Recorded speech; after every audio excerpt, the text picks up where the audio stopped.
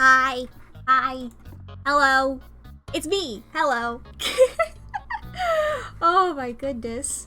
I see Dompier got first, much to the chagrin of Waffle.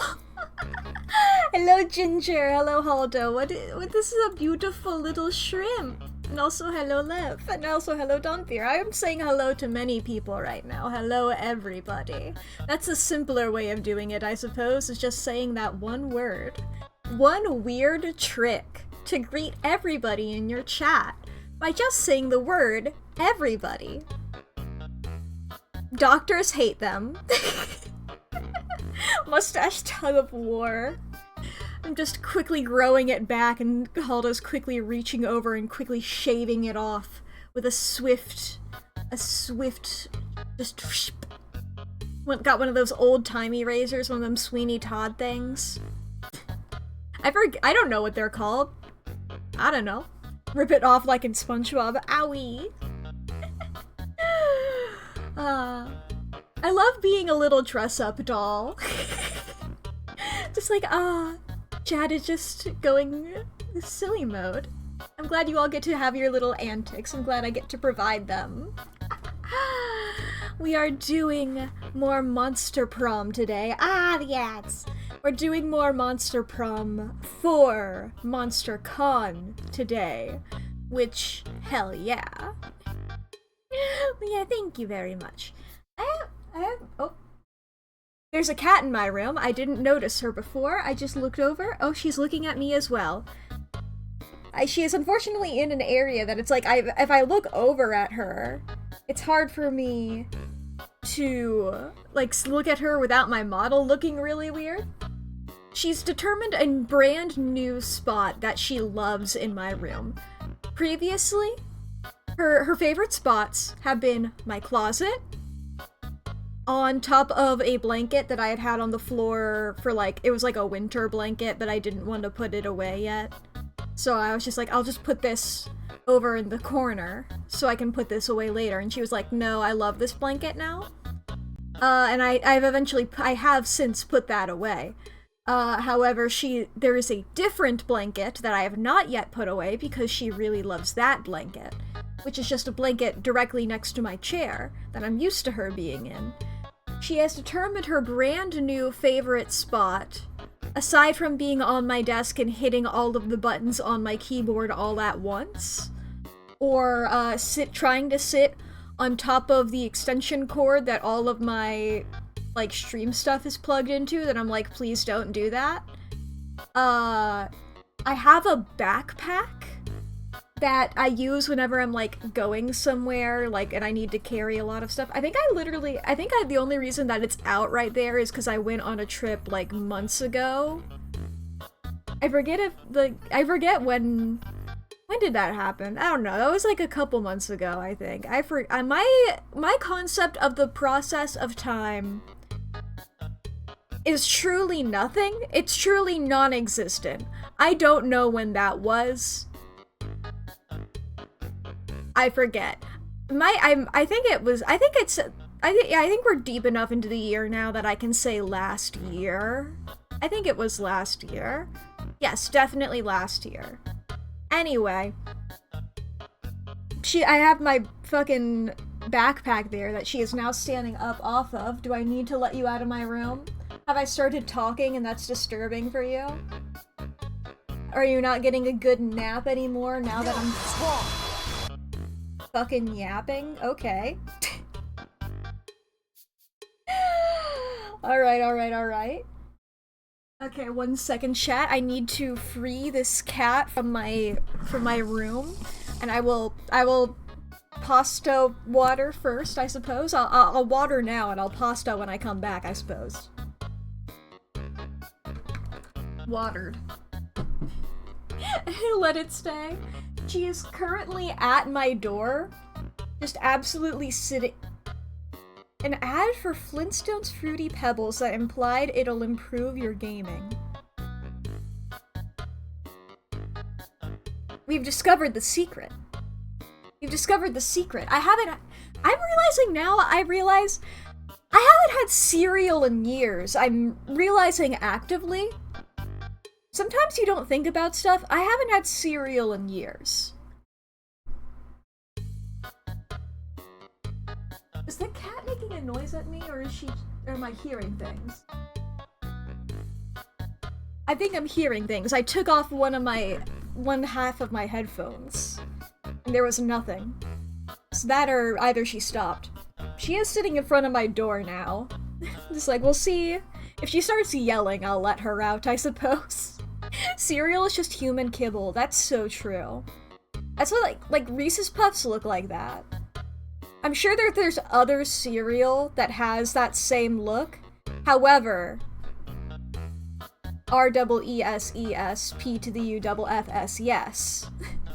Reese's Puffs, Reese's Puffs. Oh. I loved those ads. They never once made me want to actually get Reese's Puffs. Cocoa Puffs too. Yeah, I forgot about those. Yeah, those the Cuckoo for Cocoa Puffs shit. They did not leave as much of an impact on my child brain as the Reese's Puffs commercials. Eat 'em up, beat 'em up, beat 'em up, beat 'em up. I loved those commercials. I literally never once was like, I should get that cereal. I think me as a child never really took ads for like, this is a thing that I should buy. This is just like, this is a silly. I get to hear a little song. I get to hear a little jingle. I get to see little shapes. And I'm like, I know that these are products that I can buy, but I don't care about any of them. They never gave me anything appealing. Just like, winning at ads then? Hell yeah. Just like, I'm like, I can't remember an ad that I've ever seen that I've been like, I need that. I think like maybe one or two like YouTube sponsorships. I do have a VPN, so I mean, sometimes they work. Sometimes they work. I was like, I should get one. I was like, okay, next YouTube ad I see, I'll go for whichever one they go. Hi, kitty! I don't know if you guys can hear her. She just yelled at me. What's up? Hi. Meow to you too. Hi. Okay. Goodbye. Okay, anyway. I forget what I was saying. Oh yeah, VPNs. I was just... Two people uploaded a video with a VPN sponsorship on the same day, and one of them was a Minecraft YouTuber, and the other one was Tom Scott. So I went with the one that Tom Scott went with.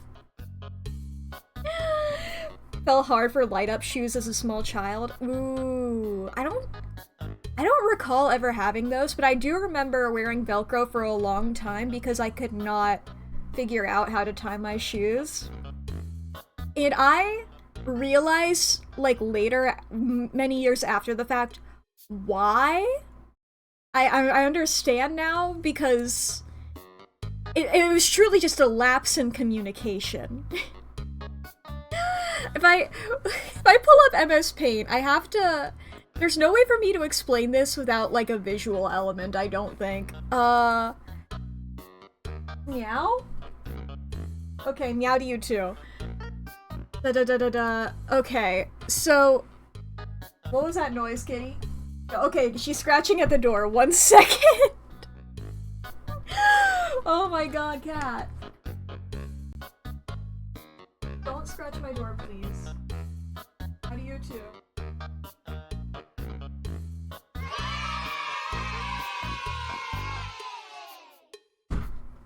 I truly opened the door and I had to hold it open for her for like 2 seconds before she went through it. And I find that personally very rude. Anyway, back to being off topic. There was never really a topic to begin with, I suppose. This is what happens.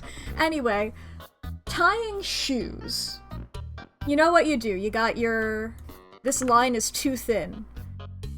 Can't you make the... I thought you could make the pencil, like... I thought the pencil had, like, 3 sizes. Is that wrong? How do I change sizes of... Okay, whatever. We'll just use this brush. Okay, you know, you got your two little bits. You do the this bit, right? You make the little pretzel. That bit, easy peasy. What the lapse in communication was, you make the loop, right? You make the one loop, and then you have the other one, brings it around, and you go through, like, here, right? You bring it around like this, and then you take this bit and pull it through, right? Whenever people told me to go through the loop, I kept thinking it was this loop up here. This loop up here. Because I'm like, this doesn't exist, because I'm not putting it there. So anyway, that's what the lapse in communication was, and I think I should have realized I had autism many years earlier. Anyway. Welcome back from ad jail. I feel like a lot of ads just made you a furry. So the lactate cow and baby milk cow. Hell yeah. Hell yeah. I think I became a furry because I watched Lion King 2 Simba's Pride a lot. Sometimes, you know, you just gotta look at Kovu and go, oh, whoa, whoa, whoa. Lion King 2 will do that. And now, one of my special interests is Romeo and Juliet. So many people say that about Kovu because it's true. I don't even remember what the name of the girl lion is in that. I'm sorry, main character. I'm sorry, main character. Oh, boy. Can't remember last ad you watched? Oof. I, unfortunately, have just been like, I got to watch a couple, like, new shows and they have, like, ads in them and I'm like, watching this on, like, a different streaming service than I'm used to, and it's like, oh god, an ad will appear, and I'm like, okay, time to zone out for a little bit. Anytime one shows up, I'm like, okay, I'm pulling up a little silly. I'm pulling up something on my phone. This is my break to look at Tumblr posts. This is the mandatory Tumblr break for a few minutes here. Last ad you heard? Whoa. I'm like, surely... Like, at some point I'm sure that there was a YouTube sponsor segment. Clyde just straight up mutes him? Based! That's so based. I tend to just have my remotes away from me. But if it's on, like, YouTube, of course, you know, fast forward 10 seconds, hit that 6 times, because they tend to be about a minute exactly. That or just, you know... I mean, I got like an ad blocker on my, just normal time, so I don't see any when I'm on my computer. Dumb and just sit through them. Sometimes I like to just have them on so I can just... I'll like just make fun of them on occasion. I truly... There was a time, a couple years ago, I think. My concept of the passage of time is really bad. I'm truly just like, when did my dog die? When was that? Because he was alive for this, but he wasn't great. I know that sounds sad. It's fine. Anyway, this dog sucked. I love this dog. This dog sucked. There was an ad that was like for some dog food that was truly just like, inside of every dog is a wolf. And we look over, me and my roommate, measuring via his death, well, like, he was alive at this point. Me and my roommate immediately both turned to look at this dog, who was a fucking Yorkie poodle mixture.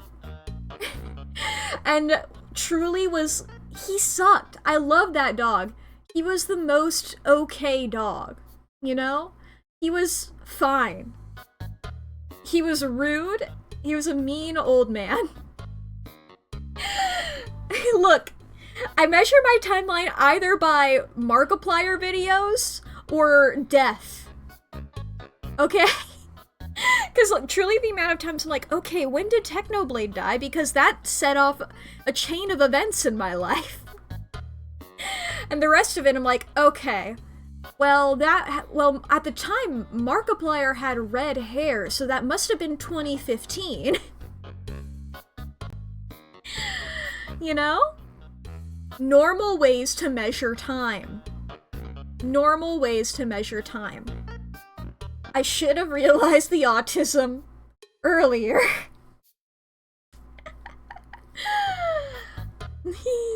That and also everything is either pre or post Gangnam Style in my head.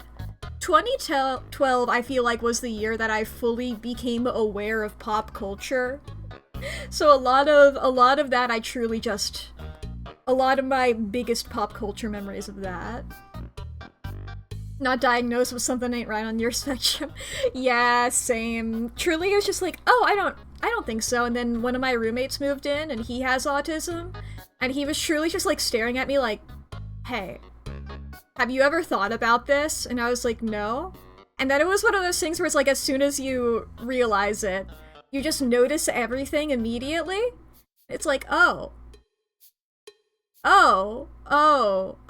yeah, I wore the same hoodie for 2 years straight, so and then I replaced that hoodie with a different hoodie that I wore for 2 years straight. I did that 3 times. I did that 3 times. By Markiplier videos. It's been a while since seeing the update. I guess that's how long it's been since the biggest, most awful, most tragic event in all of history happened. I mean, he like uploaded a little bit. He did that one, some horror game? I don't know. I truly barely watch his content as much as I say. I know I'm so crazy about his fucking characters, but truly when it comes to his actual videos, I'm just fucking sitting there. You're Tumblr now. Congrats! Good job on becoming Tumblr. I reblog posts on you all the time.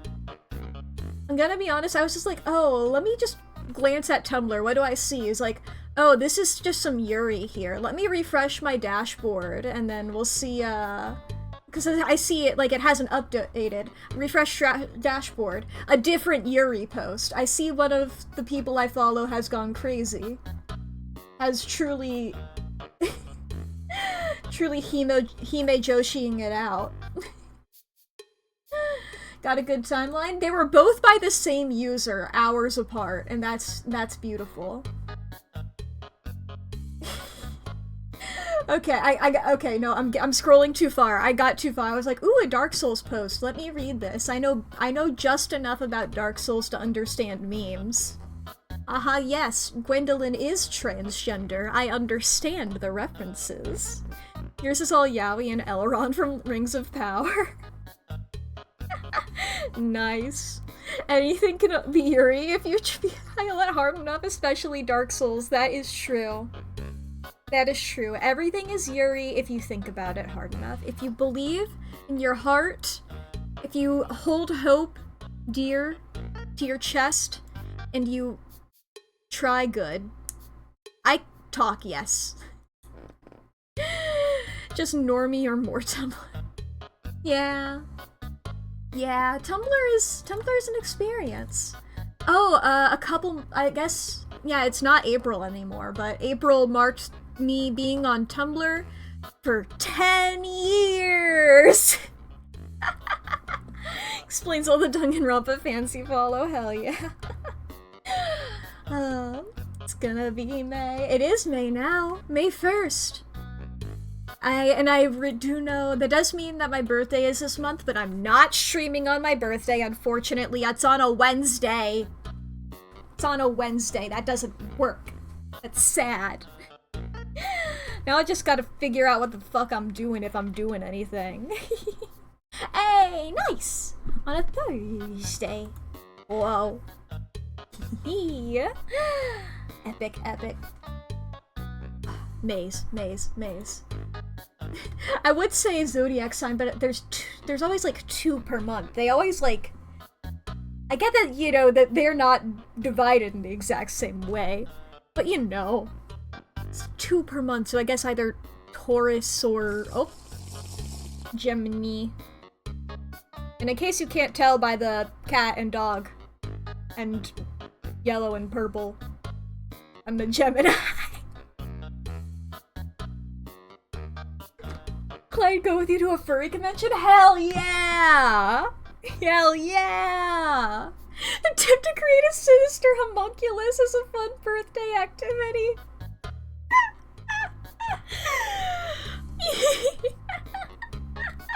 Oh my god. I'm just imagining, like, in real life, like, I get, like, a big tube that I've just put him in. Just put him in a tube with a bunch of vials. Taurus, haha. That is why you are a cow. Or I guess, is it a bull or a cow? Whatever. See, this is what Zodiac, they're real. And I definitely believe in them, and that's what we all are.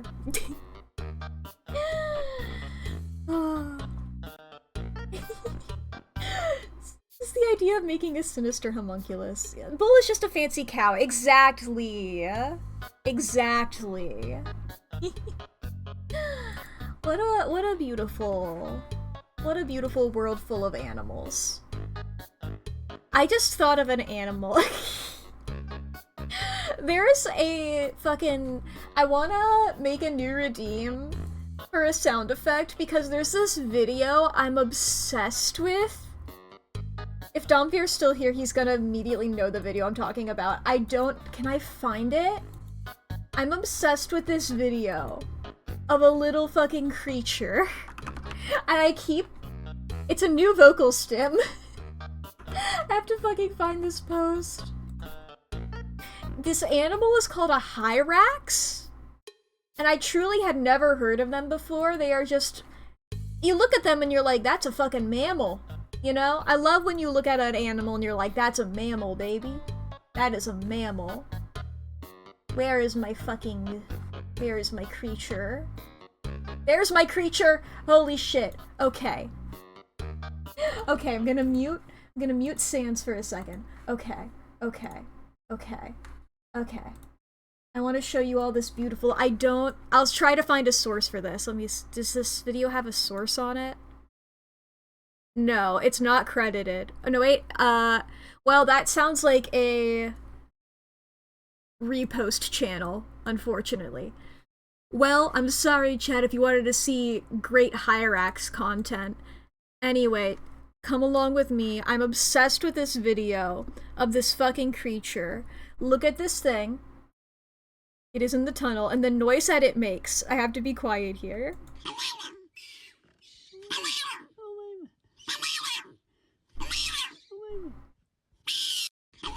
I'm fucking obsessed with this video! Oh wow wow! Oh wow wow! Oh wow wow! I fucking love that video so much, and I want to make that a sound routine. Okay, I'm normal now. A wow wow! A wow wow! A wow wow! It's truly... I'm obsessed with that video! I love those little creatures. I love when creatures are just so creatures. You know? I believe, oh my god, I can't just keep getting, okay. Yeah, they're from Africa. They're an African creature, they're beautiful, and I love them. There's so many, I love just figuring out that animals exist. I love knowing of animals. It's Hyrax, if anybody's curious about that animal and wants to look at images of them. They have very intimidating teeth. The South American bush dog. Doesn't ring a bell, but I will look it up. What if it was just a picture of George Bush? Ooh! Oh! That's a good little guy. That looks like a Hyrax. The guy that I was... That's how it's spelled. Oh my gosh. This looks like a bear is pretending to be a dog, or a dog is pretending to be a bear. It has a bear look about its face. But it's so sausage. It's so sausage. What a beautiful guy. What beautiful world. A beautiful creature. And now it's silent because Sans isn't on. Okay, I guess I should pull up video game. Steam is just wanting me to take a survey. Like, hello Steam, I want to pull up video game. Would you like to take a survey? No thank you. Very much. I'm not taking any surveys, you fucker. You bitch. Pasta water, that I can do. I don't know why I always say that I can do whenever I talk about pasta water, and I don't know why I do that. It's truly instinctual. That's the world that I live in. That's the sometimes I do stuff because I can do it. That is true. I think I've been doing that. Look at all these people. Oh my god, I forgot about him being a worm. It's like, oh yeah, there was a little animated scene. Right, yes. Oh, wah, wah. Colors. Bright colors. Creatures. Wah, wah. Okay. The stimuli. The stimuli. Sometimes there's stimuli. Oh my god. I forgot that beautiful dance that Brian was doing. Oh my god, wait, Monokuma! She was holding Monokuma! I can do that too. I have a plushie near me of him. There should... I feel like if you found if you made a compilation of all the times that I've been like, oh, there's a plushie nearby me for this, it would be at least an hour. I like having little guys near me. I have a new little guy on my lap, actually. My roommate got me an early birthday present, so I just have a little guy. I just have a little guy on my lap. And I have been for the last couple of days. God, I love all the little guys, the Garfs. How beautiful. What a beautiful world. What a beautiful time. Okay, she does just trade out pencils. That's neat. Maybe like one of them is thicker than the other, and like one's a fine liner, one's for like bigger. Okay. I will say, chat, when it came to this, I did have one singular idea, and that is the order in which I'm going to date the two that I wanted to date on this stream. And that is based entirely on the fact that one voice is easier to do than the other one. Okay. Long game! What's one we haven't done? We can do fantasy vibes. Fuck you, I've done this before. I want to get into the creatures. We're gonna be Amira this time. I can spell my own name, don't worry about it. I'm conquering the con. He's conquering the con. Yes, yes, yes. Yes, yes, yes. Okay. Oh, right, this! Right this! Right this. Okay. 3 things that I like. There's a couple new ones. Anime eyes. I do like drawing anime eyes. I do like doing, like, really detailed ones as a gag. I find that really funny. Dad joke t-shirts. Pretty fine. Comics where the hero always wins. That can be fine. I like it if they suffer. I don't know if you've known this. I don't know if you can tell this by my media taste. I like it when they suffer. Step on Me? PhD on ship dynamics. That is fun. Cosplay is foreplay. Interesting. Playing 5D chess. Idol choreographies. Hugs. Incredibly nuanced villains. The villain wins at the end. Whoa. If I took both of those, it's just like, whoa. Can't help being a Gemini. You know what? And I can't undo them. You know what? And we'll go with idol choreographies. That's a new one. And I do like them. Okay, we have a brand... This is a new one. Our 3 favorite Pokemans. Okay. What a beautiful time. I'm just like, if I think of these as equivalent to my favorite Pokemon, then like, which of these are my favorites? Because I like the weird silly little guys, which I guess is this. But looking at all these, I love her a whole lot. I like this weirdo. And I think this guy as number 3. Apologies to those 2 older people there with glasses. Shonen is what that is. It's not action specifically. But we have... Oh my god, Magical Girl. We have Magical Girl and, like, I suppose, like, gritty noir detective vibe is the vibe I'm getting from that. God, I need to see Magical Girl. I need to see Magical Girl. Oh. Okay. Set this con on fire. Here we are. So, we are going to go for Omen on this run. Magical Girl is the best of 09 comics? Hell yeah. I want to go for Omen on this run, and then next run, we're gonna do April. That is the goal.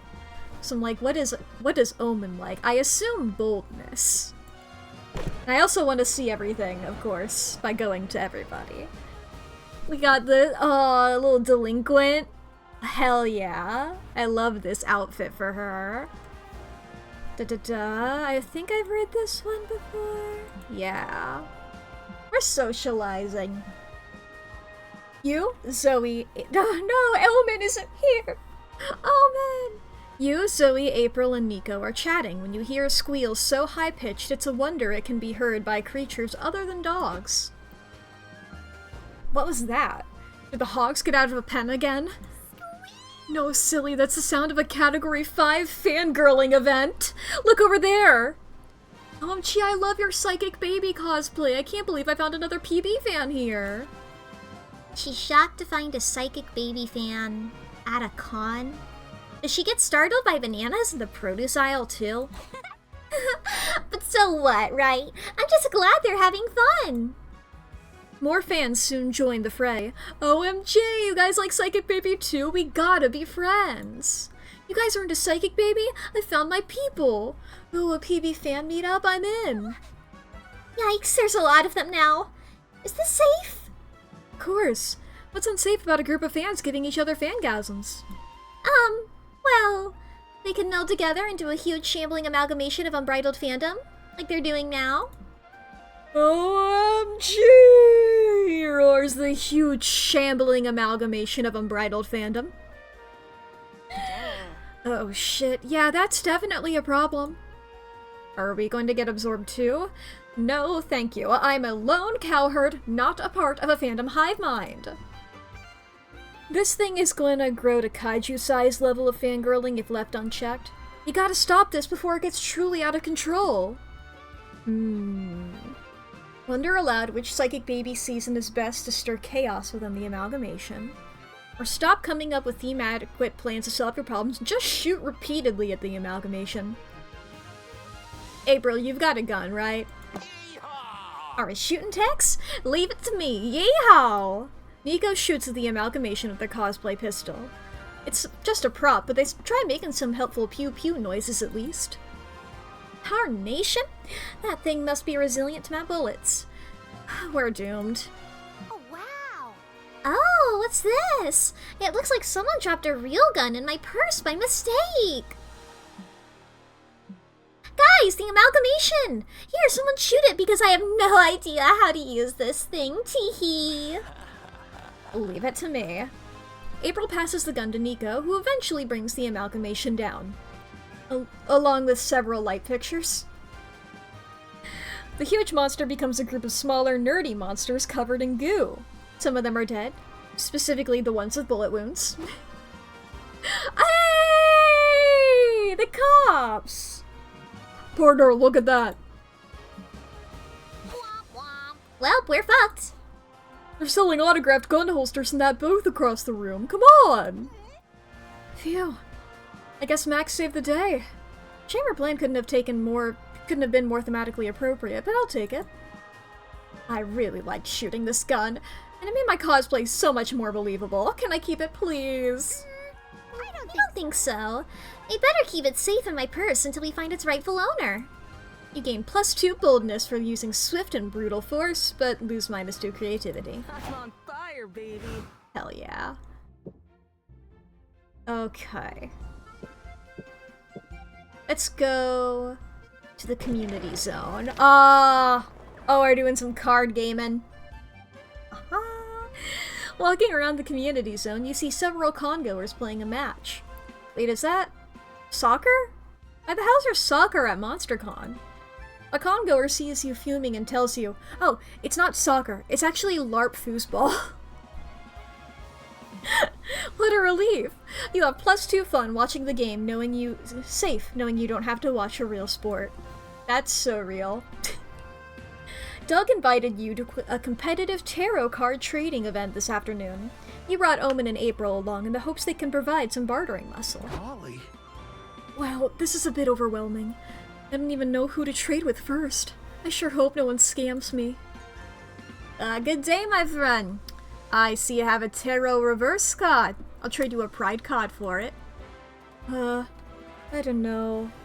Reverse cards are pretty rare and prides are kinda weak. Pride was weak before last September's expansion. Now they've countered all its debuffs and Pride's all the rage. Well, yeah. Last September's expansion. I'm definitely up to date on that. Okay, I'll trade you my reverse for... Perfect, bye! Am I misunderstanding this bizarre situation, or did we just get scammed? Yes! You're not pathetic, I thought so. Worry not, Doug. Auntie Omen will fix it. Where did I put my stabbing knife? No! Don't stab him! An insulin overdose is much harder to convict. Jab him with this EpiPen. April, my dear, I love the way you pretend not to think. I don't really think murdering him would be very good sportsmanship. Maybe you could teach me to be more confident bartender, or not bartender. I mean, that would probably help too, but a barterer instead. You three never seem to back down from a challenge. That's certainly true. And you're not gonna start today. What could Doug do to improve his bartering game? Okay. Clear communication is key. Just ask, are you scamming me? Just out of curiosity. Or enroll in a university to get a bachelor's degree in international trade. It has the word trade in it, so it should work. I mean, if they're scamming you, they legally have to tell you. That makes sense. Honesty's the best policy. Genius. It's also a viable misdirection tactic. They will be so caught off guard by your candor that they will blurt the truth. Here's the same guy from before. Let's test this out. I'll offer another trade. Hey, pal. You wouldn't happen to have a Wheel of Fate, would ya? I'll trade you the rules card for it. I might. But first I have a question. Are you scamming me, sir? Just out of curiosity. You watch the scammer begin to sweat. You can see the internal conflict waging within him, but he wilts under Doug's innocent gaze. Shit, yeah, I am scamming you, sorry. Well, I'll be honked. It actually worked. Great. So, what do we do now? Shit, we didn't plan that far ahead. Time to improvise! Apparently Omen's version of improvisation is just stabbing the guy in the stomach. Sorry, I panicked. It's okay. He was trying to scam me. Stabbing him was basically self-defense. Hungry. Look at all that blood. Fuck, I'm craving steak. Hey, totally random idea. You guys want to celebrate our victory by getting some food? Doug grabs the scammer's cards and you all leave. April keeps turning and eyeing up the corpse, but you're too busy gaining +2 charm and losing -2 smarts to think much of it. Here comes the MVP. Hell yeah. Alright. We've been to both of those two now. Let's check out what the merch art is. I believe that's a Chainsaw Man reference. I haven't seen it, but that I think is what he looks like, and also it says Axeman back there, and I don't think they're talking about the Hatchetfield Axeman from Starcade. Walking around the merch hall, you notice a stand full of retro toys. Hey, some of these you remember from your childhood. Actually, you remember all of them. Did this guy raid your parents' house? You buy them all just in case. Life was full of charm back then before reality made you a cynic. You might be too old for these toys today, but you can still siphon +2 charm from the memories. You, Doug, and Nico are checking out the app game stands when you spot April. Oh, hi there. Hey, April. What are you doing here? Are you into app games too? Oh god, no. I got a side gig acting as a hostess to help promote the game, Waifu Crush. You match these cute symbols to unlock cute new girls. That's so? How many symbols do I gotta match up to unlock you, babe? You're so funny. Remember, you can't kill this one. He's got too many subscribers. Buy Waifu Crush, honk honk.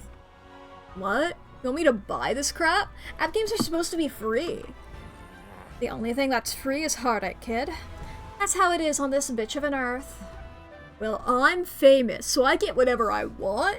I'm gonna review bomb this dumb game until they send me a free copy to shut me up. First review, 0 stars. Not even the hot Pennywise bitch can convince me to play this garbage. Lol. Lamau, even. Huh? Yikes. I think this guy's really getting on April's nerves. How can you tell? Can someone please shred this dumbass in a garbage disposal already? Call it a hunch. You hate to see someone get harassed by this douchebag, especially one of your friends that you may or may not want to fuck. Get him to leave April alone. Don't stoop to his level. Ignore him. So aggressively, he'll start to think he might have ceased to exist in this particular plane of existence. Or perform some breathtaking ikebana and build flower arrangements so captivating they make him have an epiphany about the wrongs of his behavior. I'm gonna ignore him so hard. Genius. Yo, good idea, Mack. April Senpai, is your developer hiring any more hostesses? I bet I could do it. Why would you want to be a dumb girl promoting a dumb game? Don't be stupid, bro. Wow. Maybe you could. Your outfit's on point. Can you giggle like a waifish coquette? Are you kidding?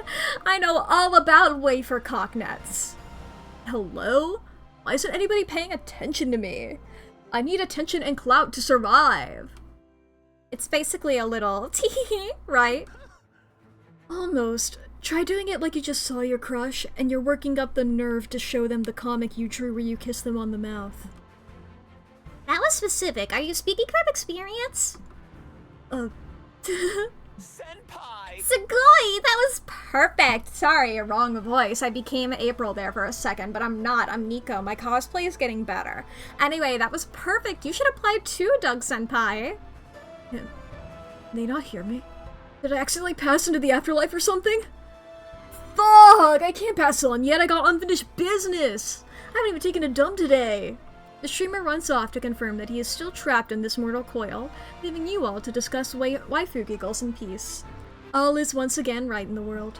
You gain +2 smarts and lose 2 creativity. Let's show him how it's done. Alright, let's check out the main stage. Yes, break the ice at cons. We've seen breaking the ice. Truly. Are we eating little popcorn that's beautiful? Later, you, Nico, Liam, and April attend a panel titled, Can the Power of Friendship Beat Everything? Let's find out. This is gonna be a short panel. The power of friendship literally never fails. Thank you all for coming. Now I know what you're thinking. This will be a short panel. When has the power of friendship ever failed? Dang, he's good. But we must think. How can the power of friendship be scaled? Oh boy. How can we empirically test the power of friendship across media? With pixel measurements and algebraic formulas, obviously. If I could do a Matt Pratt impression. Oh god. Just welcome to panel and MonsterCon. Let us compare the power of Maka and Soul's friendship in Soul Eater to that of All Might and Deku's in My Hero Academia. This is what Matt Pat sounds like, right? I hope you all brought calculators. Wait, I gotta do math if I want to be a powerful friend? I've been doing this all wrong. Oh, this panel is a load of pretentious drivel. Imagine trying to explain the power of friendship using only algebra. Someone clearly hasn't heard of differential calculus. You cry out as what feels like eagle talons grip your arm. Hard. You look to see that April has grabbed you. Save me! She's right, you all need saving. Liam and Nico have fallen under this panelist's Tsukuyomi spell of utter intellectual bullshit. You gotta say something to debunk the whole bullshit panel and show everyone that it's not that deep. Aren't all of our attempts to build overly complicated formulas just our way of coping with life's uncertainties? Or friendship is such an effective source of power? You wanna be friends with me? Ooh. Wanna be friends? Sure, I guess. Sweet, a new friend. Let's do friend bonding stuff. You decide to throw a party at your new friend's house. You invite 40 people because your new friend deserves a big-ass party. Finally home. Wait, what is all this? Who are these people? They're your guests, you silly goose. We threw a party to celebrate your new friendship with Mack. Yeah, thanks for having us. By the way, someone clogged the toilet. Also, could you buy some more snacks soon? We've emptied the fridge already. I must say, if you wanted to throw a party, you should have been a better host and bought more food. I had no idea I was hosting a party. Still, you could have had more snacks. But I accidentally broke that big vase in the bedroom, so we can call it even, okay? What? Those are my mother's ashes. Okay, I gotta be honest with you all. It was me who clogged the toilet. After 4 hours of hard partying, everyone is left but you, your friends, and some drunk passed out in the bathtub. My house is destroyed. That's the power. No big deal. I'll use the power of friendship to fix it. Nico strains their muscles as hard as they can, and nothing happens. Well, guess that myth's busted. Honestly, it's better this way. It's really cheap when a situation magically gets solved by the power of friendship. Liam's right. This is for the best. You lost 2 smarts, but gained 2 charm for making a new friend. Hell yeah. Someone get Omen. food. Omen. Omen. Oh, God, I love the art of these little guys. Board game night! You and Omen have a great game night. You play Settlers of Catan. Omen likes the conquest aspect and immediately goes for the largest army points. By the end of the game, she's acquired 98 knight cards. How? There aren't even that many knight cards in the deck. You still win because Omen didn't bother building any settlements or cities, but she insists that her army overtakes your pathetic hippie commune, making her the true winner. Whatever floats her boat. Nice. Okay, Time to win at art. working on our comic now. We got a comic to finish. What would be a weird yet cool explanation for how you made $1 million last year? Correct use of grammar. Infuriated a lot of people online, and made money out of it. People got into buying merch of your face, ironically, but you made money unironically, so fuck them. Very nice. But trust me, it was cool. I want people buying merch of my face ironically, that sounds hilarious. Okay. If you could remove something from your day-to-day life, what would you remove? People who don't realize how beautiful your hair is, doing your taxes, everything that's not pizza, or the color turquoise. Taxes. Alright, back to the con. Back to the con. Let's go. Let's go to the hotel. Yeah, getting dressed up. You're chilling in your hotel room when suddenly a man dressed as a rat breaks in. He runs around while yelling, "I am the rat! I am the rat! Look at me! The rat!" And then he leaves as confusingly as he came. You call reception to complain. Yes, it happens sometimes. Apologies, ma'am. We can compensate you with +2 creativity. Fuck it, you'll take that. Later, after waiting in line for 46 minutes, but who's counting, you, Omen, April, and Liam have made it to the con security checkpoint. Step through the metal detector, sir. Certainly. I don't have any metal on me, but you may find a dangerous weapon on my person if you conduct a more thorough search. Are you hitting on me? Absolutely What? not. No, absolutely not. God, no. Just one no would have been enough. Okay, well, if you're done assaulting my partner's self-esteem, you can be on your way. Ugh. This is the definition of ineffectual security theater. You didn't even confiscate this. A book? Not just any book, it's The Abolition of Work. A dangerous, incendiary essay that forces the reader to reevaluate everything they think they know about our rotten system. But what makes it a weapon? You gonna throw it at someone's head? No, but I may throw it at someone's mind. I'm confused. Is your friend stupid or something? No. Yes. Maybe I didn't properly convey the thought-provoking ideas of the essay. Allow me to elaborate. This isn't gonna end anytime soon. You need to convince the security guards to take Liam's book. Improvise a reading club with the guards so you can read and discuss the underlying ideas of the essay, so they can finally understand what Liam means. Or, haven't you seen any movies about crimes? They always carve holes in books to hide guns and drugs. Of course. True. It's in a lot of movies, which means it definitely happens in real life. Right you are, partner. That's probably why they invented books in the first place. Let's take a look in here. No, wait! The book is hollowed out. But rather than finding the weapon inside, the officers find another book? The cruel but very hot prince. The prince stared at me with his problematic but very hot eyes. He smirked at me in that way that made me forget all the terrible things he did just yesterday. Damn it. This is so embarrassing. I wish everyone else was dead. Why would you hide a book inside of a book? Is it secretly drugs? I know I'd do the cruel prince like a drug. Drugs aside, I must point out that there are some impeccable abs on the cover of this other novel. Omen stares intensely at the cover. April and Liam do too. Stop lusting over that book, you three. That's it, I'm confiscating it. Yeah, carrying guns into a public event? I can get behind that. But we gotta draw the line somewhere, and that somewhere is at erotica. Look, Liam, they took your book just like you wanted. You must be pleased. Remind me of the title later. I want to peruse it. The abs intrigued me. I gotcha. You all enter the con and gain +2 fun from Liam's guilty pleasure, but lose 2 smarts. The cruel prince's abs will give you many things, but smarts aren't one of them. Here comes the MVP. Okay. Let's keep our boldness up. You're roaming around the lobby when a tiny little dude pulls your shirt and whispers, Hey, you need water. It's important to stay hydrated. He offers you a bottle. You get so nervous about the social interaction that you temporarily forget how to properly use a bottle. You water yourself like the awkward little flower you are. You thank the stranger who's left confused. Maybe it's not so bad.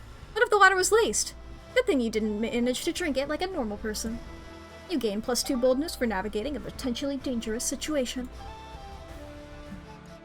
You, Omen, Doug, and April are roaming the con, unaware that you're about to be approached by a fearsome creature. Kid. Hey, Have any of you seen my Bob? She said she'd be right back, but I haven't seen her in a while. Oh, no, don't worry, buddy. You can hang out with us until she comes back, okay? Fine. Hey, you, tall lady. Do you mean me? What? Lady, hey, lady. Lady! What? What the fuck do you want? Hate you look. Wow,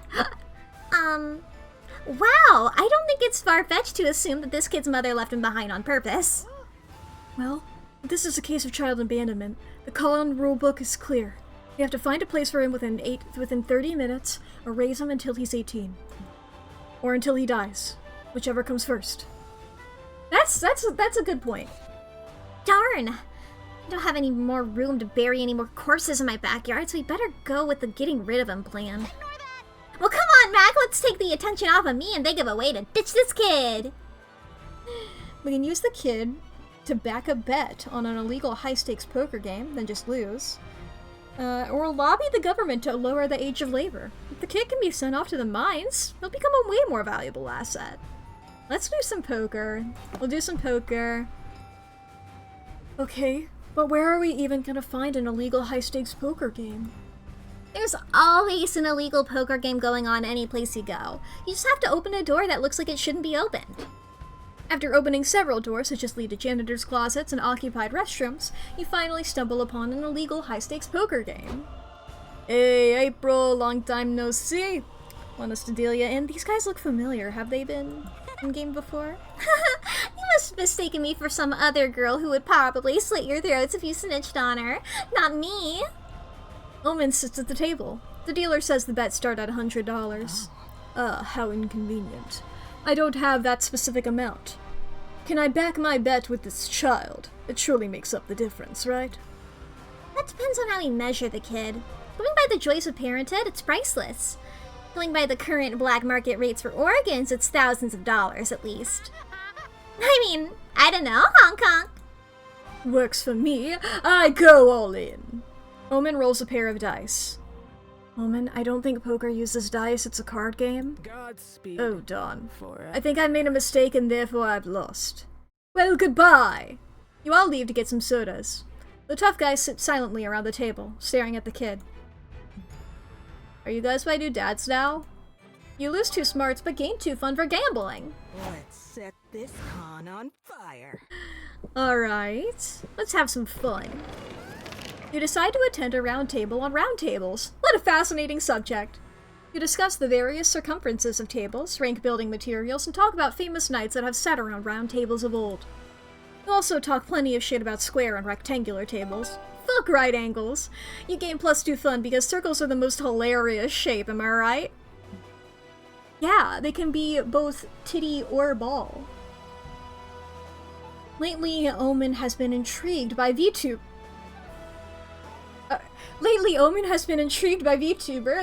but they have a hard time understanding what they are exactly. I wouldn't know what they are, Omen. Don't ask me. Trying to explain them has proven fruitless, which makes sense considering it took Omen half an hour to grasp the concept of a revolving door. So as they say, show don't tell. You, April, and Zoe decide to take Omen to a VTuber modeling workshop. You are telling me that these virtual avatars command legions of Twitch subscribers. How can I harness this kind of power?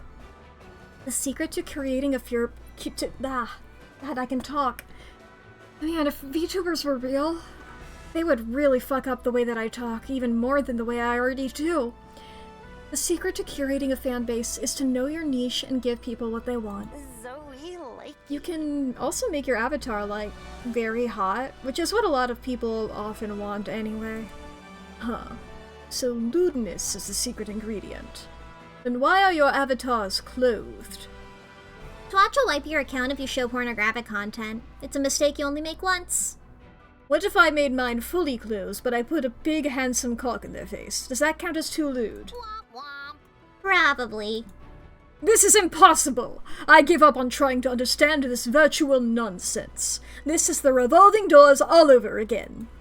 But I still want to exert control over strangers. Mack, you design an avatar for me. I have no experience doing that whatsoever. You often seek to impress us. I promise I will be impressed if you succeed at this. Omen, don't exploit Mack's obvious weakness. It's not nice. It's not exploiting her obvious weakness, it's encouraging her potential skills. For our own enjoyment. There's a freely available Zoe VTuber model. Hell yeah. Come on, I want to see a cool VTuber avatar. Oh, who am I trying to fool? Let's see some cool avatars. Woo! Big bird with a barbed baseball bat. Omen will surely appreciate a fucked up ostrich that instills fear into any potential hater. Or Iron Mama, an adorable take on Omen's themes but through a much more approachable cutesy surface. I gotta go with Big Bird with a barbed baseball bat. That is a choice. A baseball playing ostrich is certainly different. Different isn't good?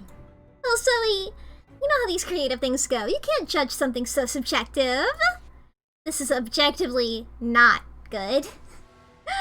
Well, I guess we'll see the results of my the consequences of my actions after the ad break. Because those are just about to happen. So if anybody needs to take a break, now is going to be a great time to do that. You guys got 3 minutes to take care of yourselves. If you guys need to go to the bathroom, grab a snack, get something to drink.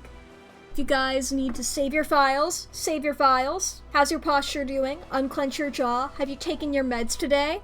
Have you taken your meds? Very important things to do. Great. And check in on yourself. You got 3 minutes to make your life a little bit better. Alright? You gotta do nice things. You gotta be nice to yourself. I'm gonna be nice to myself as well. I'm gonna turn my fan on. It's a little hot in my room. Okay, 1 second. I'm gonna go into the BRB screen real quick. Because I know it's gonna fuck up my model. Wah.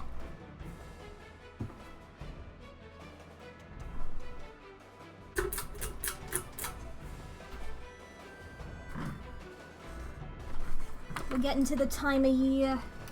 It's getting a bit warm, but also not really. It rotates, you know? It truly rotates between whether it's too hot or too cold. We're at that fucking awful time. I am curious about this Zoe model, though. I'm gonna look this up during this ad break. I forgot that we had the fantasy soundtrack on here. Wow, wow. Let's see here. Me and my tabs. Zoe Monster Prom VTuber?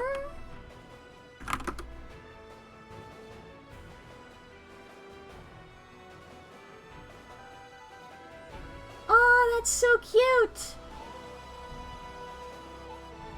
Ah! Ah! She's like a 3D one. That's so cool.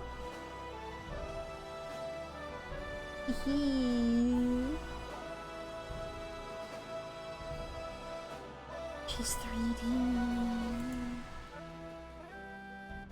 Wow. Okay. I've now looked at her. I could only find like one post about it though. It was truly just one post on their Instagram. I haven't found anybody using it. But that's cool. That's really cool. I like when things just like make weird models, like weird mascot stuff, like, okay, sure. It's silly to me. It's silly to me when they do that. Ba-ba-ba.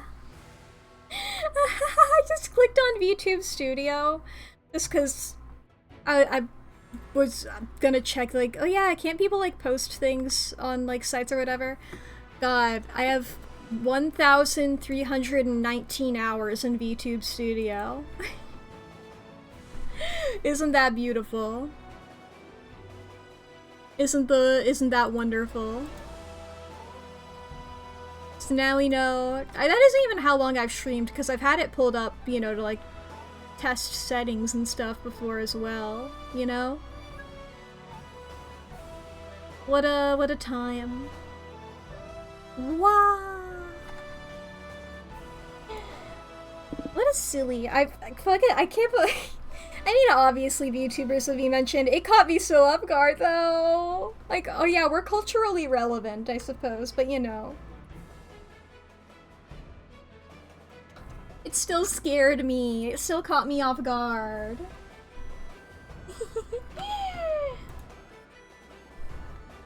I'm the suave, by the way.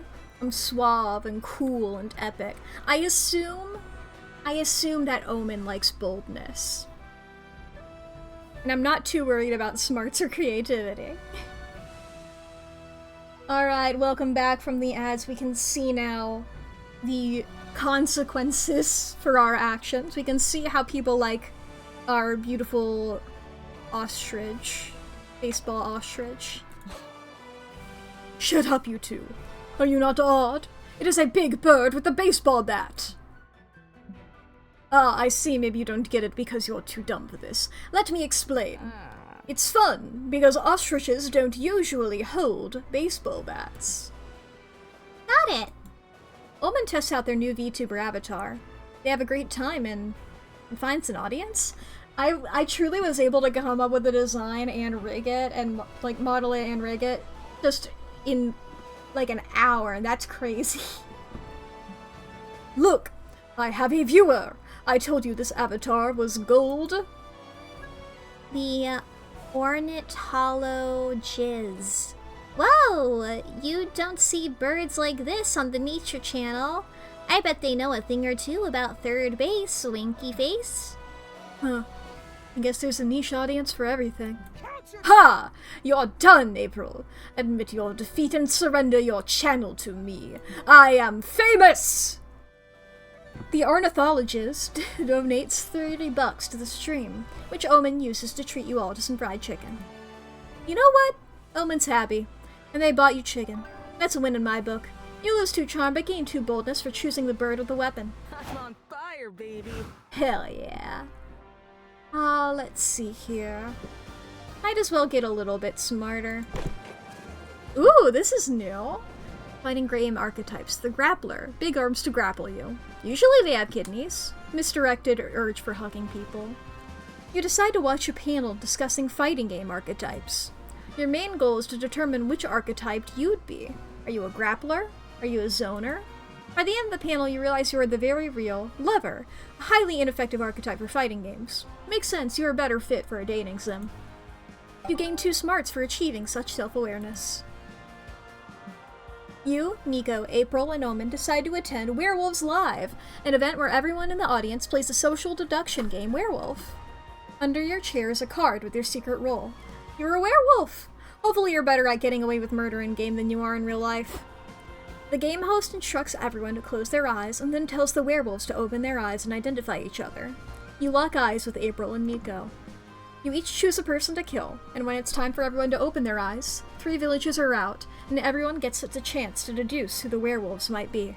Fear not, pathetic mortals. I, the undefeatable Omen, will solve the conundrum of who is the wolf that is where, and why. Let us begin with intense interrogation techniques. Werewolves are reversed to silver bullets, correct? I may have a few in my pockets. Is that really necessary? I think a silver bullet would hurt anybody, to be honest. If you have nothing to hide, then you have nothing to fear. Are you a werewolf, April? Of course not, silly goose. Would a werewolf have this sweet, innocent face? How dare you accuse me? I'll kill you next! In the game and in real life. Interesting choice of words. Who agrees that we should execute April? It's not me, I swear. Fuck you all! I'm not going down alone. Nico's a werewolf too! Hey! 2 werewolves found in 1 round. I am surely the greatest detective who has ever lived. Sorry, Nico. The repressed thoughts won today. I forgive you. I'm sure our other werewolf friend can still win this for us. You have no choice but to try, because you're alone in this now. Next round, how will you convince everyone that you're not a werewolf? Handcuff yourself to Omen. People who get handcuffed together always learn to overcome their differences and truly trust each other. Yeah, that's the moral that I got from Death Note. Or do something a wolf would never do. A sick skateboard trick? Oh shit. You whip out a skateboard and pull off a dope-ass trick. Like, the dopest of asses. No one can out-dope your ass. Wow. Such athleticism! So many ollie rotations! You are clearly no wolf, Mack. A fairy across the room pipes up. Sorry, but how does a skateboard trick prove that Mack is innocent? Because wolves cannot skateboard, you blithering imbecile. Why are you arguing with me? Are you the wolf? Your innocence is on the board. The fairy tries to pull off the same skateboarding trick you did. She feels hard. You're no doctor, but you don't think knees are supposed to bend that way? See? She fucked it up. She's the wolf! Execute her! I honestly think we need to call her an ambulance. No, she's far too gone for that. People are a lot like horses, you see. Executing her is actually the kindest move here. Consider it done. Woman pulls out a knife and stabs the fairy in the eye. Then they loot her corpse and find her character card. Damn. Just a lame villager with shitty motor skills. Fear not, Mack, we will find the true wolf before long. The game continues. Nobody's arguments can top your skateboarding trick, and everyone's kinda scared of you all anyway, so you easily make it to the last round. Only you and I remain, Mack. But how can that be? Were you the wolf all along? Yeah, I was. Sorry I had to deceive you, Omen. It's okay, I'm barely even infuriated. A wolf that can skateboard! Now I've seen everything! You gain 2 fun for your 6 skateboarding moves, but lose 2 boldness. Dang. Back to the con. Yeah, we're back to the con. Here comes Oh the yeah. MVP. Bold. You're strutting down the lobby. Proud of your amazing cosplay. A kid approaches you. Can I have your autograph, please? Aw, you have a little fan! You hand him an autograph. The kid yells, "This Mack." He leaves crying as he realizes his favorite character is not real. Oops, forgot to stay in character. You gain 2 boldness for being a ruthless person who just shattered someone's dreams. Later, you and your friends are doing the modern equivalent of socializing, sitting around silently scrolling on your phones, when a new phone gets shoved in your face.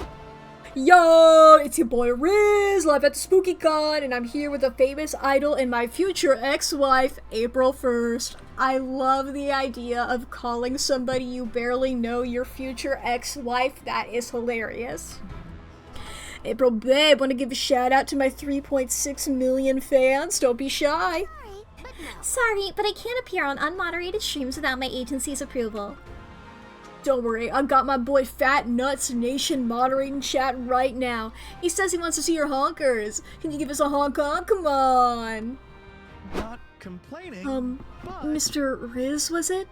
Sorry, but you're kind of sitting on my chair and also my body. Dude, what? I thought you were just a really sticky beanbag chair. Anyway, I'm guessing you've got, what, 15 subscribers at best? What? No, I don't stream. I don't have any subscribers. Then make like a chair and shut the fuck up, alright? The hot people are dogging. Someone give me. Well, I think I speak for all of us when I say that this man's vibes are atrocious. Can I stab him? No, Omen, you can't solve all your problems with stabbing. I beg to differ. Yeah, come on, let's stab him. Stabbing's fun for all ages. Not true, stabbing should only be performed with a responsible adult. Look, he's a banshee, which is a type of ghost. Stabbing him wouldn't even harm him. This is a great teachable moment for Omen, everyone. How can we solve this problem without stabbing? So stabbing him's officially off the table? Damn. Better think of some other way to get the streamer to go away. Alright, biggest streamer repellent, Liam reading freeform poetry, or borrow Omen's knife. Stab it with another knife. Omen's knife will die and become a ghost knife. Proceed to ghost stab the banshee. Oh, hell yeah. Great plan. You grab Omen's knife. Hey, that's my knife. I'll kill you if I had another knife. Good point. You need another knife to pull this up. Maybe you can find one in April's purse? That girl has everything. Mack, wait! You find 2 wallets, a lipstick palette, a bra, a finger... Is this a gun? Ah, and finally, a serrated knife. You stab Omen's knife with it. No! You stab the banshee with the spirit of Omen's knife. Kinda feels like stabbing cold butter with even colder butter. Stab wound? Rip me. But hey, these are the risks you take when you live an unlife of hot takes and streaming fame. Smell you later. Good thinking, Mack. That was so inventive that almost makes up for the fact that you stabbed someone. Yeah, that was really nice of you. Thanks for getting rid of that guy for me. But if you ever meddle in my purse again, you'll find out just how many weapons this thing can hold, capiche? Are you okay, Omen? Oh. My poor knife. I think I understand now why stabbing people is bad. Sorry you had to find out this way. You all go outside to hold an impromptu funeral for Omen's knife. It's very emotional. You gain 2 boldness but lose 2 creativity. I'm on fire, baby. Alright. We can get our creativity a little bit higher. You're outside the con when you see a bunch of sleepy-looking people sitting down. Hey, oh no wait, I have met the Smokers Lounge before. They're smoking. Later, you're at the hotel bar with April, Zoe, and Omen when you're approached by a drunk guy with too much pussy on his mind. Man, I hope it's the Garfield cosplayer. Hello, ladies. You look like you needed some company. Shut up. Why would you think that? We are keeping each other company. Are you stupid or something? The short answer is yes, but I think he's trying to flirt with us. Damn right I am. Like your tentacles, girl, what holes do they like to go in?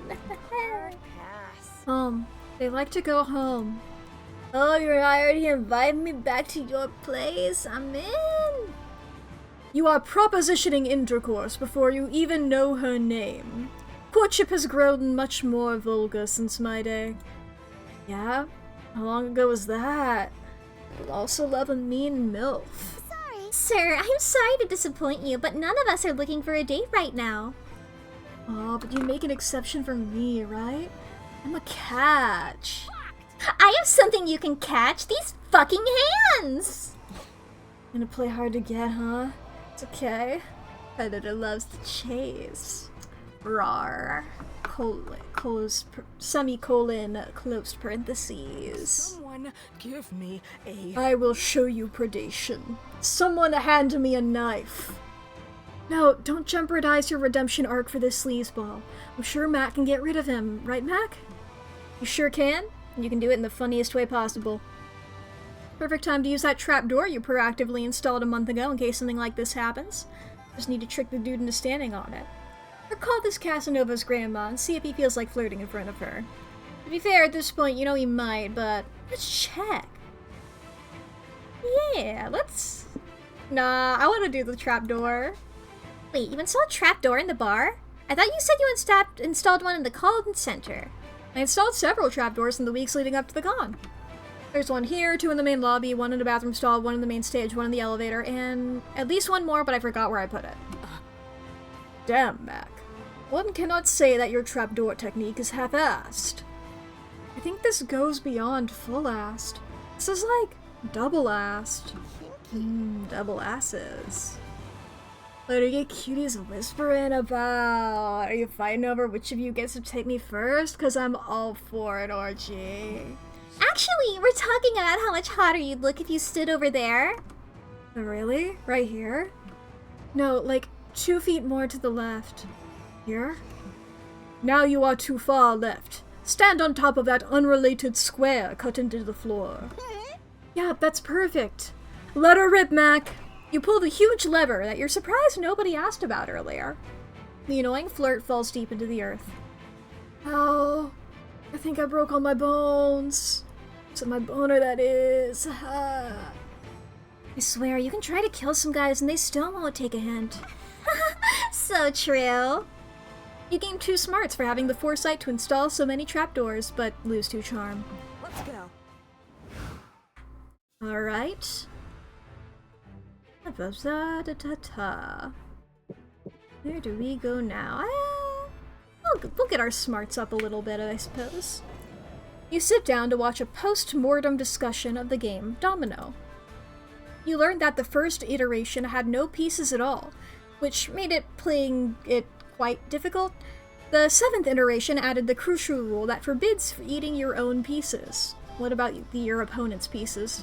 An hour later, you know more about Domino than anyone in your age group, which actually isn't hard, but still, plus 2 smarts for you. Then you, April, and Omen meet up with Liam to watch a panel he wants to see. Have you CC'd Richards? How email chains can boost performance while working with big teams in the video game industry. Get hype?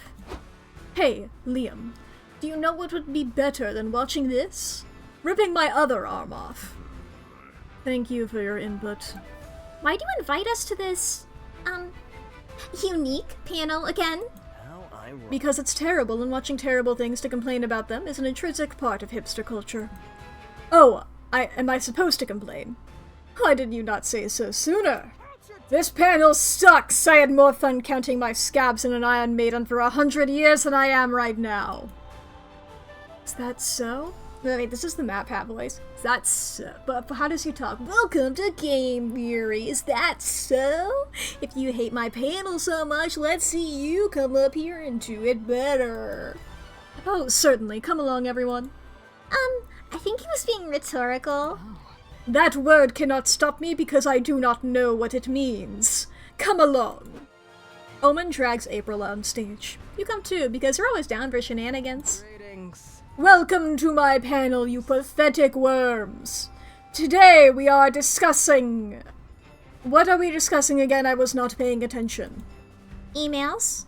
Oh. I do not know what an emails is. How about I just beat Liam up for the crowd's entertainment instead? I'll save this. The history of email began in 1971 when the first email was sent by Rain Tomlinson. Whatever. Now, you know what? Kick his ass, Omen. There must be something other than violence you can do to save the stupid panel, but what? Reveal secret email sign-offs that will make everyone in the email chain know who's the email boss. Or raise the stakes. Do an escapism act in which you try to escape an email chain while trapped in a water tank. Oh, hell yeah. The con organizers agreed to bring out some chains, a waterproof laptop, and a 500-gallon tank. It's stunt time. And so it begins. Will Peterson at wahoo.com said, "Can someone share the bullet points from the last meeting?" Awesome. Bullets, you say? If you had told me this emails thing involved weaponry, I would have started carrying a lot sooner. There aren't weapons, but you sure did bring suffocation into this mix. You start trying to wriggle your way out of the email chain. Why are so many people beginning their responses with, "I hope this email finds you well"? Huh. They are not finding Mack well. They are finding her slowly drowning in a water tank. Not for long. You dislocate your shoulder because you heard Houdini did that. Sadly, it does nothing for your email situation, and now your arm hurts. Oof. Will Peterson just CC'd 10 more people into the chain. Mack's running out of time before she gets buried in replies. You can do this, Mack! Hit him with that, as per my last email! It's time to go scorch earth. You CC everyone and say, "I embezzled all your money and fucked Peterson's wife and I don't even work here," and then turn off your laptop. Yes, I love crimes and adultery. I'm impressed. I admit it. It is impressive that she typed all that with one hand chained behind her back. I bet she has a lot of experiences doing things with only one hand. What? Nothing, just commentating on the stunt. Hey, quick question. Is Mack supposed to still be underwater? Nope. But you only said you can get out of an email chain trapped in a water tank. Not that you could get out of the water tank. Whoops! Luckily, it only takes your friends about 10 minutes to free you. Probably only lost, like, a couple of brain cells suffocating. You gain 2 boldness for your big stunt, but lose 2 charm. Let's set this con on fire. Let's have some fun.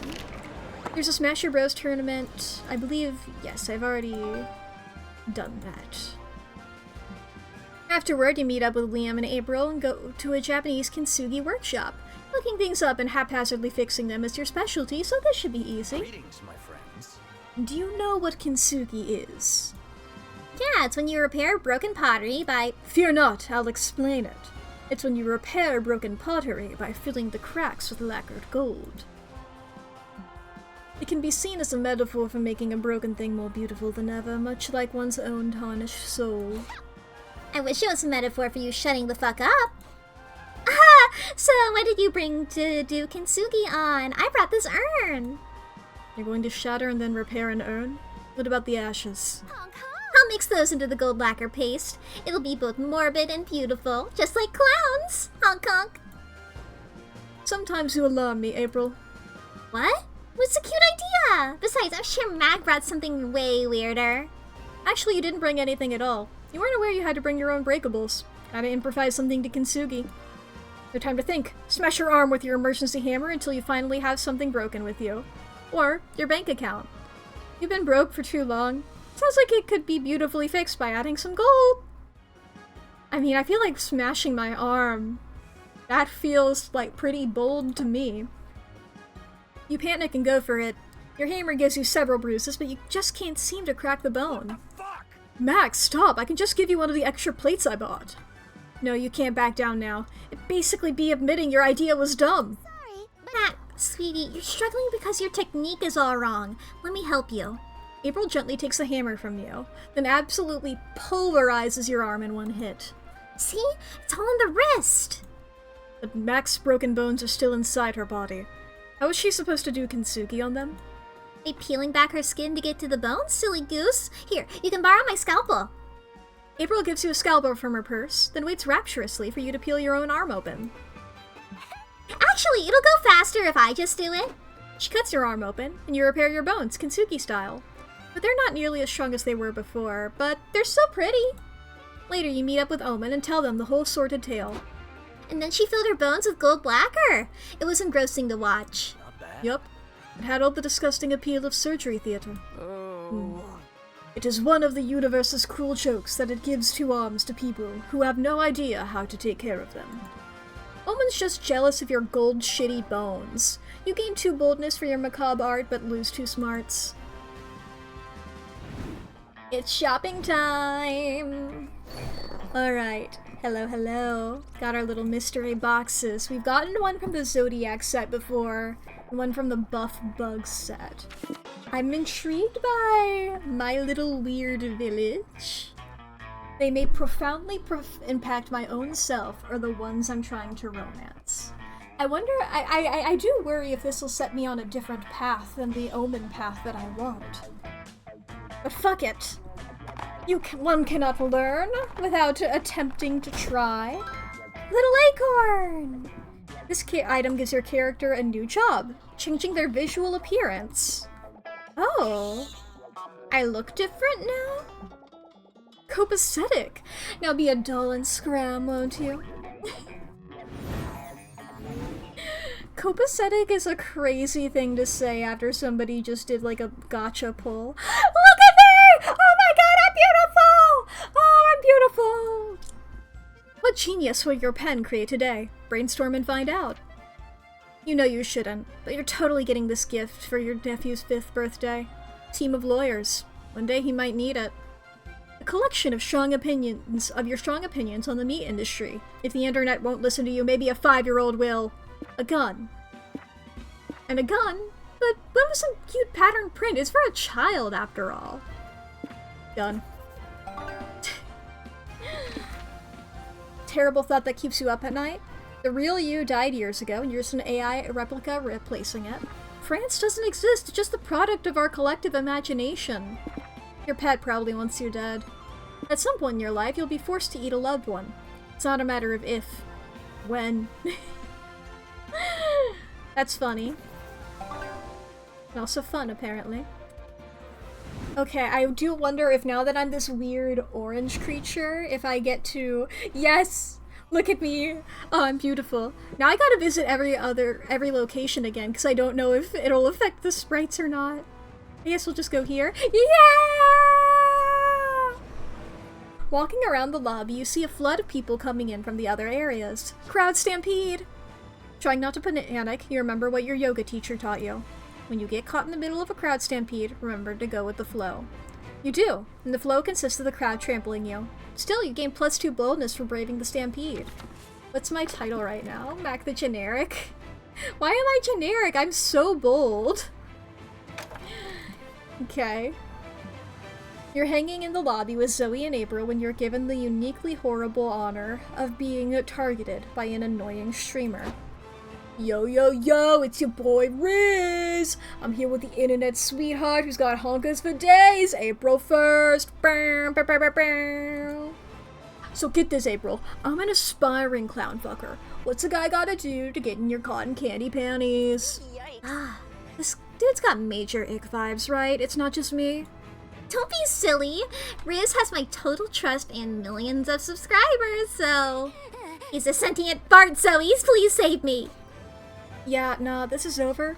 Why don't you go and stick your camera up your ass, bub? Okay, now stream will get good engagement. The streamer sticks his phone into the seat of his jeans and accidentally films Omen stabbing someone to death behind you all. Die, motherfucker, die of my boredom. I don't think stabbing a stranger is great for Omen's redemption arc. Maybe she's stabbing them for a good reason. They could be a criminal or someone who talks on speakerphone in public. Either way, stabbing is illegal, right? So it's probably not a good look to be doing it on a live stream. Mal, true that. So, April, what do you have to say about the allegations that you're friends with a psychotic murderer? I plead the fifth. Omen's gonna get arrested and April's reputation will be ruined. Both equally big emergencies. Do something to save their asses. Call out, is this the line for renowned conceptual artist Omen's latest work, Getting Stabbed, the Artistic Experience? Or dilute blame. Stab someone else and yell, Stab Party! Stab Party, baby! You grab a knife and stab the nearest person in the chest, shouting, Stab Party! With childlike glee. Everyone stares at you. This is the moment of truth. Trial by fire. Bead of sweat drips down your temple. Well, that was weird. Are you trying to look like an idiot, or Stab Party? Zoe buries a knife in a stranger's neck. Everyone around you whips out their knives and joins in on the fun. Ugh, why are you all stabbing each other instead of paying attention to me? Where the hell are the security guards? Got any sevens? Nope. Go fish. You ever wonder if you and I are best friends in every timeline? The Stab Party is a huge hit. Omen, April, and Zoe are having the time of their lives, laughing and dancing among the carnage. Days like these are what SpookyCon is all about. Ouch, someone stabbed you. You gain 2 fun and lose 2 creativity. I guess we should get some of that back. You're in your hotel room unpacking your bags. Crap, you forgot your cosplay underwear. You wanted your cosplay to be 100% faithful, but now you're forced to use your regular underwear. This is a technically imperceptible cosplay tragedy. I feel for you. Here, take 2 creativity to imagine you're wearing the underwear you left at home. You open the door of your hotel room with your shirt already halfway off, and immediately lock eyes with the man gagged and bound in a chair. You've seen our faces now, April. We have to kill him. I know. I'm just trying to think of the cleanest way to do it. What the fuck is going on in here? So, how are we getting rid of him? Drowning, strangling? I love a good strangle. The better question is, which of us is doing the hit? It cannot be me. I have a redemption arc program meeting in the morning, and they karma audit you for recent misdeeds at the door. Well, I've got a reputation to protect. There's no honking way I'm letting you watch me murder a guy and testify against me in court. Okay, I have an idea. We each take a carving knife, wear blindfolds, and stab the air for a few minutes. And we remove the blindfolds. If we happen to find the man dead, there will be no way to know who killed him, and therefore no one to blame. Well, I can't think of a better idea, so sure, let's do that. Sigh. You better step in before these 2 idiots wind up dead or in prison. Appeal to the context in which the only context in which kidnapping someone is okay. Make the kidnapped guy believe that this is his bachelor party. Or cover the kidnapped guy in whiskey so no one believes him when he goes to the police. Proceed to celebrate by getting shit-faced with the rest of the whiskey. Bachelor party! April rips the duct tape off his mouth. Hurts to watch. Surprise! We were hired to entertain you for your bachelor party! We hoped you liked the prankster pre-show. Ah, yes. Soon several bachelors will arrive for you to mingle with. No, Omen, that's not what you do at these things. What? Then why the fuck do you call it a bachelor party? Whoa. Bachelor party? Jeremy put you up to this, didn't he? That mad lad, where is he? He'll be late, but he sent us. Now the real show begins. April pulls out a unicycle and juggling pins from nowhere. Why does she keep doing that? And starts doing a clownish dance routine. Omen, help me out here. Omen does what I can only describe as the emo kid at the middle school dance head bob. You help by pouring whiskey directly into the dude's mouth. A lot of it. I do balloons too. This one's shaped like a penis. Look, it's also a hat. Haha, cool. I think penises are the funniest thing in the world. Lots of people do for some reason. And now it's time for the main event. Let's go. She and Omen carry the tied-up man outside and leave him there. Drunk and wearing a dick balloon hat, he starts asking passers-by when Jeremy and the strippers will be here. But that's not your problem anymore. You, April, and Omen spend the night dancing and wearing dick balloon hats. You gain +2 charm, but lose 2 fun. Okay, we've visited those. Let's go over here. God, our beautiful face! Our beautiful face, now that... This is our job.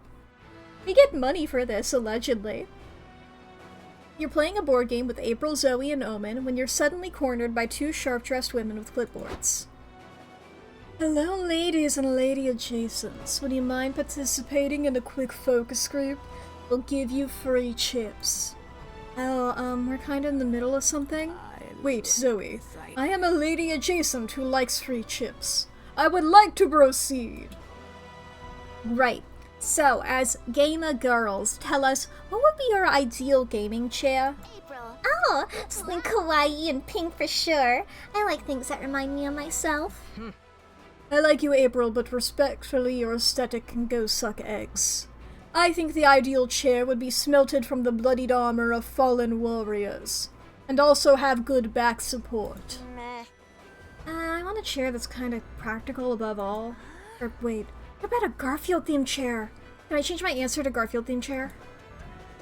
Those are all completely different chair designs.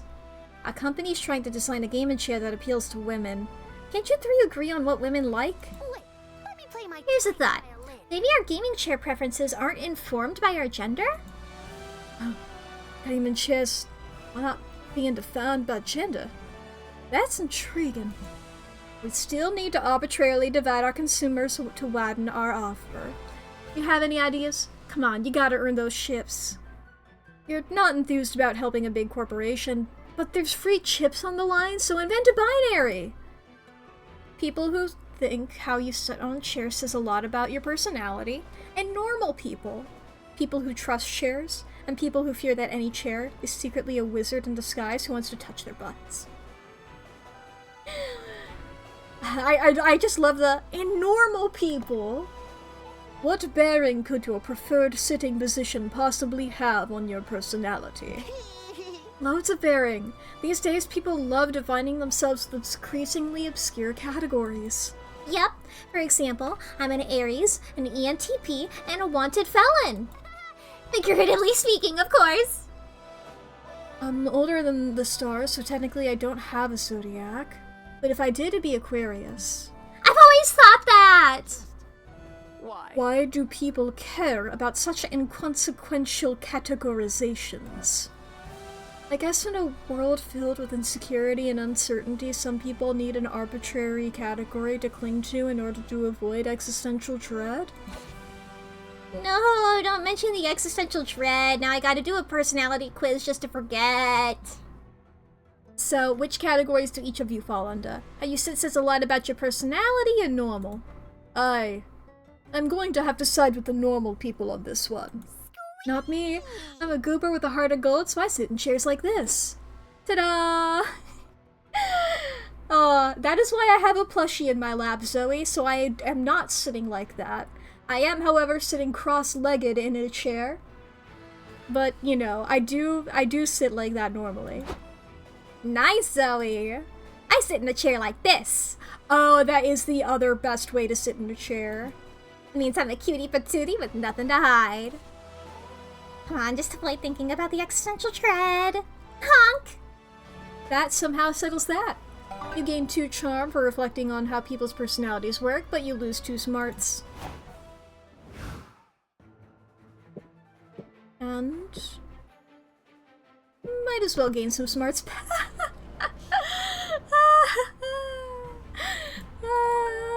My beautiful face. Later, April invites you, Nico, and Omen to keep her company during her autograph signing session. Sounds hype? You know, April, I thought this internet fame of yours would involve you asserting control and exerting power. Oh. I am disappointed to learn that it mostly entails you being nauseatingly polite to strangers and repetitively writing your name on things. Yup, aren't autograph sessions awesome? Cons really are a world of fun. Nice to meet you, my darling April's fool. What's your name? Why are you making that face, April? Are you having a nervous breakdown? It was about time. I'm fine. Don't worry about it. Honk honk. Fuck, I gotta take a wicked dump. Your name's Kate, you say? Do you spell that with a C or a K? You need a bathroom break, April? I'm sure your agency would let you off to do whatever nasty business you need to do. Yeah, no. April's only fulfilled 128 minutes of a mandatory autograph session. She can have a 10-minute bathroom break at the 3-hour mark. 10 minutes isn't gonna be enough time to lay this massive log. Hey, I have an idea. Let's not talk about it anymore. Bathroom habits aren't something an idol should discuss in front of her fans. Do not be a prude, April. Shitting is natural. You cannot hold it? Roll down your stockings and do what you must. Yeah, I bet we could rig some kind of pipe from your chair to the bathroom so you don't stink up the place. No! Absolutely not! Yikes, this dump is at DEFCON 2. I can't hold it back too much longer. Hope y'all brought your raincoats. April looks like she's either gonna die or kill everyone else in the room. Be a good friend and think of a way to let her take a poop without breaking our contract. Okay. Just move the autograph signing to the bathroom. It's okay, and you run some brand analysis, and this will make April more personable and relatable. Or offer to go to the bathroom on April's behalf.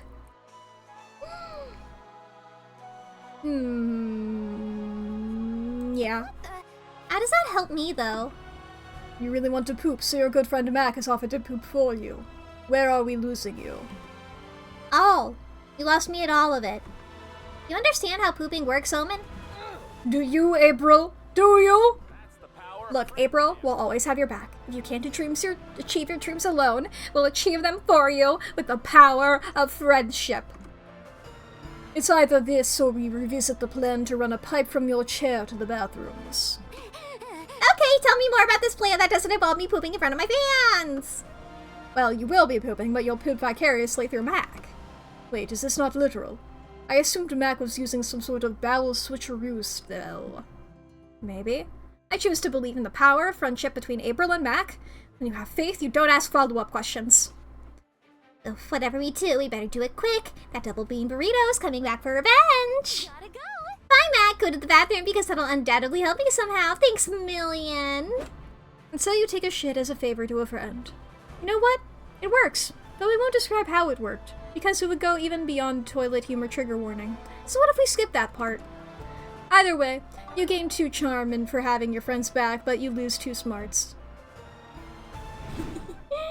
Time to get back to the con. Is me. I think this is the one place I haven't visited with my beautiful costume. Near the merch hall, you find a gacha shop. You put in a coin and get a real buff duck. Random, but cool. You put in another coin. You open the gacha and there's a letter? Please help us. We buff ducks were imprisoned in these balls by the gacha master centuries ago. It all began when... And you're already bored. You get another gacha ball and it's another buff duck. Cool. Take 2 charm. You're prowling the merch hall with Liam, April, and Omen when you nearly trip over an enthusiastic fanzine seller in the aisle. Hi. Do any of you have a craving for amazingly mediocre art? If so, buy one of my zines. Absolutely not. I only purchase mediocre art if it is deliberately mediocre for ironic purposes. Sorry, I can't. I'm saving the last of my money for something I actually want to buy. Something called Anything But Your Zine. Don't any of you guys care about supporting starving artists? Goodbye. No. Don't go. I believe in the survival of the fittest. To the wolves with you! What about your quiet friend in the back? I bet she wants a zine. She's looking at you. Fuck, you're definitely the weakest link of the group. Your friends have the stamina to refuse her all day, but Mack? People pleaser extraordinaire? You're totally gonna cave. Okay, I'll buy a zine. Yes! 1 sold, 99 to go. I'm so gonna break even today. Which zine will you choose? Everyone knows one's autistic taste is a great way to determine their identity. Maybe even their worth. Don't worry, Mack. We're not just gonna judge you for just whatever silly little fanzine you buy. Not out loud, anyway. I was totally going to judge her aloud. Likewise, my judgments are just too good not to share them publicly. A simple transaction has turned into a desperate bid to impress your friends. Why does this always happen to you? Choose a zine wisely. Love Letters I Never Sent, a romantic zine based on the true story of the world's most unethical postman. Most Wanted, 30 thirsty portraits of the world's sexiest international criminals. Hell yeah. Thank you for your money. I mean your purchase. Okay, bye. Seriously. I don't know about sexualizing murderers and ne'er-do-wells. Is it really sexualizing if they were sexy to begin with, Liam? Exactly. I am both a murderer and a ne'er-do-well, and I find no problem in the fact that I am sexy. Leave Mack alone. Yeah, leave Mack alone. Your friends start flipping through the zine. They seem much more interested in it now that you've forked over the money for it. Okay, but this one is just the Hamburglar. How does stealing hamburgers make you an international criminal? Well, according to this description, he also committed multiple war crimes. You know what they say, stealing burgers is a slippery slope into war crimes. Honk. I have the feeling that no one has ever said that. Shut up and read the next one, Liam. The Bloody Valentine, a boobalicious babe with a psycho killer smile. Her many crimes include credit card fraud, armed robbery, murder by firearm, and murder by balloon, just to quote a few. Bloody Valentine's true identity is unknown, but some crime-solving online communities have built theories that connect her to a niche internet micro-celebrity. Niche internet micro-celebrity, my ass! What I mean is, we don't have to fry our brains by getting into bogus internet conspiracy theories. Give me that! April snatches the zine from Liam's hand and throws it in the trash. She then proceeds to light the trash on fire. She also buys all of the other copies of the zine and throws them in the fire too. Gotta go. Wow, look at all this fire! It makes me crave some hot barbecue. Let's all get some hot barbecue and forget about this forever. April's being super suspicious, but then again, this is BBQ you're talking about. You lose 2 charm, but gain 2 fun from choosing the zine about hot people. The zine about hot people. Alright, let's keep being bold. You're roaming around around the lobby when you find someone with your exact same cosplay. Unacceptable! You decide to solve this conflict the traditional way. A knife fight to the death. The other cosplayer doesn't carry a knife, so he gets automatically disqualified. You win the right to cosplay. You gain 2 boldness for always carrying a knife for no reason at all, because I'm kinda scared of you. Some die-hard Liam Prom readers have organized an unofficial meetup in the lobby. Zoe's so flattered that she decides you all should crash it. Eldritch cutie. Hey everybody, I just wanted to thank you all for showing so much love to my little fanfic. It means a lot to me. Oh, not these fuckers! The goddess speaks. It is an honor to worship your holy work, Zoe. A most divine honor. If you're not familiar with Monster Prom, these are the cultists who used to worship Zoe before she transitioned from eldritch horror to girl. You know, I think I'm finally beginning to understand the appeal of this fandom thing. Greetings. If I had known the extent to which it allowed Zoe to control her minions, I would have gotten on board a long time ago. But I don't control my fans. They're just really, really into the silly story I wrote. I see. You used a written spell to make them do your bidding. That is smart. April, help me out here. Let me put it this way.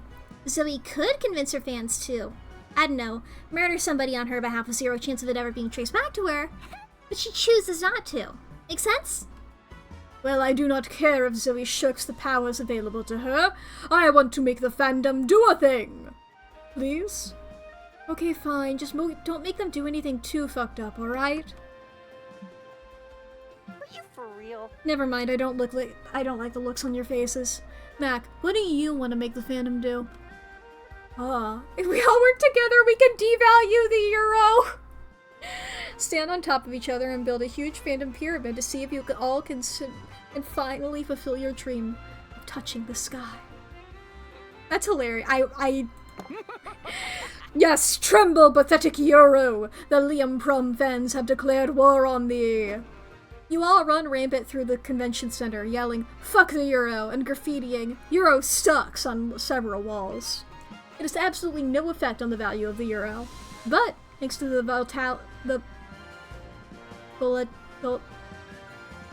thanks to how volatile the stock market is, the euro coincidentally goes down a few cents in value. That's good enough for you to call this a win. Great work, team. We really showed that euro who's boss. I guess. But devaluing the euro was way less fun than it sounded. What do you mean? I had fun. Yeah, remember when we graffitied euro? More like your no in the bathroom stalls? That was epic. True, that was a moment of poetic genius. But nevertheless, I am disappointed. I thought devalue the euro was slang for invading Europe. You people are weird. Nevertheless, you satiated Omen's desires to control the fandom without killing anybody. That's big! You gain 2 smarts and lose 2 creativity. Let's gain some of that creativity back, shall we? You're chilling in your hotel room, staring at the ceiling. When you've already memorized the ceiling, you decide to call room service. Room service asks you, "How can I help you?" You tell room service you memorized the ceiling because you were bored. Turns out room service loves your room ceiling. They've memorized it out of boredom too. We talk about it for hours. The conversation is enriching and inspires you for any ceiling-themed creative project you may have in the future. Gain 2 creativity.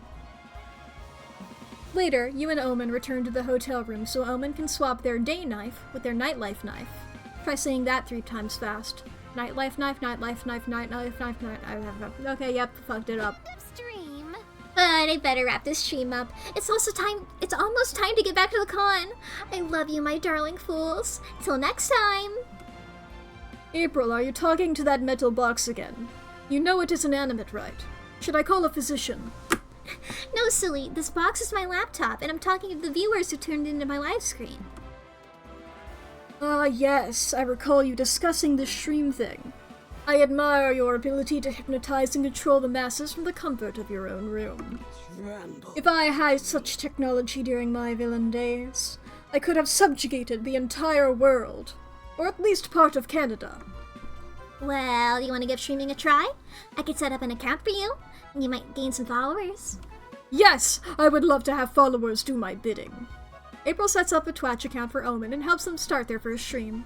You take 2 steps back to let them take the spotlight. Greetings. You pathetic worms. Bow down to the undefeatable Omen. Today we will be doing something called reaction videos, which my friend April says are good for engagement. I was not even aware we were dating, but hey, congratulations to me on my new fiancé. Sorry. Oh, I meant engagement as in getting more views. Ah, I apologize for misunderstanding. Good news, viewers. Omen is back on the menu.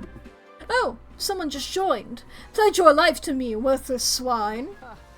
April, what does reported for cyberbullying mean? Well, clearly you can't rely on Omen to make this stream work, so what can you do to make them more popular? Omen, be your true self. Be bossily and verbally hurtful to the viewers. It's what makes you so lovably mischievous. You'll probably find an audience that's into that. Or 2 things that always work. Tier list and tying your content to a bigger influencer. Make a tier list of April's crimes. I think she should be her true self. No. I think they're really gonna take off if they do that. I don't think being nasty to your viewers is a good idea. Perhaps not for your saccharine sweet brand, but I have no qualms telling the world that I know I am a bad bitch. Aha, more viewers! Welcome to my stream. Eat shit and die. Sunny Bunny 666. Love the chains, heart.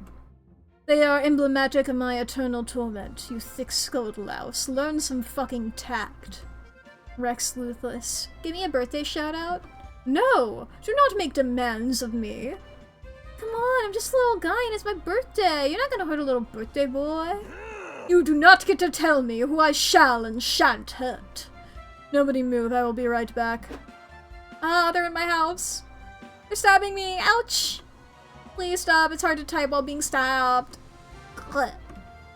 Hot. I have returned, my pathetic worms. I did not have time to wash the blood off. How much do I need to pledge to get the streamer comes to my house and stabs me experience? Oh. Damn, why have I never thought to offer that? Omen's channel gets swiftly banned for cursing and murder, but they're still happy they got to kill someone, and now April has a new sub-tier. And you, my good woman, are now in possession of +2 charm and -2 boldness. That's the perks of being friends with the streamers. Alright, hell yeah. Is this our... No, this isn't our last go-around. We still have one more.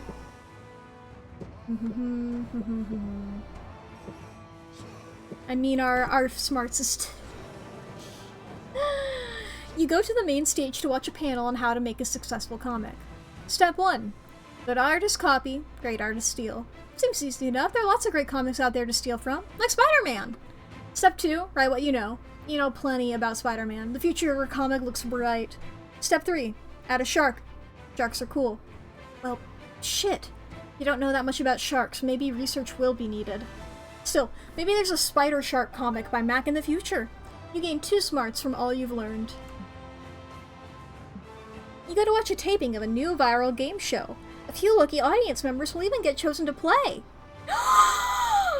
Yes! Oh my god. This is what I'm so glad I'm so glad that the interdimensional prince made it. He's one of my favorite characters. I love this freak. Welcome to Suddenly Game Show Trolley Trials. I am your handsome host, the interdimensional prince. Our first contestant is this slimy sweetie in seat 38C. Glad to meet you. Wow, can't believe this is happening. It's an honor to meet you, Mr. Your Highness. It must be. Now on the screen you'll see a trolley speeding toward 5 tied-up captives. This lever can redirect the trolley to a track with only 1 person tied up on it. Will you pull the lever, contestant number 1? What? What? Is this life? Are those real people? Are they gonna die? Why do I have to choose who dies? Oopsie, you ran out of time. Your inaction kept you from having to choose, but resulted in the deaths of 5 people. No points for you. Oh god. What have I done? Next contestant! Yes, 'tis I! No, tell me, who are the people tied to these tracks? Have they wronged me somehow? Are any of them doctors? I'm not sure. I suppose the man at the end is wearing what could be a lab coat. Then I shall subject his group to trolley side. I do not care for doctors. Wrong answer. Stupid justification. 0 points. Next contestant. According to classical utilitarianism, you must prioritize the good of the many and redirect the trolley to track with only 1 person on it.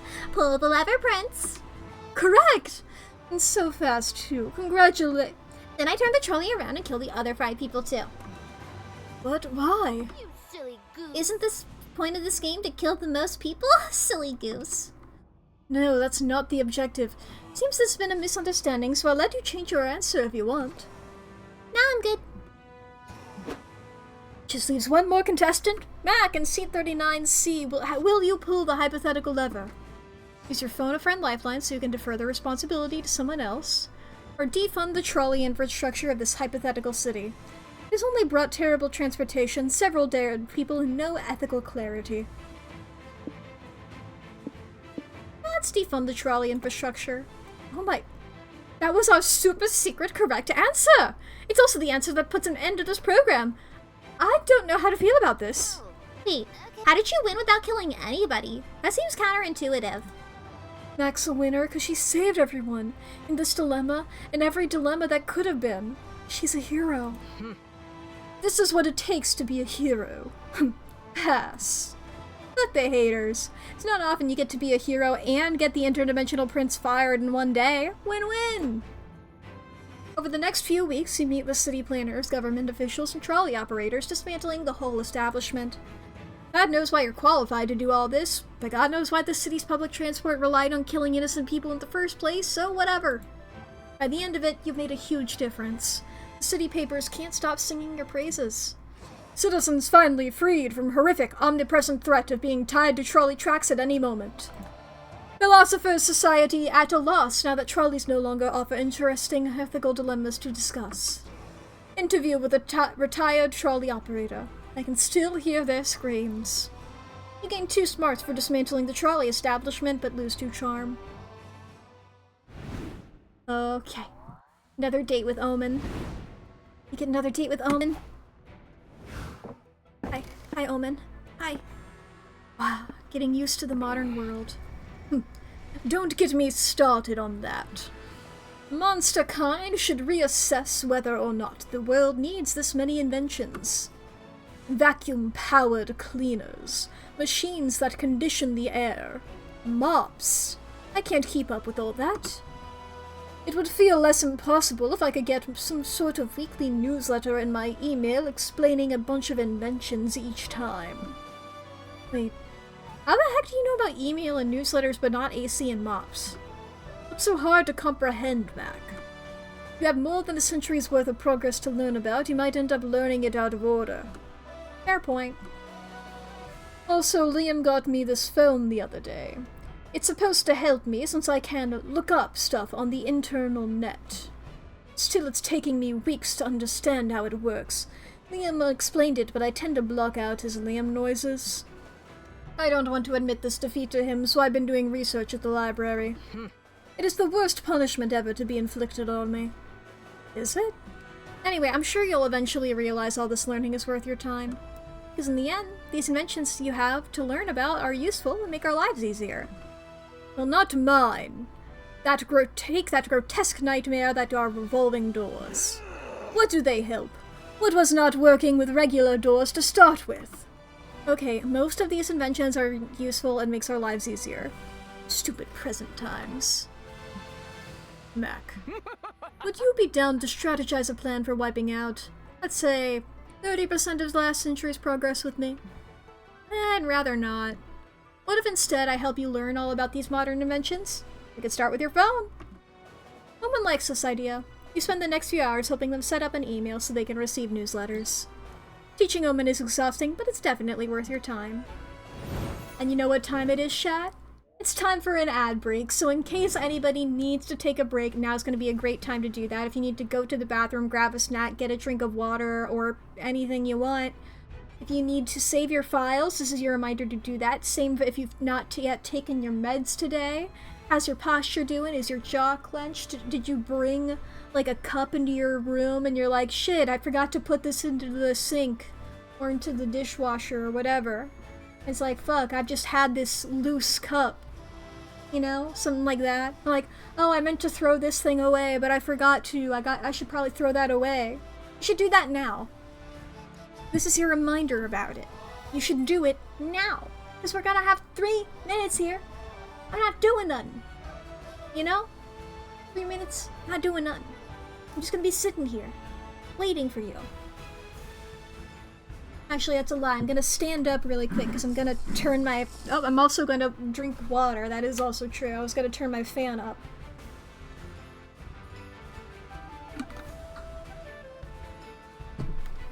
I have drunk the water. 1 second. Let me turn my fan up.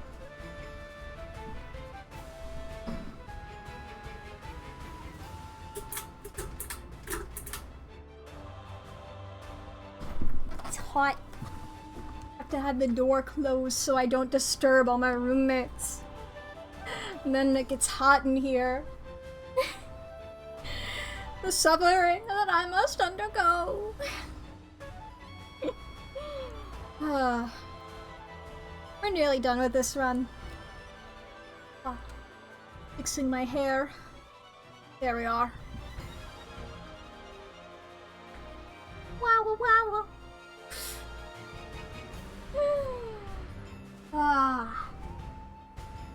God, I'm rearranging the way that my chair is set up right now. I'm just like, God, I have a lot of hot things on me. It's too hot in my room.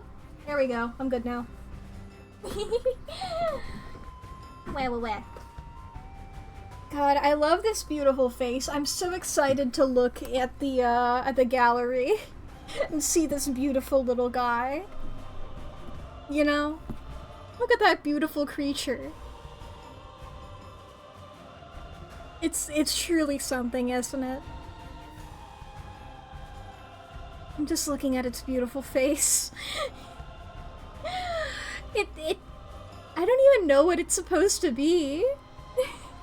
I mean, I don't even know if it's supposed to be anything. I feel like it's just a shape. You know? It's just a shape. And that's beautiful. That's beautiful. The world is full of merriment and wonder and beautiful shaped creatures. Like the Hyrax. Oh. What a beautiful time. Wow, wow, wow. Oh, wow, wow. Oh, wow, wow. God, I need to make that a redeem. I'm always thinking about that little guy going, oh, wow, wow. Oh, wow, wow. Wow. Ah, it's beautiful. It's such a noise. There's some other ones that I need to make a redeem. It's just great. I just love when creatures make noises, you know? Before you know it, yes. Got our comic. A hard truth you really need to hear today. Liking rainy days doesn't make you special. You never know where France is on a map, and that's okay. 1 million cells in your body die every second, and you're doing nothing about it. Your hemorrhoids don't make eating your ass more exotic. I think this is fun. Oh, it's also bold. What trend is becoming overused in cinema? Long, non-dialogue sequences as award bait. And they take a well-known IP and twist it. Cute things that are clearly hiding something. Gun juggling. If I have to watch another movie with gun juggling, so help me. The real answer is this. That's the real answer. Okay. Last go around here at the con. What's my title? Mack the Mainstream. Interesting. You're chilling at the hotel room with nothing to do. You looking around for cheap entertainment, you notice April's purse hanging from a chair. Will you dare violate the sanctity of an idol's purse? Of course you will! You grab the purse, open it, and... Oh yes, I have read this one before. Later, you invite Omen to wind down and watch a movie at the hotel. Finally, you two can spend some much-needed one-on-one time together. This is peak cinema and exceptionally relatable. What did you say it was called? Despicable Me? Fascinating. You see Omen reach into the popcorn bowl. Now's your chance to not so accidentally brush your fingers and create some romantic tension. Ah! Spider! Omen grabs you and tries to crush your fingers. Hot. Once her bones squeak, she realizes she's holding your hand. Stop staring at me with that dumb face! I'm just imagining this scene while I'm still in the mascot costume. She socks you in the jaw. Hot, but also ow. My apologies. I have cute disaggression. Aw, you saying I'm cute? No. Yes? I don't know. Shut the fuck up. She punches you again. One more round of flirting and you're gonna end up losing your teeth. Still, it's clear that Omen at least kind of likes you. Surely there's something you can do to help her relax and open up to you. Omen can't remove her Iron Maiden, but it sure looks comfortable. Offer to get inside and give her a much-needed back rub. Or, she's been imprisoned in an enclosed space for more than a century. Maybe she's into that now? Get buried with her for a night. We'll give her a back rub. Hey, Omen, do you want a back massage? I have not had a massage since I donned this accursed suit. So sure, why not? Sure, why not? The 3 most romantic words in the English language.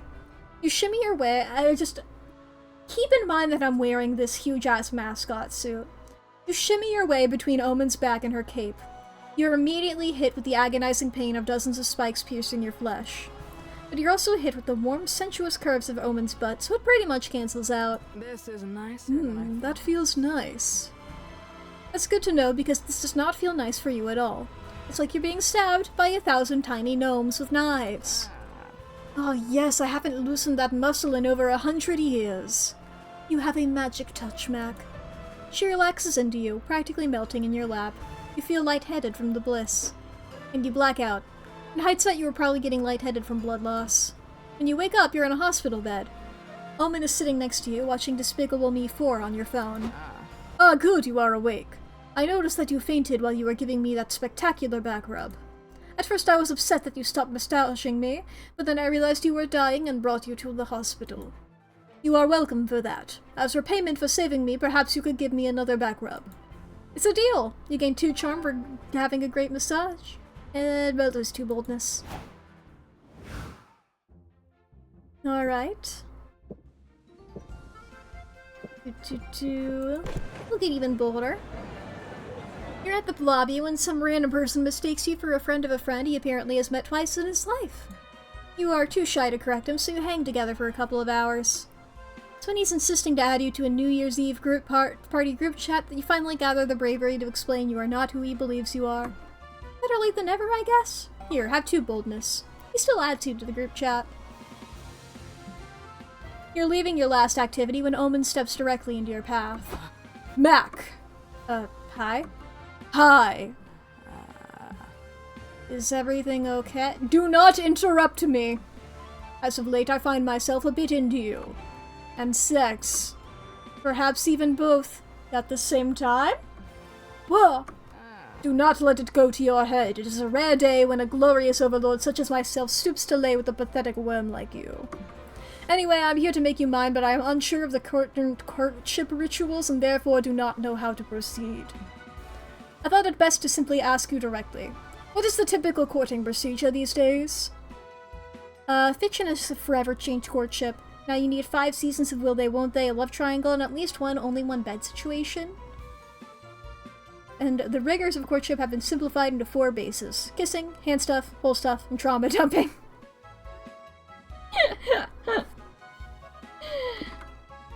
I mean, but there was only one bed. Oh, truly. That sounds quite intricate. It is, but there's loads of inspiration out there. Let me show you. 2 hours of explaining all your favorite romance tropes later. Okay. I can pull these rituals off. It is no more complex than my world domination plans. The only one bed thing could be tricky as I do not yet own one. We could try only one Iron Maiden, but does not seem as well liked in these fictions. As for the love triangle, who shall we introduce to make our relationship unnecessarily complicated? Let us both shout our proposals on 3. 1, 2, 3. April! I shouted louder so April wins. She will be excited. Thank you for explaining courtship to me, Mack. I had assumed we would go straight to sex like in the good old days, but this has been enlightening. Oh, well, I mean, we can adapt, eh? We can go straight to sex if you want to. No, we are in too deep now. We must keep the will they won't they not energy alive. Will you one day kiss these sultry, steel-cold lips, or will I leave you at the altar multiple times? Only time can tell. Farewell. I must be off now. I need to buy a plane ticket to somewhere so that you can confess your true feelings to me at the airport. Farewell. Well, at least there'll be some possible omen sex in your future, as long as this is a friends-to-lovers story. Fingers crossed. You gain 2 creativity for following fictional formulas, but lose 2 fun for going with the slow burn instead of jumping straight into the action. We'll go with smarts. You sit down to watch a panel about new proposed TTRPG classes. There are tons of cool options like Insurance Salesperson, Horse with Nice Shoes, and Steve. Your mind is bursting with these new TTRPG world-building ideas to counter Steve's naturally overpowered abilities, giving you 2 smarts. You, Omen, and Liam meet Nico at the main stage, because they apparently have cookies for you all. Yum! Hey, so how mad would you be if I told you I don't have cookies and actually asked you to come here because I signed us up to compete in a game show? Quite mad, considering I aborted an excellent nap to be here on short notice. This is a hypothetical question, yes? Welcome to Suddenly Game Show Tag Team Trivia! I love his outfit! I'm your host, and single for those of you wondering, the interdimensional prince. Damn it, Nico, you are lucky I can't stab you on live TV. Nico, for your safety, I think you should be on my team. Yeah, let's do this. Your category is A Future in Jeopardy. What will be the capital of the Republic of Florida 100 years from now? Trick question, Florida isn't a republic. But it might be in 100 years. I think the answer is Constantinople. Correct! Constantinople will be due for a cons back in a century. What? Nailed it. But now, our second team has a chance to steal your points. I'd rather steal Nico's liver if it's all the same to you, Prince. I guess that's fine. No wait, my lawyers are shouting in my earpiece that we can't do that. Bummer! However, since you had to go second, I'll give you an advantage by letting you choose your category. What will it be? Historical quote or very bad sexy line? Or the big prize bonus question, will you marry me? Oh great, this whole thing is another ruse to trick people into marrying you, isn't it, Prince? Yes! I mean, I can neither confirm nor deny. Look, Prince, when you showed up, I was like, holy shit, the Prince! There's a reason I chose this one, and it's because I know you. I know your shtick, dumbass. This is a regular thing with this man. And people say I'm evil. So, what'll it be? Will you submit to my convoluted game show ruse and become my better half? Is the answer to this one Constantinople too? You're stuck between a rock and a hard place. yes is surely correct. But while there are many people at the con you may want to marry, the prince isn't one of them. I'm gonna go with no. Tragic. But you are correct, Mac. Really? Yes.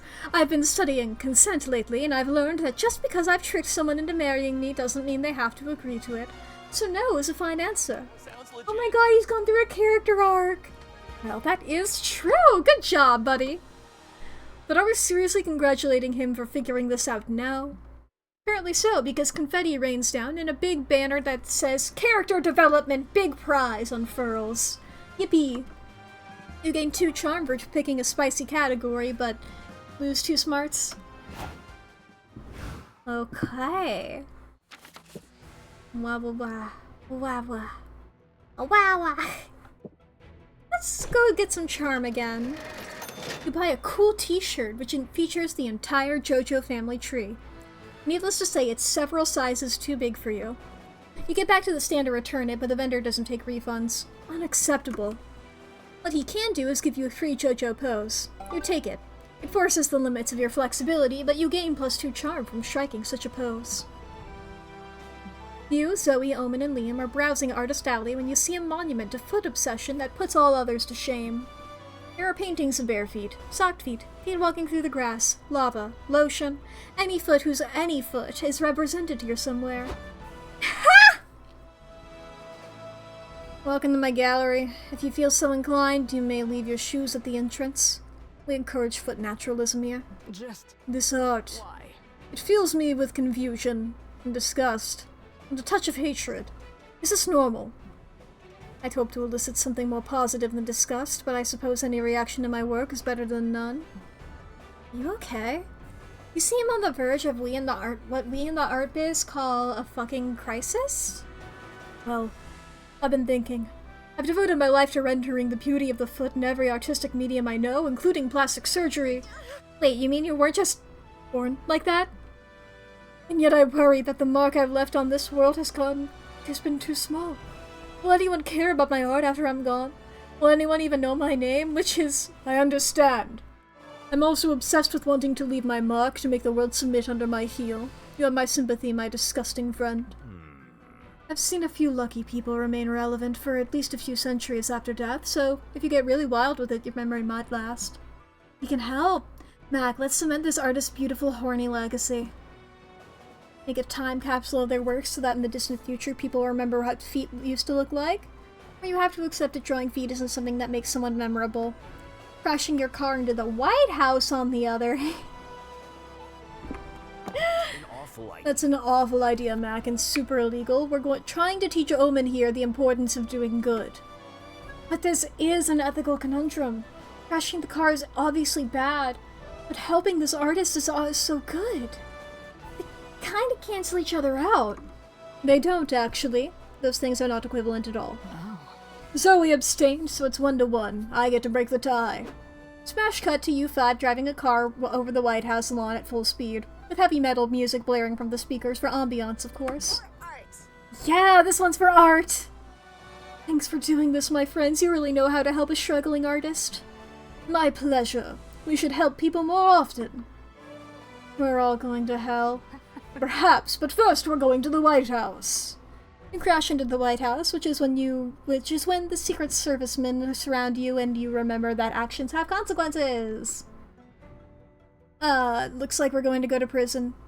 In my mad pursuit of destiny. I suppose I didn't see this coming.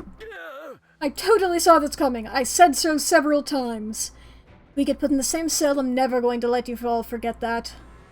Oh well, can't change the past. I call dibs on picking our prison gang tattoos. The president sticks his head in the car window. Hi, nice to have you all here on my lawn. I'm here to cut you little wannabe terrorists a deal. Couldn't help but notice all that beautiful foot art spilling out of your trunk. You let me have some of it, I'll let you off with a presidential pardon. Deal? Deal. Fuck yeah. Fuck yeah, art! The president takes 3 drawings to hang in the halls of the White House forever. Now that's cementing your legacy. You gain 2 boldness and lose 2 smarts. My word, that is, I believe, the correct reaction. My con love? Omen! Omen! Omen! My comic! Yes, my comic! The art gang. Yes, my comic, my comic, my comic. Oh, Miranda! Power Pearl Princess! This is the story of 5 friends who must balance everyday life with fighting evil. They are magical girls who channel their powers from the profit from selling their own merch. Miranda is their leader. She's a powerful warrior with a strong sense of justice. But in her everyday life, she's a clumsy girl just trying her best. So relatable. People will go, she's literally me for real, when they see her most relatable quirk, tax evasion. Masked Dahlia is her love interest. She's a masked vigilante who has loads of sexual tension with Miranda. Little do they know. They already know each other, for behind the mask, she's actually Dahlia, Miranda's neighbor. Masked Dahlia will help the magical girls armed with her iconic magical weapon, a gun. The Ring Mistress is our main villain, a powerful circus-themed sorceress who's bent on destroying the world. And no magical girls fiction would be complete without an incredibly dark twist. A terrible situation forces the main character to eat her own sister. Ring Mistress! I should have known you were the one behind cellular aging. Yay! I was just thinking, man, we haven't seen Val in a while. Whatever, fuck you. In the name of the profit we made last quarter. Oh, I'll punish you. Nah, I just did my nails. There's no way I'm fighting you. Today you'll face my most powerful minion, Evil Dumbo. Ah! God, that's beautiful. I like this. Yes, I suppose I am agreeable to going on a date with you. What is the protocol? Do I send you a calling card? Do I need to gain your elder's blessing? You are not already betrothed, are you? I could kill your suitor. It would be an honor, in fact. No, none of that stuff is required anymore. You can just be my date if you want to. Ah, how efficient! Photography machine, how? I was looking forward to my beautiful face. The after party was a dream come true. It was Omen's first time at a modern party, so you showed her the ropes. She loved the DJ and the open buffet, though there was a bit of an altercation when she tried to take an entire roast chicken for herself.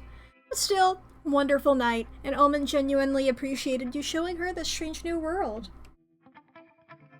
Sailor Moon did almost have a gun.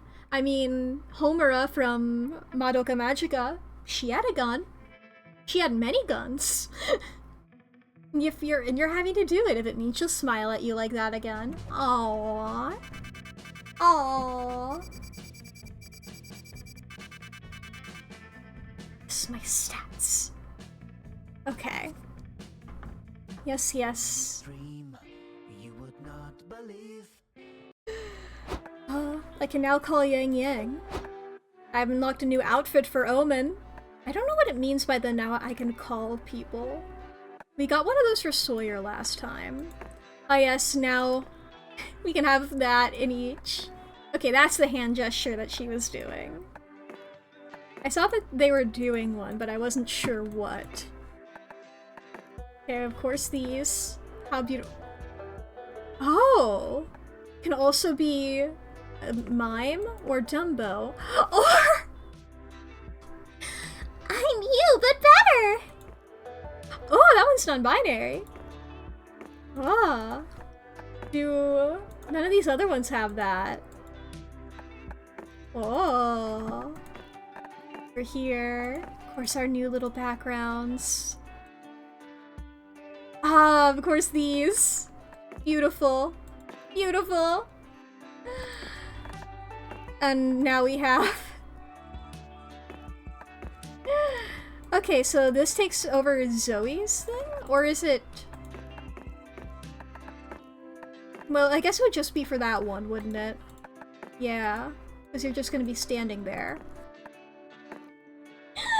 Our beautiful, beautiful options. And then over here. Okay, so we do have to take them on the date individually. Oh yeah, I guess because they do have the, individual art there. New Omen outfit. Noob Inspector! Okay. Of course, the cops. The cult of Zoe has returned. They seemed much more normal here. We got the feet artist. Miranda! Whoops, I went too far. I was hoping that... No, Val is a different character, sorry. Vera! I was hoping that Vera would be here. The Interdimensional Prince! And of course we have all these, and now we can have all that.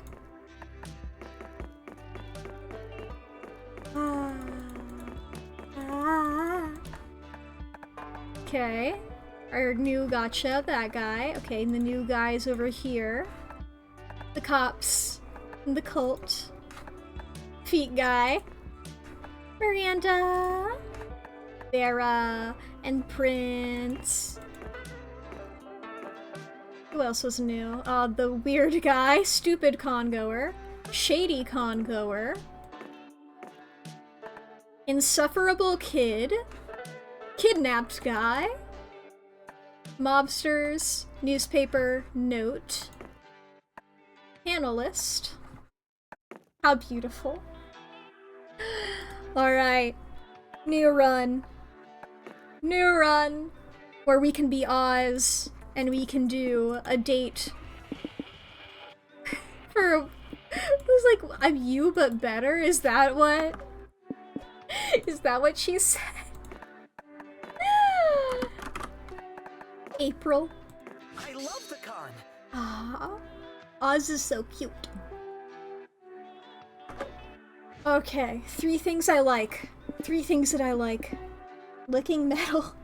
Non-ironic Hawaiian t-shirts. Anime fashion. PhD on ship dynamics.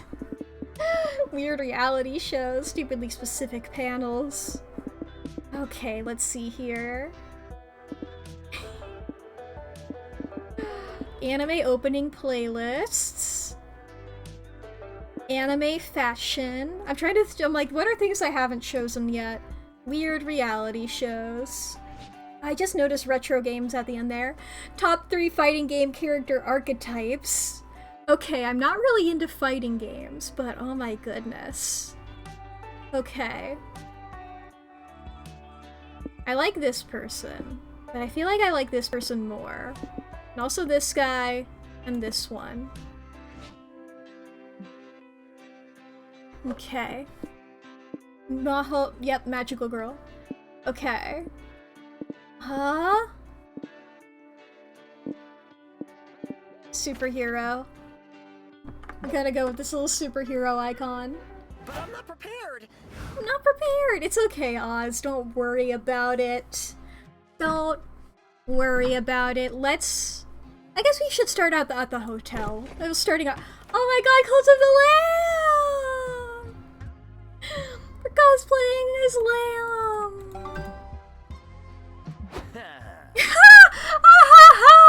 Oh my god, and Crash Bandicoot too!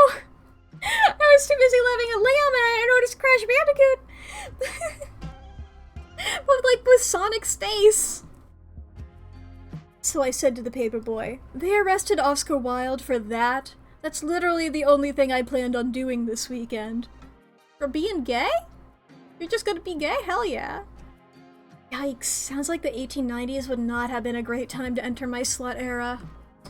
What a lovely day to relax with your friends at the hotel. Only the quesadilla you ate earlier wasn't putting up such a fight. Which is a polite way of saying that you have to take a massive shit. You go to the bathroom, but now you face the greatest problem of traveling with friends. You don't want them to hear the plop? You know the plop, the super clear sound that proves you're taking a dump. You decide to wait for the perfect time to let all hell break loose. Ideally when your friends are being noisy enough to cover the sound. I'm getting hungry. Anyone got some popcorn I can pop? No, but I have some marshmallows you can eat. They're yummy and quieter anyway. Fuck! Anyone want to listen to music? The new Pasquilla Bronte album just came out last weekend. Actually, I can show you a new genre I've been getting into. It's called whispercore. Fuck! Oh shit, the season finale of Reincarnated as a Supervisor in the Deafeningly Loud Firecracker Factory is on tonight. Let's watch it! Wait, that show just got cancelled, didn't it? Let's have a moment of silence to honor its memory.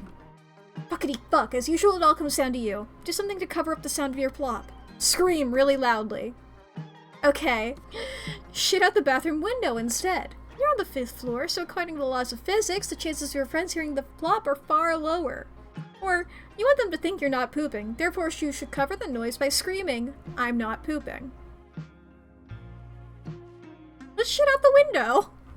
Yep, that's clearly the only solution here. You stick your butt out the window. You're a bit poop shy and the breeze on your bare cheeks is distracting, but after several minutes of concentration, you've done it. Any telltale plop sounds are covered up by the squelching tires and a massive car crash. Lucky you! Oh my god, are you okay?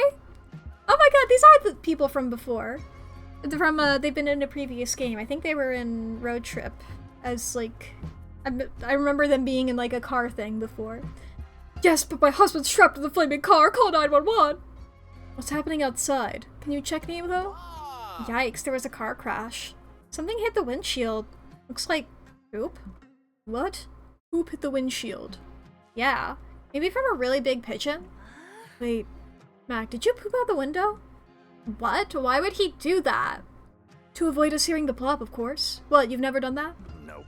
No, absolutely not. Okay, weirdo. Silly Mac, we don't care about your plops. Almost everybody poops. Your friends give you a big group hug to show that they're okay with your bathroom habits. Aww. Anyway, I think that guy's husband is dead. Rip. You gained smarts for quick thinking but lose charm. My turn? Oh! I got an achievement for seeing everybody in their pajamas. Hell yeah. Alright, let's go get some merch. Dragon Heat! Is that Sasuke? Hell yeah. You find a cool shirt you like on a commercial stand. It costs $3.99, or it costs $3.99 Monster Dollars. Then you buy a cool zine for $2.99 Monster Dollars. Then a stand of anime badges for $1.99. Then you buy a pack of gum for $9.99 Monster Dollars. Damn it, you have 4 loose coins shingling in your pocket. It's annoying as fuck. Luckily, you find a shady guy who whispers, "Give it to me and I'll get you +2 charm." You feel dirty for some reason, but you got stats and your pockets aren't jingling anymore. Later, you and April meet up with Nico and Zoe to check out the booth for Easy Cheesy, a popular mobile gacha game. I can't believe they're giving out free download codes for General Gorgonzola. They're gonna be the envy of the forums. We're gonna be the envy. Prevail. Hold on, General. The White Ranger's coming to rescue you from your loot box prison.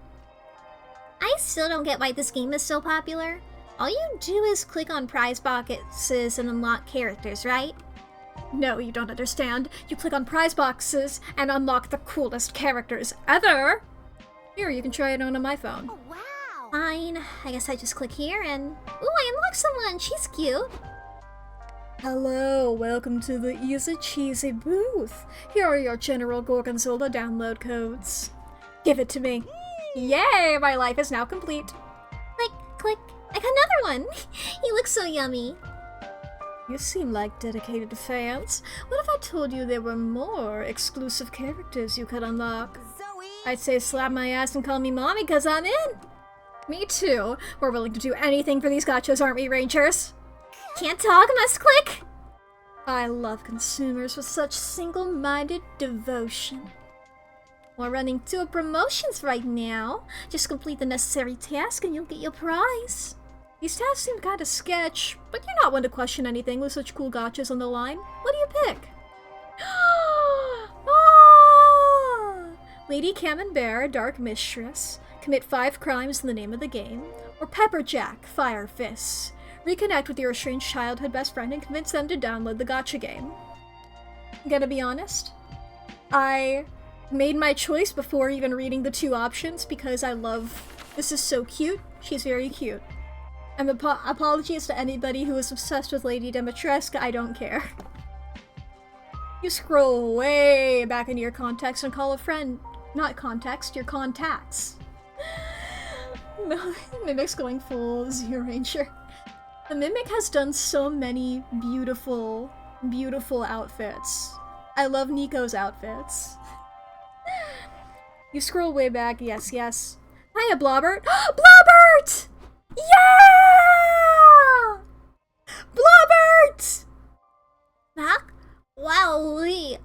can't believe it's you! I miss you so much. What are you up to these days? How's your mom? Does she still make the best waffles in the whole world? Tell me everything. Mom's good. As for me, I've been getting into a game called Easy Cheesy. Have you heard of it? Psst, Mac, can you hurry up? This is cutting into my clicking time. No, I'm not familiar with it. Is it a party game like those funny bowling games we used to play at your house? Even better, it's a highly addictive mobile gacha game. If you make an account and friend me, we could collect and trade gachas together. Oh, it's multiplayer? I'll download it now. Maybe we could meet up to play it sometime and catch up on... Sure, Mac would love that. Okay, bye. April grabs her phone and hangs up the call and whirls on the corporate shills. Gotchas, now. Good work. I couldn't have commissioned a more effective as soulless advertisement myself. Here are your exclusive gotchas. They're the most beautiful QR codes ever. You're the best, Mac. It's true. Everyone thinks so. Especially Blobber, that funny blobby fellow. Maybe you two should reconnect. Nah, you'd rather cherish your new friendships. You're sure Blobbert's made new friends too? Yeah, it's probably fine. No, I miss Blobbert! You gain 2 charm and lose 2 boldness. I'm scared of big crowds. Alright, we've gained ourselves some charm. Let's see here. Let's have some fun. Look at my little guy. Look at my little guy on my shoulder wearing a hat. Okay, they're doing the foosball LARP. You, Zoe, Doug, and Nico have just finished the most breathtaking, life-changing, thirst-quenching event the con offers. The Tea Ceremony Workshop. Wow, that was the most zen thing I've ever seen. Feel wiser just from watching. I wish every drink had a special ceremony. Then we could all feel mystical and wise every day. You're so right, Doug. Every beverage is special and beautiful, and they all deserve to be appreciated in a unique way. Let's do it! Let's make our own new drink ceremony.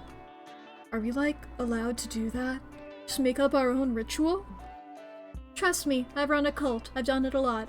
Now, what drink are we going to celebrate? Water? Sorry, I panicked. There are no bad ideas, Doug. Just ones we're not going to do. Nico, what you got? Absinthe. No, wait. Chocolate milk. No, wait. What about lava? Lava is perfect! We could travel to different volcanoes and see if they're different flavors. That would be so cool. Maybe one volcano is sweet and one is spicy. I want to find the lava that tastes like melted cheese. I just looked up flights and we could be in Pompeii in 8 hours' time. Should I book it? Definitely. This lava drinking ceremony is gonna blow the tea ceremony out of the water. Are you the only person here who remembers that lava hurts? You better come up with an even cooler drink ceremony idea before your friends burn themselves to a crisp. The 5th coffee of the day drinking ceremony. Properly paying tribute to the passage from drinking too much coffee to actually having a problem. And the ranch dressing ceremony. Maybe if we make a whole ceremony for it, people will stop calling you a weirdo for drinking it straight from the bottle. Let's go with the coffee one. You and your friends jump right into the new ceremony. Step 1. Chug 4 coffees. This goes about how you would expect. Gang, I think I'm having a heart attack. Can someone look at my heart and tell me if it's exploded, please? Sorry, Doug, I can't check now. I've got to practice running around this room really fast. But I'm sure it's fine. Zoe, can you check? I could already see through time. Now I'm looking into extra time. That's good. I think that's a good sign. I think that means the ceremony is working. 5th cup, here we come. You reach again for the ceremonial cafeteria, and your hands shaking like a jackhammer. Every mug you touch shatters under the force of your grip. Your palms not breed! They don't do that! They bleed! They bleed from the shards! I demand coffee. Do not fail me, Mack. You close your eyes, steel yourself, and take another mug. It rattles in your grip, but it stays intact. You pour 1, 2, 3, 4 cups! Yes, now complete the ritual! Okay, everybody, got your mugs? Let's drink on the count of 3. 1, 2... Please don't make me drink it, it's too dangerous. Come on, Doug, would you rather just us 3 die and you have to carry on that tragic memory in your heart alone forever? No? Exactly! Today we either die or together, or ascend to become the 5 coffee per day gods. 3, 2, 1, drink! All of time flashes before your eyes. You can see everything so clearly now. You can see the future. You know exactly what to do. You pass out. When you wake up, you're sat in a cubicle, typing obsessively at a computer. What is this place? Looks like your friends are here too, doing the same. Did we die? Is this the afterlife? I just asked, and this is apparently our company? I think we all founded it while we were in our coffee blackout. You all leave, satisfied with a good day's work. Man, coffee really does make life bearable, huh? You gain 2 boldness and lose 2 creativity. But I'm not prepared. Alright. We'll go to the stage then. Oh, look at my little guy. How to make your player character truly charismatic. You grab a seat at the main stage where a panelist talks about making interesting player characters. Apparently, they should be color coordinated, have a distinct personality, and also have a cool name like Kratos, Luigi, or Mack. You'd learn you make an awesome PC, and that your self-knowledge equals +2 smarts. Hell yeah. You must have dozed off during a panel because you wake up in the middle of a Liam Prom cosplay contest. Liam and Zoe are chatting with Nico on the sidelines. So, which Liam are you cosplaying? Cartographer Liam? Brooding anti-hero Liam? Liam with the septum ring? I went with classic Liam. What do you think? Wow, that's impressive. Where do you get such an accurate costume? I found it in Liam's suitcase. It was so nice of him to pack a classic Liam cosplay just for me. I'm pretty sure those are just my clothes. Even better, because I gotta get deep into character to win this. I need to be the best Liam I can ever be. Then you must embody the spirit of my aloof artistry, beautifully tortured by an unaesthetic world. Cleavage. And show cleavage! How much cleavage? How much cleavage? All the cleavage. Whether it's because they show cleavage or because they're wearing Liam's actual clothes, Nico wins the Liam Prom cosplay contest. Woohoo! Congrats, Nico, you were the most Liam to ever Liam. Of course I was. I am the most Liam to ever Liam. Oh my goodness, hello! Hello everybody, welcome on over. Thank you for following. Oh my goodness. Bear Raid, hello. We're playing Monster Con. We're having a good time. Let me give you a shout out here. I know commands. I can do them, and I can type, and I can do things. I did it! Hell yeah, I had a feeling. Yeah, I'm loving it so far. This is my 4th run, 2nd one this stream, and truly, Monster Con, I'm having so much fun with it. I'm so glad. I loved all the previous games, so I'm glad to be back in it. Currently, Nico is cosplaying as Liam and just won a Liam cosplay contest. But hello everybody, my name is Mack the Cheesy. I like to do games and I'm a cat dog. Oh my goodness, I love these little sillies.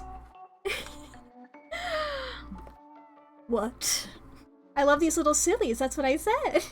Didn't notice Nico, I mean, it's truly... They stole Liam's clothes. You misunderstand me, how passé! Only the one true Liam could understand my own superior jargon. Oh god, who do I shoot? Which one do I shoot? I seem a little silly too. Hell yeah, that's the goal. That's the goal in life, is to appear a little bit silly. Maybe even a big silly. Who knows? One is enough. What if everybody became Liam? What if they were all Liam? What if it was Liam's all the way down? Oh no. You must be some inferior poser. No, I've seen this before.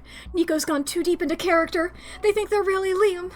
You better snap them out of it. This game can only take so much Liam. Challenge Nico to define anti-disestablishmentarianism. Or, well, Liam owes me $100. I think Liam owes me $100. It was so fast! Liam who? That's all it takes for you to break character. Yep, the art of cosplay is priceless, but I'm not. coward, give me $100. It's okay, Nico. It wasn't you who failed to cosplay Liam. It was your bank account that failed to cosplay as Liam's bank account. That's the true sadness of the world. Yeah, let's go with that. As long as you're yourself again, I'll take it. Some Liam cosplay is flattering, but I think even I can read. Even I think there can be too much of me. Beautiful laugh. Hee hee. Okay, but are you paying me back or what, Liam? Ugh, fine. Yay! He gives you $100 even though you're 100% paid that up to break Nico out of character. Nice! Too boldness would lose two smarts. Yay! Ah! Okay, now we can finally get our girl. The one I was aiming for this time.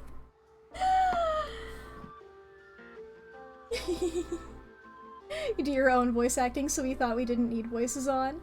I'm just so used to them just being like, yeah! Alright! And it's truly just that. And sometimes they get little sillies. It's beautiful.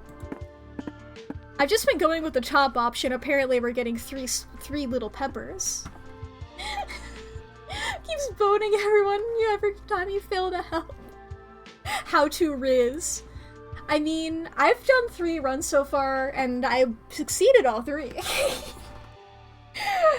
I mean, I think you just gotta get your...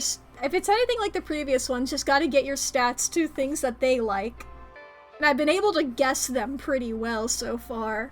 I feel like I gotta get my charm and fun up is what I feel like for you. You can play board games. You and April have a great game night. Look at that, you got cards. You decide to play charades. April wipes the floor with you. One day you'll win a run of a Monster Prom game. See, what you need to do is have something wrong with you mentally. Get Monster Road Trip and go, I can 100% this. And then get really close to doing it before you get distracted by something else. You know? You need to make a spreadsheet of all of the different events you've gone on and every single choice that you've made. And just keep that categorized so you can try to get 100%. And eventually, you will hyperfixate on something else. That's what I did, at least. April wipes the floor with you. You could have foreseen that since clowns and mimes are probably related to some degree.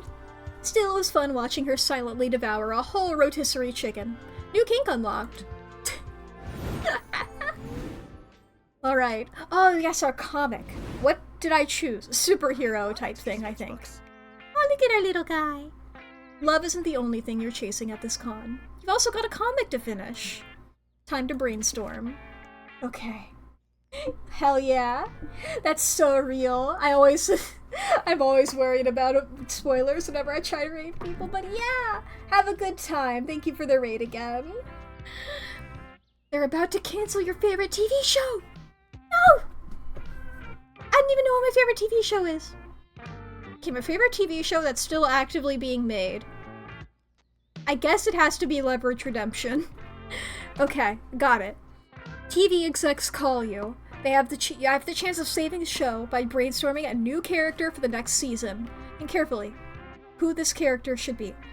Dog with a hat, Gary Gunhands, Super Einstein, or a clear self-insert of myself.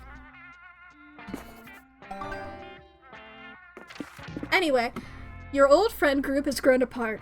It's been 10 years since you last hung out, and now you gotta think of a plan that'll bring you all back together. The not-so-well-known Tangle for Four competition, committing a crime that ties your fates together forever, a night at the local swingers club, or a too-good-to-ignore 4-for-1 promotion at the local car wash. Let's go to the swingers club. That's fun. Alright, back to the con. But there's too many options. Okay. Haven't gone to that one yet, but I want to go to Charm. You find a portrait artist at the Artist Alley. Apparently he can accurately portray your soul. You've always wondered what your soul looks like. Buff, small and cute. Hey, maybe it's ginger-haired. No, it's just you with the weird glow around you. But hey, that glow sure adds +2 charm to your looks.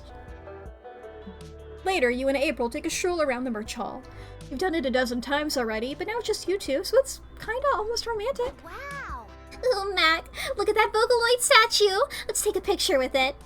April pulls out her phone to snap a selfie, but then she gets a call that makes her face turn white. She takes a deep breath before answering it. Hi, Mother. Are you calling me?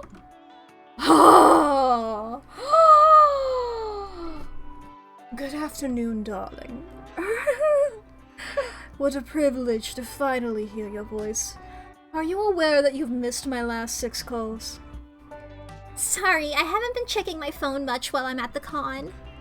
Is that so? I thought you were always on your phone managing that internet job of yours. I can hear the quotation marks over the phone, Mother. Good.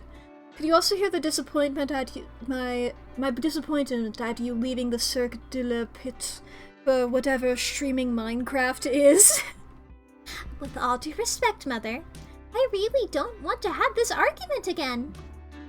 An argument requires 2 opposing viewpoints with some degree of validity, my dear. Be that as it may, I called you today to make sure you've registered your clown egg. Clown egg? I don't need to ask about that, I know what they are.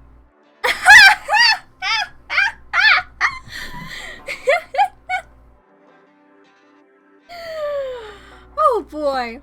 Oh yeah, it's traditional for clowns to paint their signature makeup on an egg and submit it to the clown egg registry so no one copies your look. Why are you telling me that? Don't explain clowning to me, my dove. I'm not the one who dropped our noble craft for no discernible good reason. No, Mother, I was explaining it to Mack. Who's that? They'd better not be some new lover of yours. You know your father and I would never approve of you seeing a non-clown.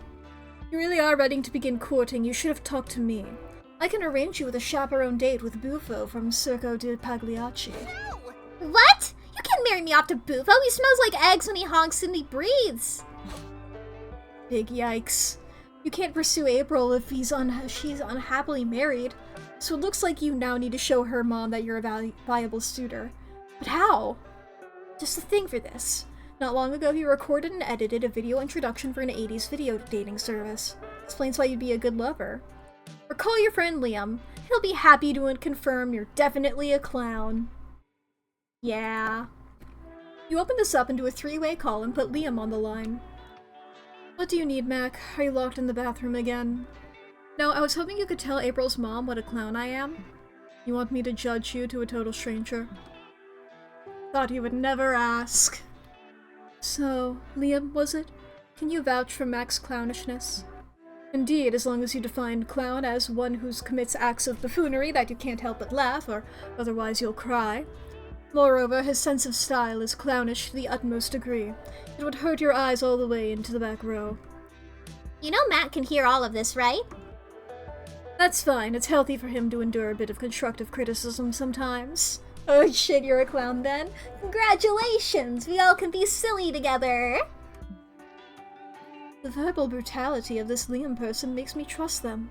And if they speak well of this Mac, I suppose he is good enough for me. Really? Oh, thank you, Mother. Thank you so... Yes, you're welcome. Now away with you. I'm having a dinner party tonight, and the rubber chicken still needs to be brined. Oh, gotcha. Bye, Mother. Bye, Liam. Thank you so much for helping me deal with her, Mac. How can I make it up to you? Oh, I know. I'll give you another favor to do for me.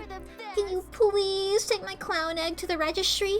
Mother will kill me if I put it off any longer, but I'm scheduled to do a stream soon. Thanks.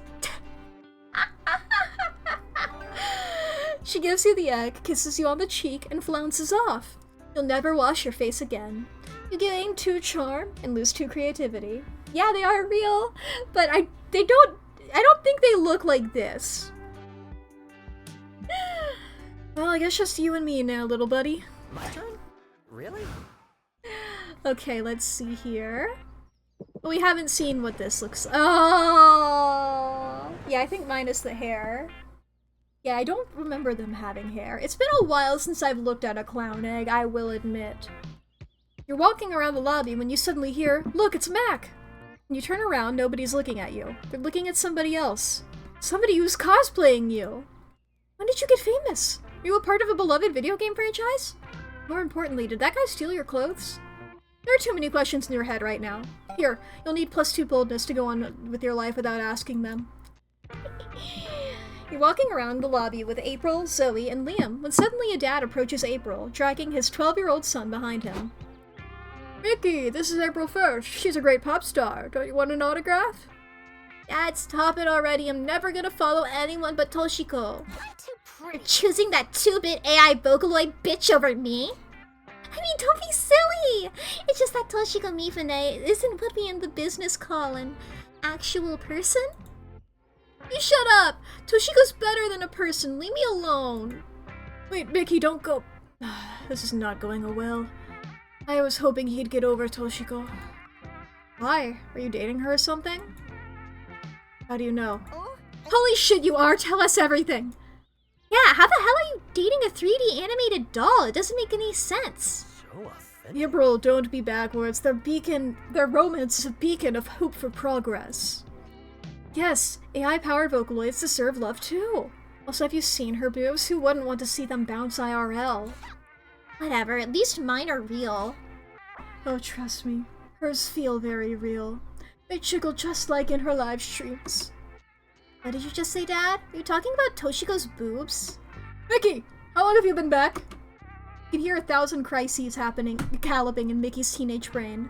Quick, find a way to break this huge piece of news without any added trauma. Your son needs to hear this news from his possible future stepmom's mouth. Bring the Vocaloid here to meet him, and also us, but mostly him. Or, looks like his son's gonna have to find a new hobby.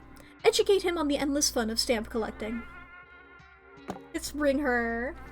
Alright, I'm gonna call her right away. Yes! Yes, you do that! This still doesn't make sense. Toshiko's a 3D model. How is she supposed to show up? Sweet April, you underestimate the power of forbidden love. And also state-of-the-art technology. Mickey's dad talks on the phone for a while, then returns with a smile on his face. Mickey, there's someone who would like to meet you. Mickey-chan, your dad has told me so much about you. Oh my god, it's Toshiko Mifune in the flesh! No. It's finally happened. The singularity is here. AI is going to kill us all. April, calm down. Don't you see that Toshiko just wants some love and affection? That's right. And I found it in your dad, Mickey-chan. And maybe I could give you some affection too, as your new mom. Sure. What a beautiful scene. Love conquers all. I welcome our new AI overlords. Indeed. You helped a Vocaloid find love, you helped Zoe meet that Vocaloid, and you helped April lose her mind. A game too fun, but lose too creativity. But there's too many options. But let's get even more fun. I've read this one before, I believe. Yes. You decide to attend a Japanese cuisine class with Nico and April. It starts with a sake tasting. Now you're being taught how to prepare sushi, and you're wondering if getting everyone tipsy and then giving them knives was the best idea? Whoa. Are they gonna give us a real fish to kill? So hardcore. Oh, can I fillet it? My motor control is like so good right now. Go for it. Have you filleted a fish before? No, but how different can they be from people, really? April is saved from elaborating on that when the instructor plops a live octopus on your table. Wait, they want us to kill an octopus? No, octopi are too smart to eat. They can open jars and feel love. Right? I just watched that documentary. What was it called? My Octopus PhD Professor? Yeah, the one with the nice octopus who likes the dude. You don't think this is the octopus from the movie, do you? It could be. We gotta save him. This little fella didn't get a PhD just to die. Yeah, great idea, Nico. You're like the smartest person I know. I know. Let me just chug the rest of the sake, and then we'll save this octopus's life. There's a cogent discussion to be had about the ethics of eating intelligent creatures, but you're all way too tipsy to have it. So instead, it's time to save this octopus before someone turns it into a delicious taco nigiri. But how? Stab someone and get the octopus to treat them. If the octopus happens to be a good surgeon, it'll be unethical to eat it due to all the lives it could save. Play tentacle hentai on the projector. Chances are people won't feel like eating an octopus after that. Oh, genius! Dude, that's genius! But I don't know where we'll find tentacle hentai at such short notice. In your purse. Oh, weird! Somebody must have dropped this tentacle hentai DVD in my purse by mistake! Whoa! That's too bad for them, but lucky for us! You play the DVD on the projector. It disrupts the sushi workshop because, well, because playing tentacle hentai would disrupt most events. Wow. How many holes can this octopus fill? Shh! You're talking over the good part! Is what I'd say if I'd ever seen this before. Finally, the instructor recovers from her shock and stops the DVD. Everyone looks a bit green around the gills. So, who's ready to put some delicious octopus in their mouths? Yum yum! You three get kicked out of the workshop, obviously, but you manage to stuff the octopus in April's purse before you leave. You all take a bus to the beach and release the octopus into the ocean. As Liam says, Goodbye, little fella. Good luck with your PhD studies. I'll never forget you, Dr. Octopus, until I sober up and forget all of this. You all decide to drink more sake and raise a glass to your new octopus pal. Gain 2 fun, lose 2 boldness. you sure it's And you know what we're also gaining? 3 minutes of ads. That's... Sometimes the segues are better than others, alright? But hey! In case you're unfamiliar, over here on the Mack the Cheesy channel, we do 3 minutes of ads once every hour, so in case you need to take a break, now is going to be a great time to do that because I'm not going to be playing the game. But so if you need to grab a snack, get something to drink, if you need to go to the bathroom, if you need to save your files, there's a reminder to save your files and take your meds, and do it. Is your jaw clenched? Stop it. How's your posture? Make it better. You know? You gotta make sure you're all good. Make sure that you're good. Yeah. Also, we're the scaredy cat right now, just because I assume boldness is my lowest stat. That's beautiful. It's beautiful.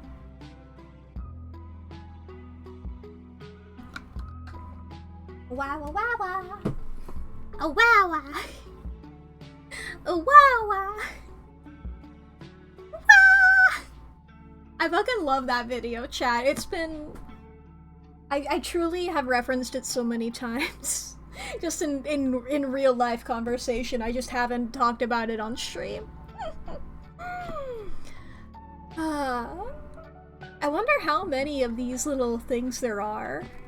It's truly wonderful. Because they've been different each time so far. There's at least 4. God, I love Monster Prom's art so much. Wah! Such a good.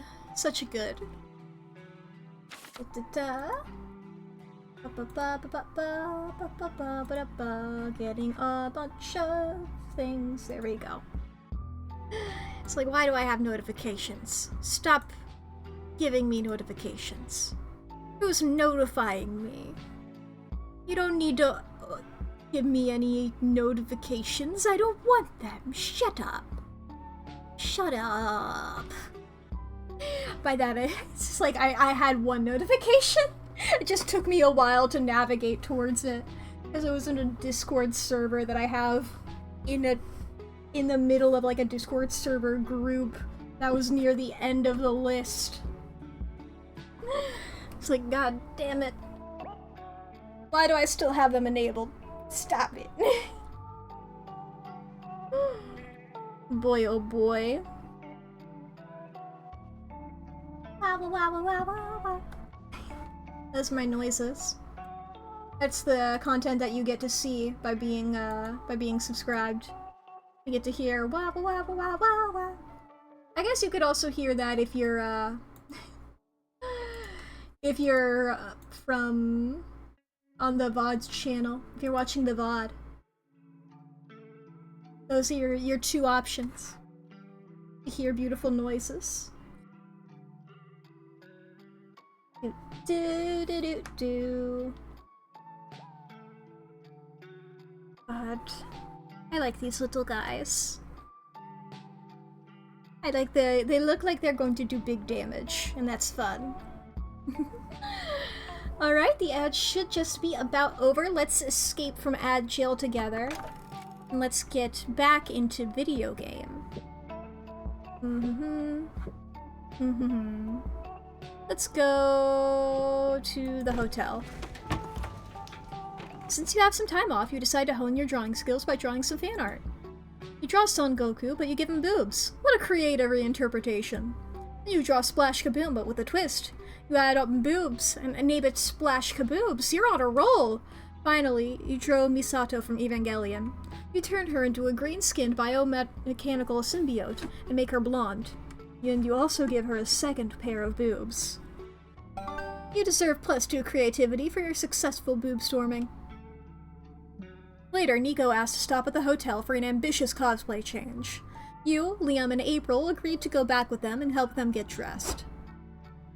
Where does this belt go? That's the belt that holds the sheath for my black dagger, not to be confused with my grave dagger, my blacker dagger, or the sheath that I keep my phone in. What about this belt? That's the thigh belt that holds the 2 shin belts in place. Never leave home without it. Why does this character need shin belts? Do they serve any practical purpose? They serve a great purpose. They make me look really cool. To each their own. If wearing an impractical amount of belts makes you feel confident, go for it, queen. Fair enough.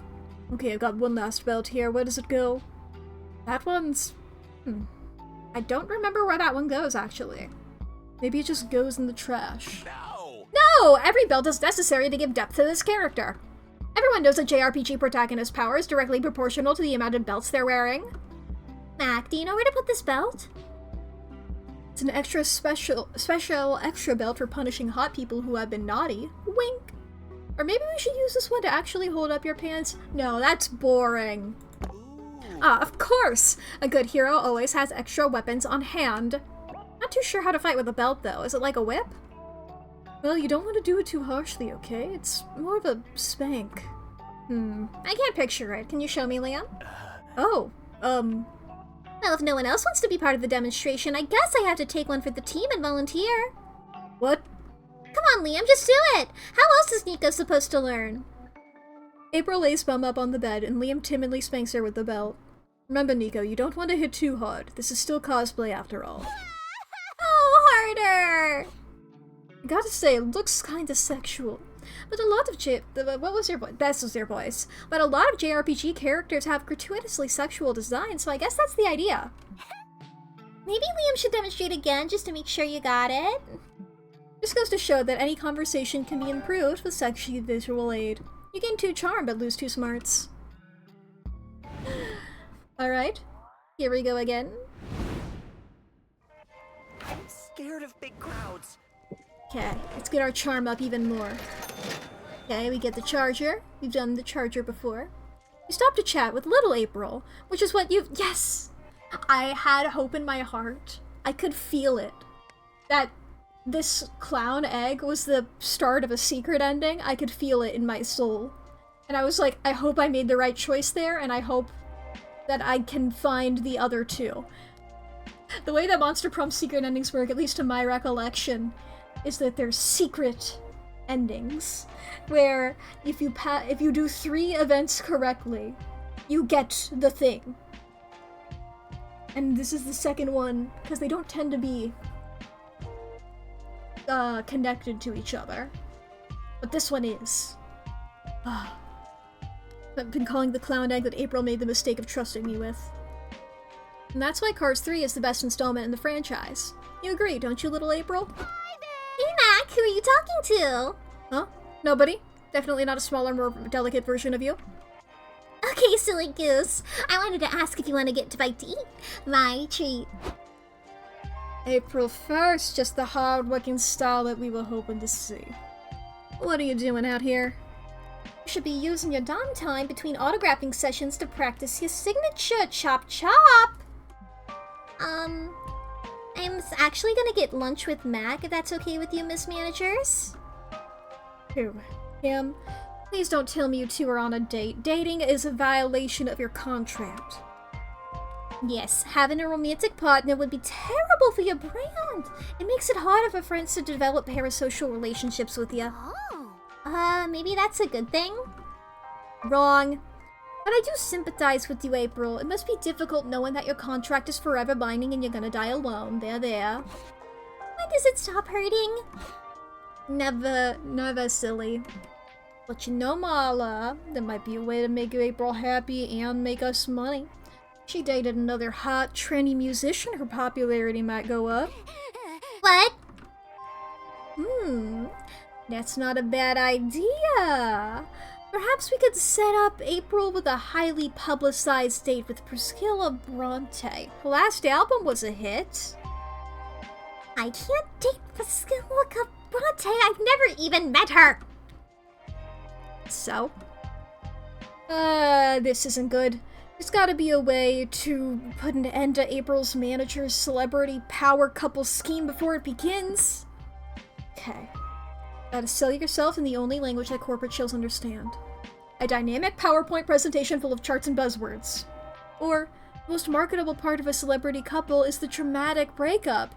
Then you could be the rebound and sell the fantasy that normal people have a chance with celebrities. Okay. Intriguing. Okay.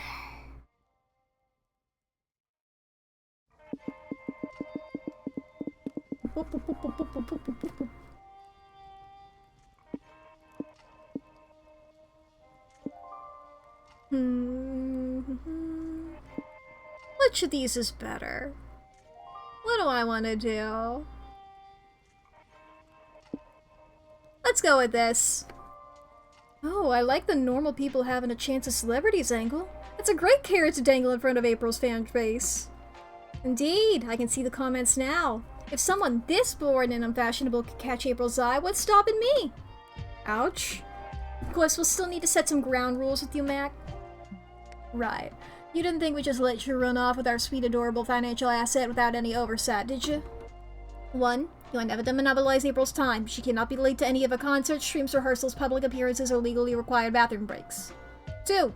You and April break up, she will be entitled to an alimony-esque share of your estate until she writes a breakup song about you that hits double platinum. 3. You and April and— oh! Hey! Thank you for subscribing, Lev! Yeah! Welcome. Anyway, you and April, even if you are subscribed, you and April are never to do anything that could result in procreation during your sexual encounters. I thank you very much. It's very kind. Oh, and a yay. A yay as well. I loathe pregnancy scandals and I'm not taking any chances. So, is anal still on the table then? Do we have to talk about all of this right now, Miss Managers? It's embarrassing. Sorry, April, but it's high time we discuss the birds and the bees contracts on here, and here. Bear in mind that we still need to stage some initial dates between Basilica and April before Mack can play the rebound. So be sure to keep things platonic until the internet's filled with Aprisilka split headlines. Otherwise, I'll sue you within an inch of your lives. Ciao! Joke here about a clown car.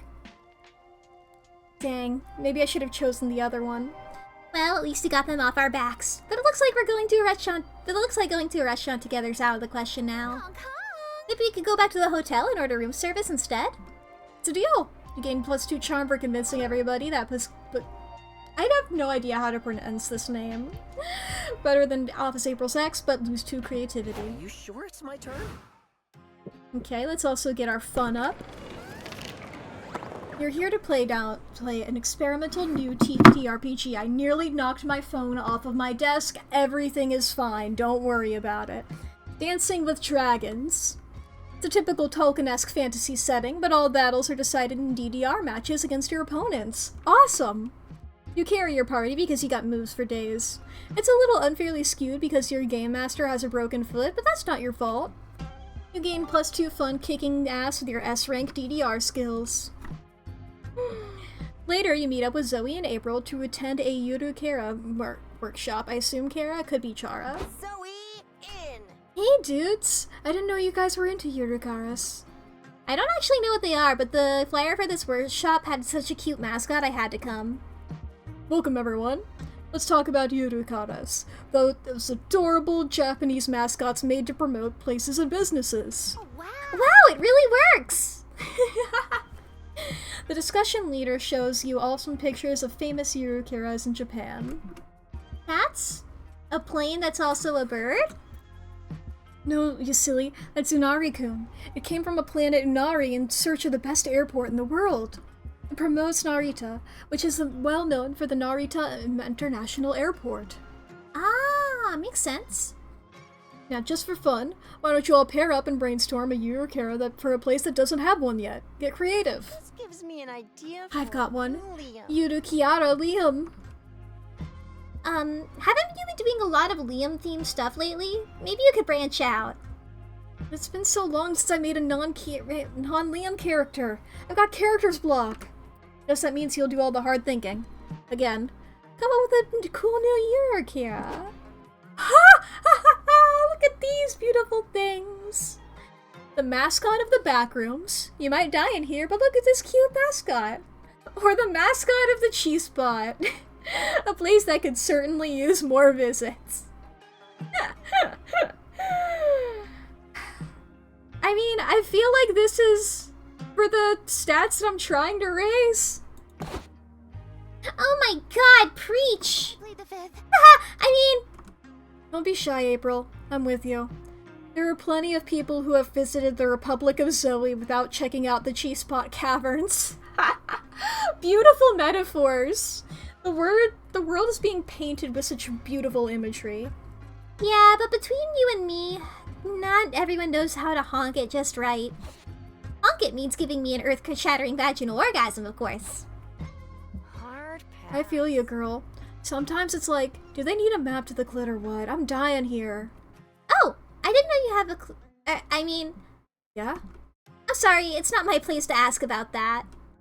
No, it's cool. I don't mind. Oh! Zoe trans. Zoe trans. Let's go all rule. The easy answer is that this body is always in a state of change, even if I've settled on this identity. I'm basically a smorgasbord of flesh and possibilities.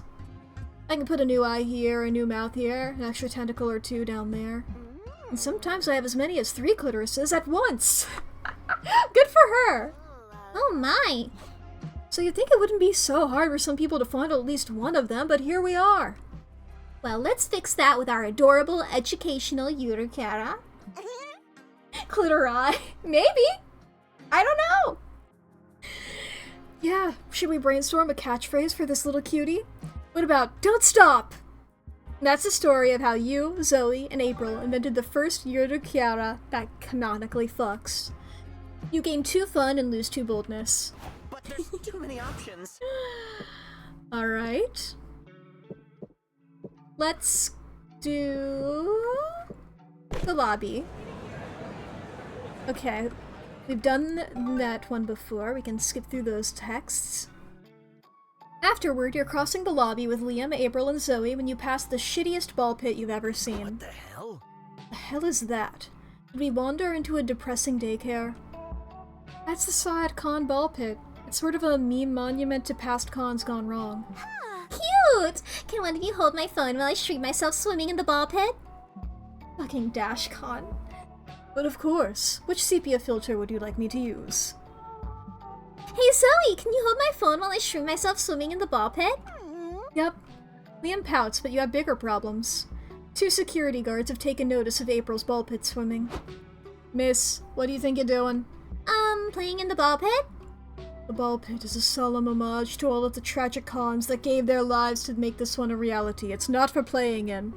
Sounds like somebody didn't get an extra hour in the ball pit. How silly! Don't you think it's a little silly to have a ball pit that nobody can play in? We're cops, Toots. We're not paid to think. Get into these handcuffs or taking you to con jail. Oh no, oh no. No, I can't go back to jail. My old gang will never take me back after what I did. Well, the good news is April getting handcuffed is only increasing the number of viewers on her stream. But you doubt that she'll be able to appreciate that from con jail. Convince the guards to let her go. Ball pit is technically a type of pool, and therefore the jurisdiction of lifeguards, not security guards. They have no claim over April. Or pose as an FBI agent who's got to take April in for her other, much more horrendous crimes. They'll take it from here, thanks. Oh yes, we're both FBI agents. We'll take it from here, officers. There's no way anyone would believe that. Aha! I knew it! I knew one of you was a mole trying to get close to me. But you have nothing. You'll never connect me to the bloody Valentine murders. The what? I won't let you take me alive! April throws a confetti bomb. When the cloud of festive paper clears, she's gone. What the fuck just happened?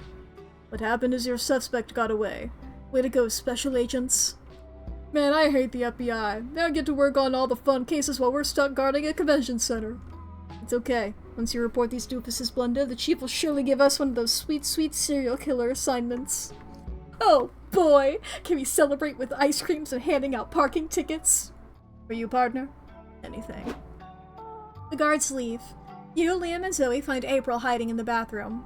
You manage to assure her the FBI thing was all a ruse. She insists that she knew that and was just playing along, which proves how great of an actress she is. You gain 2 creativity and lose 2 smarts. Scared of big crowds. Let's get our smarts back a little bit here. Next up is a panel with the author of everyone's favorite sprawling, saucy space opera, Supernovas of Tomorrow. Thank you all for coming. I'm sure you're here hoping to hear news about the last book in my series. Yes, he's finally announcing the release. The final showdown between Space Good and Space Evil is upon us. I hope Lady Cassiopeia and Lord Haley finally confess their feelings to each other. Zoe. I hope they finally fuck nasty. Well, yeah, I assumed that was implied.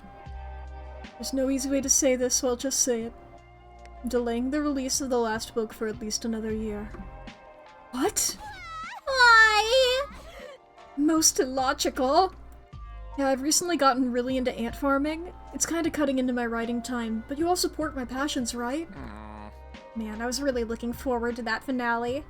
Can we convince him to finish the book sooner? Ransom always works. Let's kidnap his precious ants and mail him their squashed corpses until he writes the book. Just kidding! I'm just joking. Unless? Nah, coercion doesn't work. But it's not coercion if the author makes the decision himself with a little help. Mac, how can we nudge him in the right direction? Okay, during the Q&A, take the mic and narrate a very engaging anecdote. Once the author gets hooked, refuse to finish it and hold a narrative Mexican standoff with him. Or usually, when an author doesn't want to write their own book, the solution is to get a ghostwriter. Logic dictates you should stab the author so he becomes a ghostwriter. I really want to do a Mexican standoff here. Ooh, you should tell that story about April ditching a dead body in the sewer. It's hilarious. Nico! I told you about that in confidence! Why don't you tell the story of the time you befriended that horse, Mac? Oh yeah, do the horse one. That one's good. Especially since that story doesn't implicate me in any crimes. Honk. When the Q&A begins, you take the mic and tell the first 75% of the story of how you formed a lifelong friendship with a horse. That's cool and all, but that wasn't really a question. Also, can one even befriend a horse? I think the most you could do is have a bond with a horse. They have a bond, alright, they're besties! Check out this sentimental postcard the horse sent Mack just last month. What? How do you even know the horse wrote that postcard? Because the horse signed it. Next question. This whole scenario makes no sense. Hey, I'm the one dressed as Spock here. I'll decide what's illogical. Fine. I'm intrigued. Let me see the postcard. Sure. Well, you see it. Once you finish writing the last Supernovas of Tomorrow book. Don't worry, getting thrown out by security is a sure sign that you've compelled him to finish the series. You gain 2 creativity for telling a riveting tale of horse friendship, but lose 2 boldness. Shopping time! Alright. This is my favorite customer. Well, actually, you aren't my favorite yet, but you might be if you just pick a box already. I've been eyeing this one, and I was truly like, I want to do this one on the last run. Landmarks in Love. What do we got? The Sexy Sagrada Familia. The main stage has been destroyed. Okay! Well, luckily I wasn't super into smarts, so that's okay. Wow. Luckily I was not prioritizing smarts at all. I brought extra markers. Okay, another day, another morning to devote to the comic you're working on. Let's go. For your service to the rat community, the Rat King is bestowing upon you one superpower. Choose wisely. Wi-Fi kinesis, the ability to produce Wi-Fi signal with your mind. Explosive diarrhea, like explosive. Hypervisibility, because only lame people want to be invisible. You are here to be seen. Are the strongest armor of all. Plot armor. Obviously. You're at a very important job interview and you get the classic question. What's your one defining weakness? Your inability to get over your ex. Probably oversharing, too.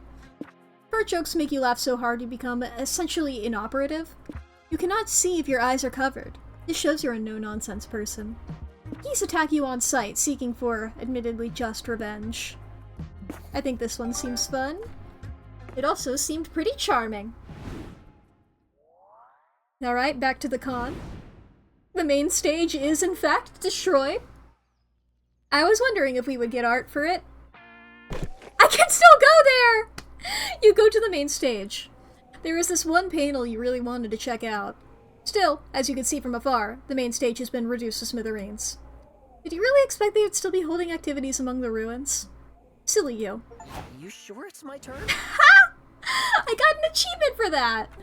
I didn't get to meet anybody, but hey! Let's get this charm up. Okay, yes, the tote bag, the tote bag, the tote bag, the tote bag. You're browsing the merch hall when Nico suggests you all visit Liam at his Yowie stand. You're always down to support your friend's horny hobbies. Greetings, my Greetings, friends. Thank you for stopping by. Been a bit quiet in here as of late. Where is everybody, Liam? Your stand's completely empty. Is your art unpopular? I prefer the term underground. My work can't be appreciated by mainstream connoisseurs. Aw, don't be sad. You might get fans one day. Not everyone can be as famous as April, having weekly dinners with the president. I'm not famous enough to get an audience with the president, silly goose. Not even allowed within 1,000 feet of the White House. What? You? Nico, you know that the president doesn't just have dinner with random celebrities, right? Poor Liam. You have no idea what perks fame can get you. Maybe one day. In fact, I'll help you get there. I'll be your first fan. I'll buy one of your pieces. I'll buy one too. Do you have any comics about naked men who are capable of breaking someone in half? How about this one? April hands Liam a wad of cash. Haha! The things I do to support my friends. There are so many options. Mac, which yaoi should I buy? Oh boy. Trenchcoat Panic and 2 guys, 1 salad. The one with the big twist, the big sexy dude, turns out to be 3 sexy dudes in a trench coat. They keep arguing about who's the top and who's the bottom. And then there's also 2 fully clothed men feeding each other salad. Others might not understand how this is porn, but you're an intellectual. I love the idea of 3 guys in a trench coat turning out to be 1 guy. Quite a disruptive choice. Ah yes, that's a playful one. I wanted to twist some tropes that I find are a bit too worn out. Sex appeal of meeting a tall, dark stranger meets the amusing trope of 3 people hiding inside of a trench coat. What if I combine those tropes to create some horny situations? Huh. This really is something. I wouldn't mind being sandwiched inside that coat. Haha, silly April. Why would you want to eat a sandwich in there? You're such a goof. That's me! Honk honk! So, do the characters eat sandwiches at some point? You'll only know if you read the comic. Well, if we must. You all read the yaoi comic together. There's plenty of sandwiching to be sure. You gain 2 creativity and lose 2 smarts. My turn? Really? Alright. Let's have some fun. Okay, we've done poker 2 before. Later, Liam invites you to a retrospective viewing of an old samurai movie. Time to gain an appreciation for the classics. So, some fans of Ikigami, the illiterate swordsman, decided to book a small room in the community zone, because only a true classic samurai fan would bother to come. Hey, Liam! I was assuming that I wouldn't see you here. Hello, April. I didn't expect to find you here either. Are you perhaps in the wrong room? Nope. I love the Ikigami movies. I used to watch them a lot with my dad. I would never have expected that from you.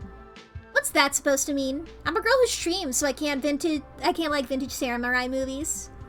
I don't care that you're a streamer or a woman. I patronize everyone equally. Attention everyone, we're starting the first movie now. We expect that the Ikigami, the Illiterate Swordsman Marathon to last about 8 hours. 8 hours? Oh well, at least it's 8 hours you get to spend with your friends. Here's an interesting factoid. When they filmed this scene, Ikigami accidentally broke his foot. Yes, he accidentally sliced his co-star's pinky off. Let's not interact with the movie with facts everyone already knows, okay? This is the fucking... You know, Viggo Mortensen broke his toe when he kicked that helmet. But I can lip sync to more of the lines than you. You're on. Damn it. You came here to court Liam and or April, but you can't do that if they're too busy trying to one-up each other. How will you survive this movie retrospective with two of the haughtiest, most competitive people you know? 8-hour-long drinking game.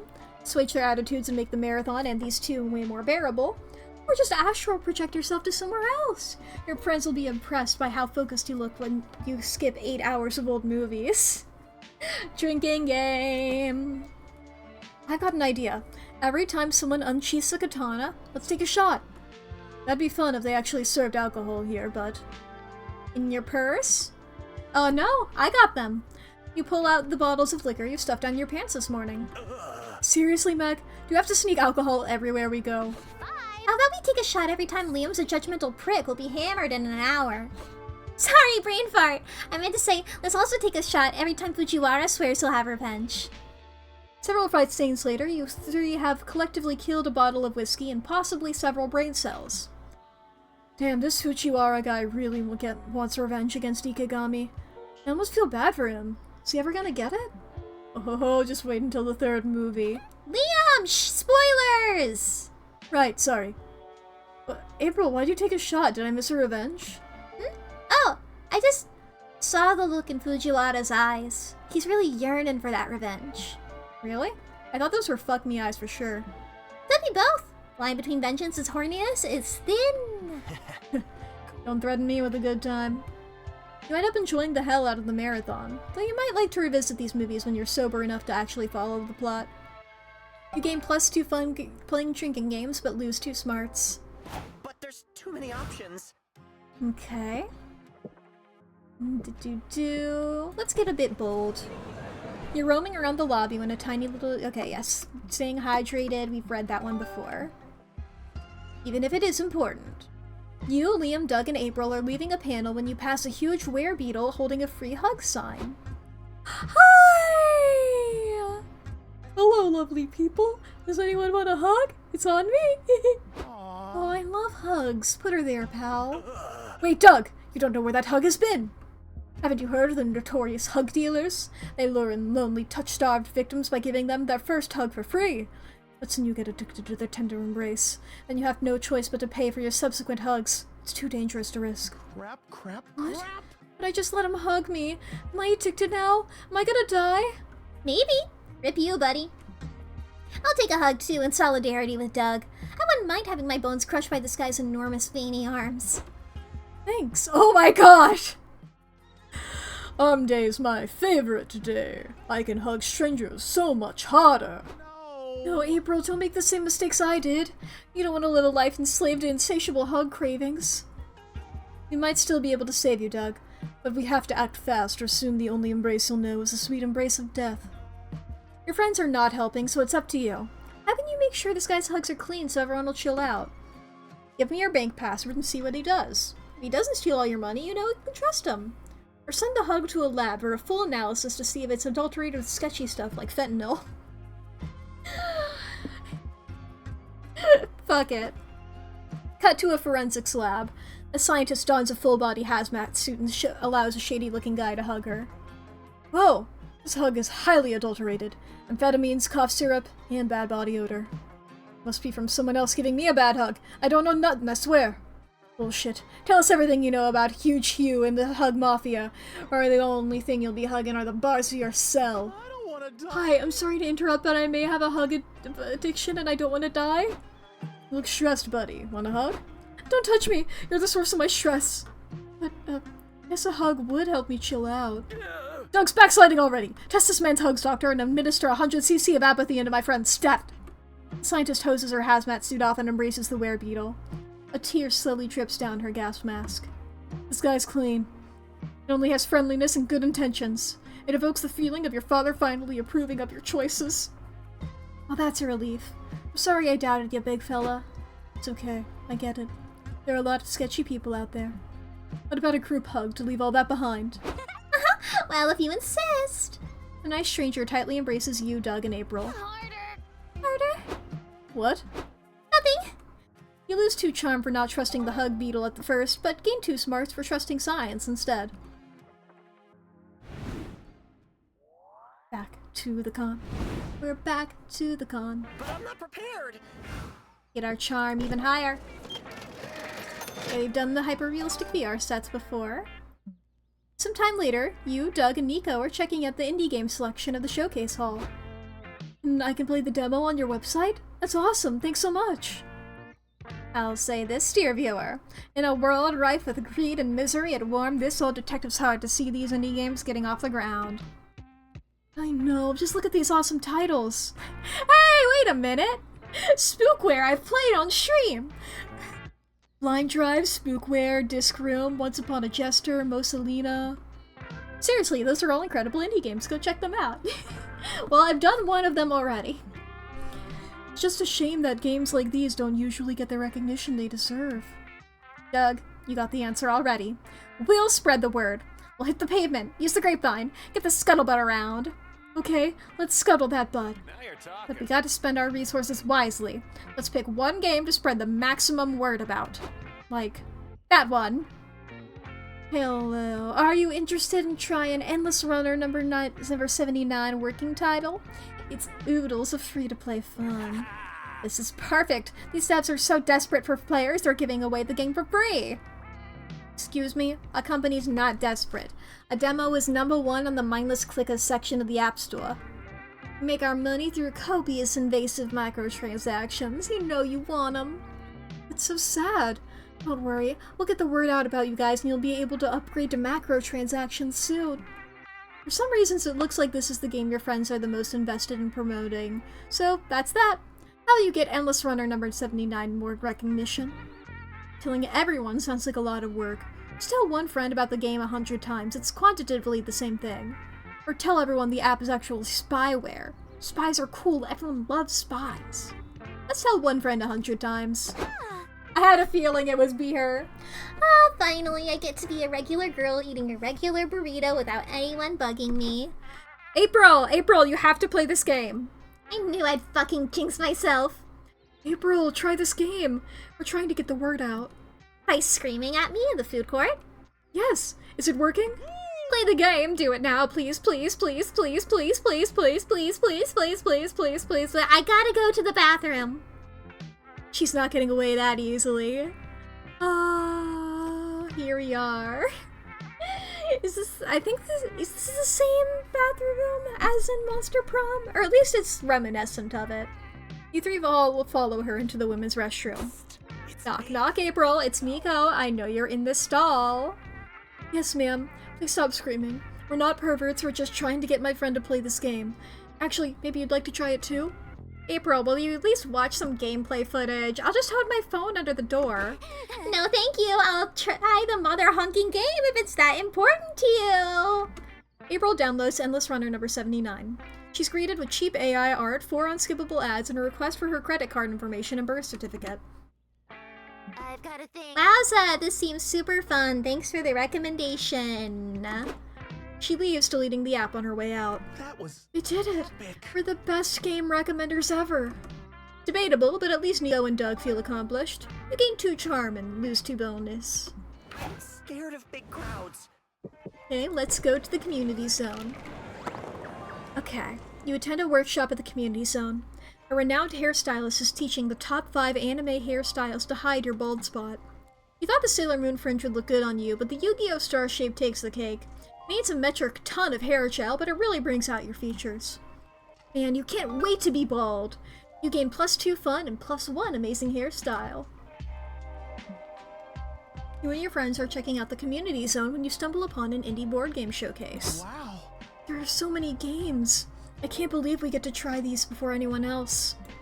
Yes, but be wary, Doug. If you even look at any of these game devs in the eye, they'll try to trap you in their sales pitch. Hey! You there! You think you're smart enough to understand my Eurogame? Don't be ridiculous. Of course I am. What an ignorant insinuation. Show me this Eurogame of yours. Liam, didn't you just say? All rules have necessary exceptions, April. This won't take long. 3 hours later. So, okay. I can discard up to 3 plasma cubes to get a plasma homunculus, but only if I built a cube merger last turn. Do I do this before or after the harvest phase? During the harvest phase, and only if no other player has a proto-alchemist or on a sulfur tile.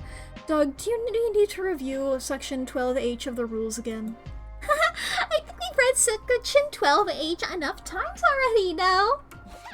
No more rules, I can't take it anymore. If I have to memorize another rule, I'm gonna start eating drywall!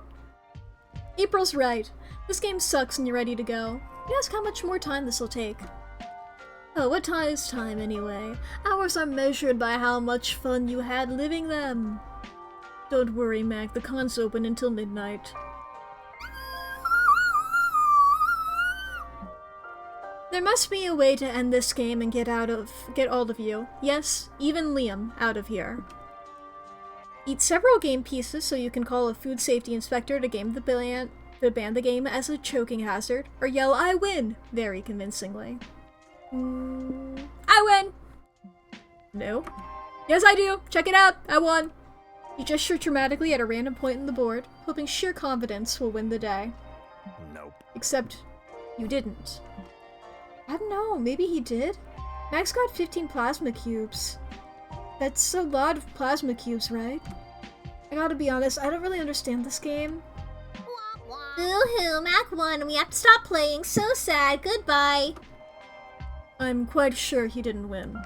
But I am so much surer that he did. April, I just want you to consider that maybe you haven't completely grasped the rules of the game. Entertain the idea that you might be wrong here. I'm entertaining the idea of cracking your skull open with a hammer.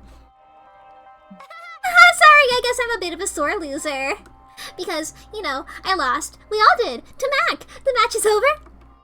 This all went way over my head, guys. Wanna play again? Maybe I'll grasp the rules better this time. No! April flips the table while politely laughing. She then drags you three to the nearest food stand and stuffs hot dogs in your mouth to shut you up. Yum! You gain 2 charm and lose 2 boldness. But I'm not prepared. Alright. You're tired from all the shenanigans of the con, but a severe case of FOMO prevents you from going back to the hotel. If you take a power nap here in the lobby, you'll be well rested and technically not miss out. Lots of people chirp on you, but they say nothing as they imagine you sleeping in cosplay. It's a cosplay performance referencing some movie or anime. You get some rest and gain +2 boldness from not giving a single fuck. You're walking the floor with April, Doug, and Zoe when you notice a man talking to a very sullen young girl. Surprisingly, April takes charge. Hi, cutie pie. Hi, cutie pie. How about I turn that frown upside down with a balloon animal just for you? Only $10 for ages 12 and younger. Oh, so that's why she took charge. Honey, look! This is April 1st. She's an idol and influencer. Isn't she cool? No offense, but I don't know or care who this lady is. Maybe you'll care after this lady kicks your ass, you little asshole. Just kidding! I'm kidding! I love kids. I've never even killed one before. Honk honk. Dang. Is it me or does your daughter really not want to be here, dude? No, you're right. It's my weekend with her and I thought this would be fun for us to do together. Dad, I told you already, I'm just not into all this dirty stuff you like. I'm into cool stuff, like accounting. Accounting is the best. Accounting? Yeah, I think accounting is fascinating. Does this con have any financial forecasting workshops or collectible hand checkbooks? No, sorry. No, sorry. We have waifus with glasses selection. Does that count as accounting? I'm sorry this has been a bust, honey. We can leave. I'll buy you a new calculator on the way home to make it up to you. Poor Dad. Surely there's something you can do to help him connect to his weird, boring daughter. Compromise you start today. Next time your dad will take you to a accounting con. And there's a friggin' anime for everything these days. Just search for an accounting-based isekai or something. Yeah! Yeah. Oh, totally! Isekais have a surprisingly varied pool of subgenres. There's guy who dies and reincarnates into video game. Guy dies and reincarnates as a fantasy god. Fantasy god dies and reincarnates as a regular guy. Surely someone's managed to put an accounting spin on their classics. Let me think. Oh, what about that anime about a guy who gets indebted to the Yakuza and has to become their accountant, and the Yakuza are all inexplicably young, hot women? I think you're talking about Help. I got indebted to the Yakuza and have to become their accountant, and the Yakuza are all inexplicably hot young women. Yeah, that's the one. I already knew about that one. I was hoping for something more age-appropriate. What about reincarnated in another world as a power princess with my spreadsheet? A group of accountants die in a spreadsheet-making accident. They're reborn as magical girls in a world riddled with villains, magic, and lots of mismanaged government funds. Holy shit, core memory unlocked! You grew up on reincarnated in another world as a power princess with my spreadsheet. You show the trailer to the girl and her dad. Oh, they're calculating their gross margins in sync to the power of their audit energy beam. This looks cool, Dad. Huh, look at that blonde tsundere accountant. Yes, I think this is a show we could watch together, sweetie. What do you say? Father and daughter leave after thanking you for helping them bond over weirdly specific anime. We did a good deed today. Sure, but this whole thing made me realize one thing. Gotta go! Why haven't we visited the waifus with glasses section yet? And so you go and mend your mistake. You gain 2 fun for helping people through anime, and lose 2 charm. I'm scared of big crowds. Alright. I guess we just gotta go over here then. You get an ice cream cone at a food stand. Damn, you ate it too fast, brain freeze! You feel like you can't move. You stand still for what seems like ages. The entire con passes in front of you. You imagine everything you'll miss out on now that you're forever frozen. Suddenly, the brain freeze passes. After a traumatic experience, your neural pathways have been changed forever, effectively giving you +2 creativity. Afterwards, you and your friends are in the hotel room debating on the least sexual way to eat a banana when an alarm on April's phone goes off. I've got a thing, Oh, so... sorry. I gotta cut this short. I need to do a quick stream to keep follower engagement up. Ah, yes. Stimulating one's followers is an important part of being an overlord, lest they get ideas for a revolt. Maybe stay to watch your technique. Sure, I suppose. Just sit over there and try not to be too distracting. Welcome to my... Hello, my silly geese. I missed you all. So I thought I'd do a short stream before I head back to SpookyCon. Let's check the chat. Oh, thanks for subscribing, Cupcake Kitty Cat. Welcome to April's Fools, honk honk. Hey, April. Hey. Huh? You call this controlling your underlings? Ridiculous. You should be using fire. So, who wants to watch me brush my hair? April, why you no respond? Who do you type on this tiny device? April, DX. What can I do for you, Nee Cosplay OO? I miss you. I miss you too, person I've never met before. What are you talking about? This is Neko, and this is your friend Omen. Remember? We killed the Bahub together last night? Yeah, we're besties. Watch, I'll post your exact location to prove it. Don't you fucking dare! Uh-oh, looks like we got trolls in the chat. My mod Mack will take care of it, right, Mack?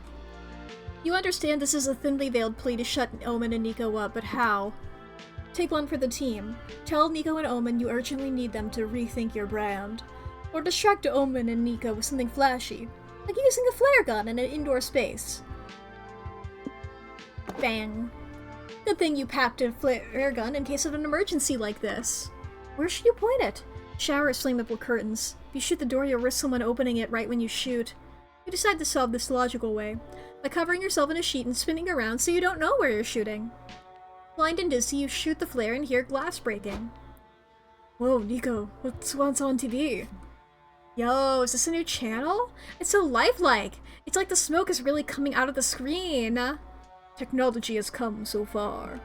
I'm done! Thanks for distracting those two from— Why is the room on fire? What the honk is happening?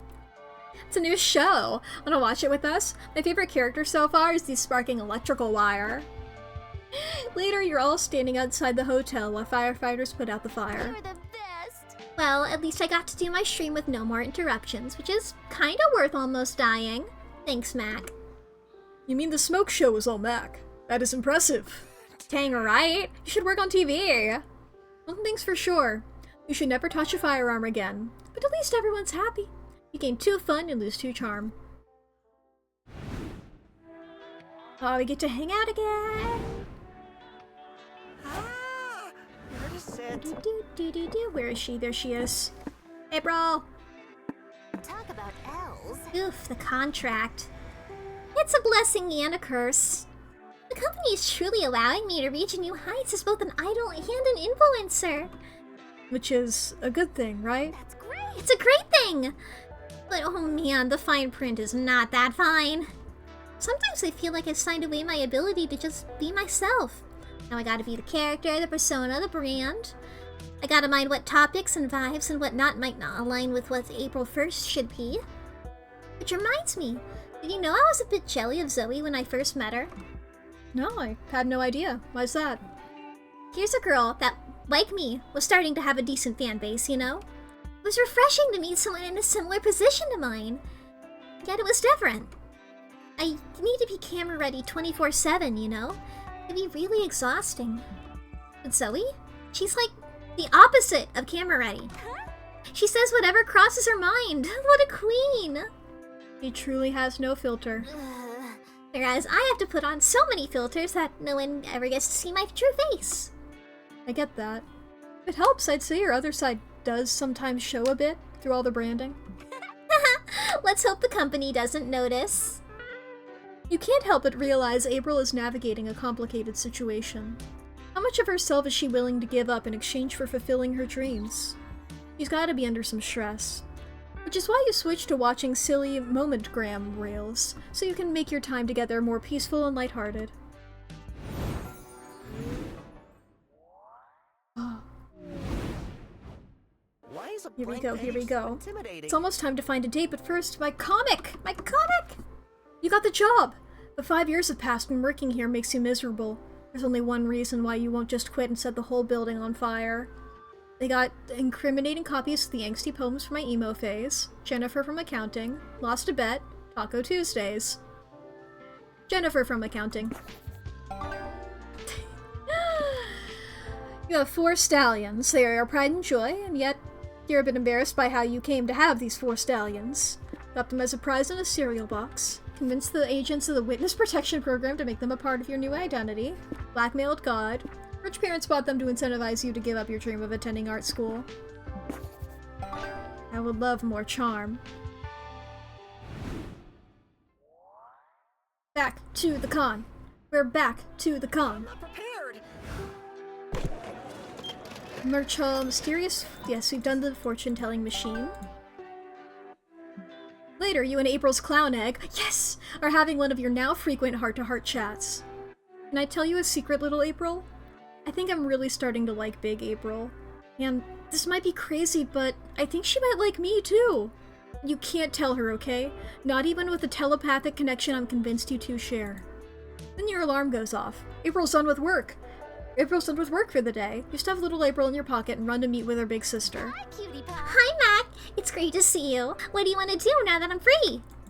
Whatever you feel like. Just hope nobody tries to split us up this time. Gosh, Sam. How crazy would it be if that happened again? Who would even try to come between us now? Jealous ex? Or maybe the government? Well, anyway, I was thinking we could... Hey, April, I've been looking all over for you. I've met this guy that you have to date. Huh? Since when do you like to play matchmaker, Nico?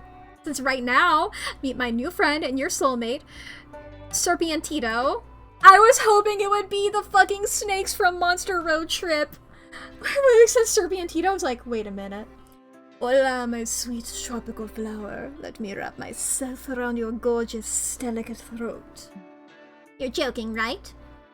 I would never joke about the true love between a clown and a sexy snake. Damn, little April. Should have known there'd be another bump on the road to making Big April mine. What the heck, Mac? I thought you registered my clown egg days ago. Instead you're just talking to it? That's so creepy. This seems like a bad time. Serpiantito and I can come back later. Yikes, the psychosexual attachment you formed with little April seems to be freaking out big April. Is there any way you can smooth this Serval and still get the girl? Explain that this isn't creepy at all because I collect painted eggs that look like all my friends. Or explain to April you could never abandon something as precious as an egg she laid. What? You heard me. How could you ask me to abandon your precious child at some cold, unloving registry? You really think I laid this egg? Well, yeah. Out of your clown cloaca, I assume. My what? Oh, you didn't know? Sex ed is really going downhill, huh? The cloaca is an orifice that ejects all lower body excretions such as poop, eggs, and— I know what a fucking cloaca is, I just don't have one! I mean, where did you get all these weird assumptions on clown anatomy exactly? The Wikipedia page for clowns and fish? I didn't expect so much overlap between those two species, but I'm not one to judge. I think you read the page for clownfish. Fish and clowns have extremely different anatomy, for the record. They do? Geez, no wonder I flunked biology. Either way, I'm really sorry I didn't register your egg. I just thought it was an important part of you, and you're really important to me. Aw, you silly goose!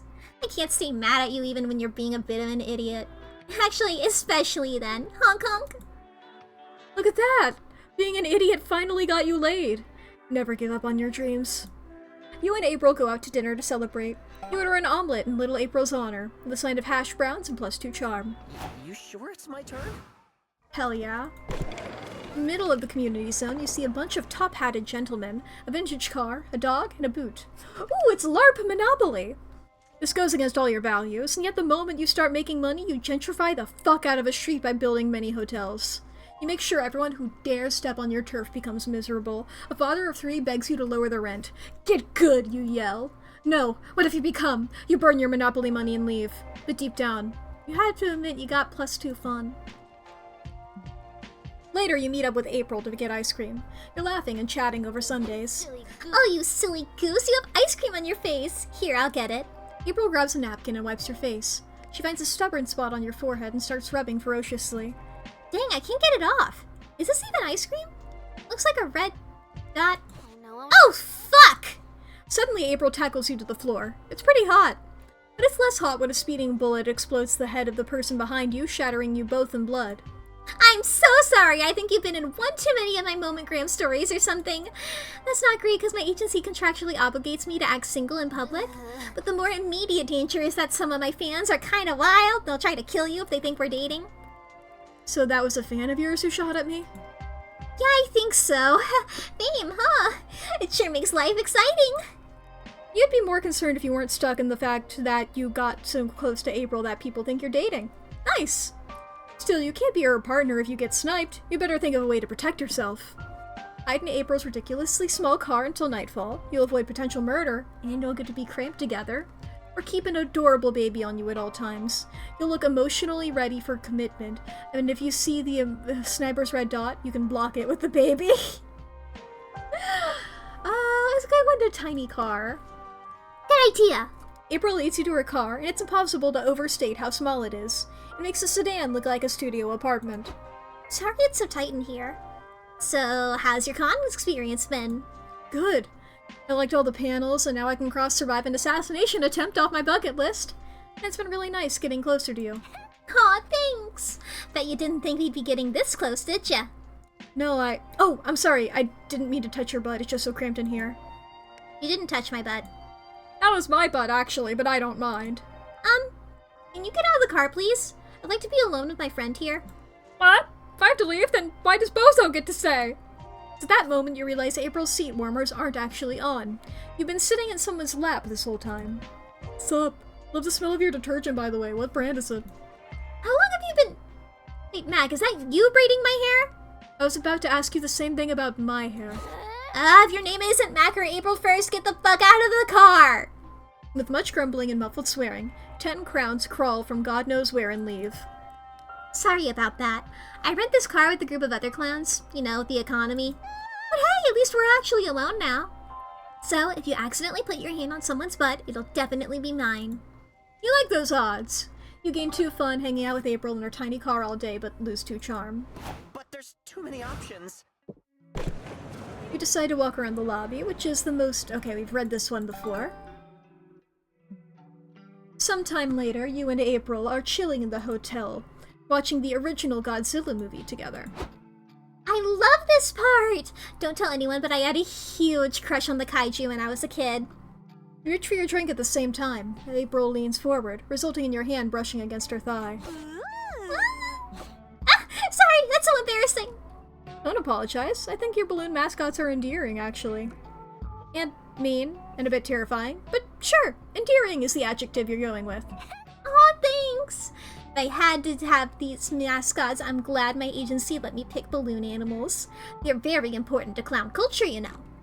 Maybe I could show you how to make one? Yes, I'd love that. April gets a balloon and positions herself behind you, guiding your hands through the motions.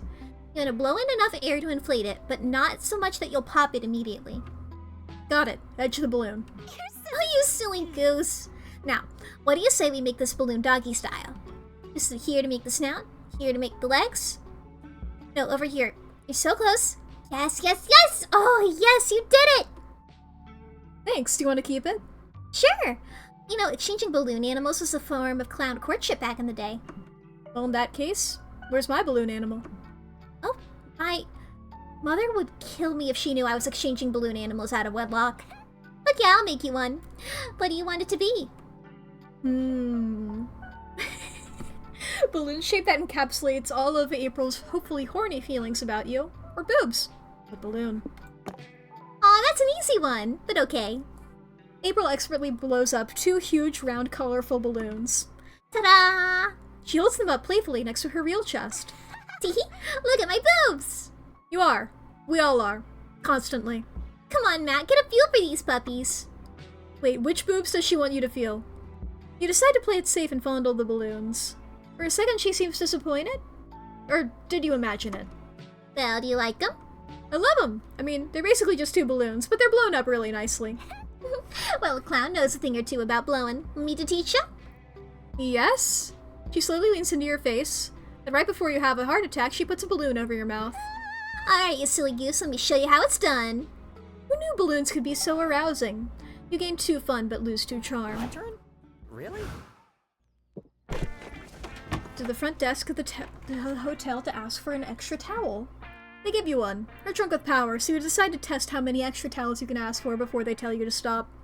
You manage to get 14 extra towels. Huh. What can you do with these many towels?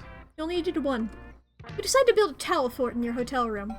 You gain 2 creativity from such a magnificent architectural endeavor. Later, with feet sore from walking and arms sore from carrying all your impulse purchases, you head back to the hotel with Zoe and April. Fuck, I'm exhausted. Me too. I love doing these con things, but they're a lot of work. No kidding. This is the first time I've been a featured creator at a convention. And don't get me wrong, I'm super grateful. But between the round tables, the panels, the meet and greets, and generally just being on all day, I'm about to crash and burn. Yeah, fame can be tiring, but I push through because I love it. Because if people ever stop paying attention to me, I will literally die! I meant figuratively. No, I didn't. So, what do you do to decompress after long days like this? Sometimes I practice my guitar, or stream Minecraft, or redo my makeup over and over until it finally covers all of my flaws. What? But none of that's even relaxing. Mac, this is an emergency. We gotta help April relax stat. If your lives are too stressful, just live someone else's lives. Go to the hotel bar and do some light roleplay. Or if it's time for some prank calls. Tell whoever answers the floor that you kidnapped their daughter and demand $12,000 for her safe return. Pranked! Let's go do some identity theft. Great! Okay, I'm so tired of being camera ready 24/7. It'll be nice to be a regular gal for once. You all arrange to arrive separately so you can act like you've just met. You enter the bar a bit later and find Zoe drinking a beer in a booth. Hello. Hello, stranger. I'm Dr. Penelope Torrance. My passions are open heart surgery and kaijus, which is what brought me to this con. Nice to meet you. I'm Ben Bottle, the inventor of bottles. I came to this bar to see my invention at work. Ooh, and who's that at the bar? Another complete stranger I'm dying to meet? Let's say hi. I'll kill you! Everybody get on the fucking ground! This is a robbery! She fires a gun into the air. Everyone screams and hides as she grabs the cash register. April, what the hell are you doing? Who's April? I'm Velma Valentine, wanted criminal, but the cops will never take me alive. April, this isn't what roleplay is. April's not here, motherfucker! She shoots you in the leg and flees the scene. Damn, why do so many of your plans end with you bleeding out? Don't worry, Mr. Bottle. I'm a doctor. I'll save you. Zoe, you're not a... Shh, save your strength. You'll need open heart surgery. Good thing I love doing those. Bartender, give me your sharpest kitchen knife and your strongest liquor. Oh, and pour Ben a drink too. He'll need it. You pass out and later wake up in a hospital bed. Hey, Max. Sorry I kind of fucked you up back there. Turns out open heart surgery is a lot harder than it looks. That was At least you seem okay now. Can I make it up to you by treating you to a fancy dinner? I've recently come by a lot of cash. I suppose it's a fair trade. You go to a fancy restaurant in your hospital gown, gaining +2 creativity, but losing 2 fun. Last day of the con. Last day of the con. Gonna invite April. My comic! My comic! Okay, my comic. Yeah! Yeah! Color Squad, assemble! Monsterkind has always lived peacefully and without fear, for they've been protected by the mightiest hero ever. A clear self-insert of the author. Color Squad, assemble! Starts with a bang, for its first chapter ends with the death of not the author at the hands of the narrator, a reality-bending entity. Oh my god. I love that he's just straight up Cyclops. It's like, yeah, rogue, because he got the white streak. Just, there's no reason for him to be Cyclops, but he is, and that's beautiful. This kicks off a reign of terror and chaos that threatens civilization as we know it. The world would be doomed if it weren't for one visionary man with a plan. The plan? Assembling 4 disparate second-rate superheroes into a team of saving the world once more. Our heroes have complex history together and have never been able to see eye to eye, but there might be one thing that manages to bring them together. A very momentous night at the local Slingers Club. No one trusts this team of misfits and has-beens, for they all have a huge superhero hole to fill, but they might be the Earth's last hope. Somewhere in Spookum City. You better tell us what we're doing here, Colonel Giant Spider. Yeah, this looks like the worst sleepover ever. Would somebody bring a movie at least? I know you all have history, but I need you all to set your differences aside and consider a temporary truce. Not the author is dead, and you 4 might be our next best option. These clowns? Ha! Yes, Wildfire. Even though you have beef, you have to admit that the Victorious is a formidable ally to have on your side. I know you could use her plot armor. And the Punching Dead?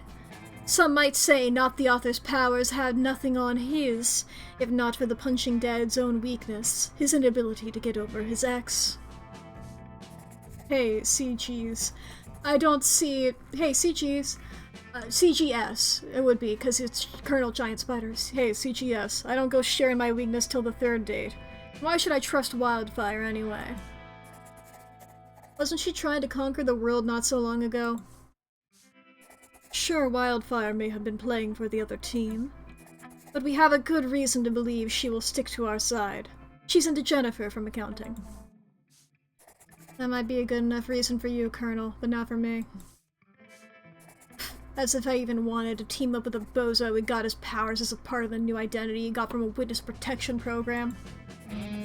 These 4 heroes don't seem capable of agreeing on a movie or a sleepover, much less a plan to save the world. Will they manage to bury the hatchet? Or will heads start rolling soon? Woohoo! Okay. Oh! My first secret ending! You finally gather your courage and ask your favorite clown to go to the con after party with you. The after party, huh? I'm surprised you're not inviting little April. Haha, nah, I put that phase behind me now. Oh, that's good, because I do really like you.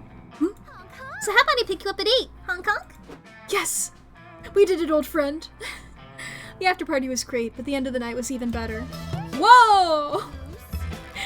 April took you back to her place and showed you a good time in her balloon room. It was a sight to behold. In a way, you're grateful for all the hoops you had to jump through to date her, since they led to this night of warm, balloony bliss. And soon after the con was over, you and April went together to give little April the clown egg registry. It was a tearful farewell. Honk honk! Yeah! Secret ending. What a... going out with a bang!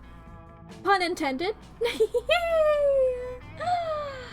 Oh, yes, yes, yes, yes. New plotline. I'm called Bruce. New outfit for April. New comic genre. New comic genre. New comic genre. Okay. Quick peek at the art gallery, and then we gotta end stream. We got our new one here, of course. We got, of course, our beloved little superhero moment. Da-da-da. Yes, yes, yes. Okay. Classic bathroom. These.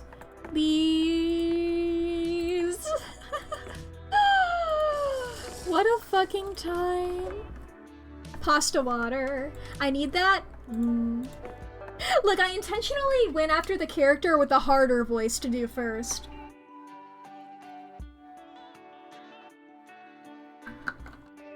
And I was like, damn, thank goodness she never showed back up again. She didn't, I don't think she showed up once in April's playthrough.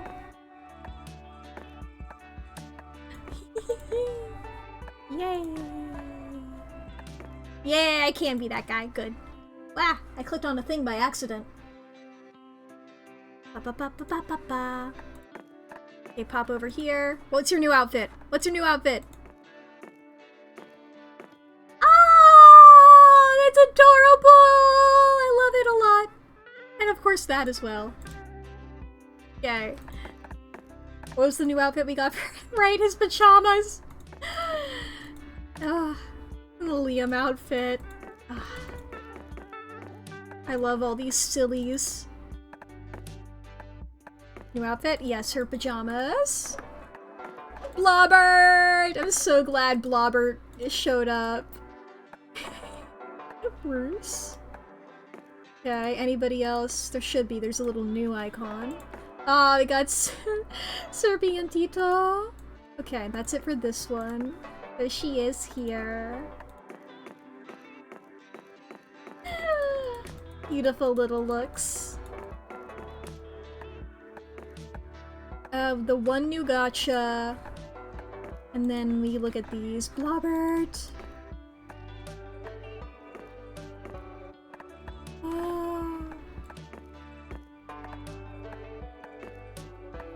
Yay! Her fucking mom. You do Eurogame dev. The dad. Mugger. Do. I forgot about Toshiko. Alright. Alright, that's it. That's it. We're going to big screen now. We can see who we can raid. Thank you all for joining me. What a time. What a time! Alright, let's see here.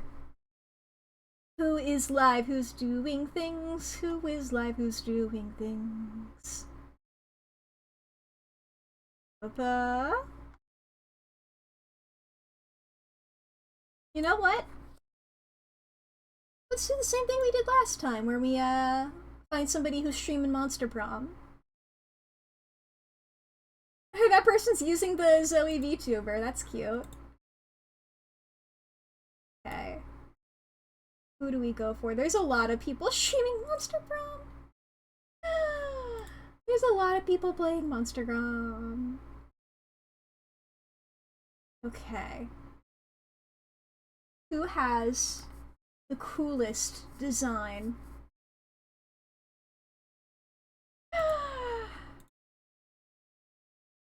Damn it, they all have good designs. Fuck!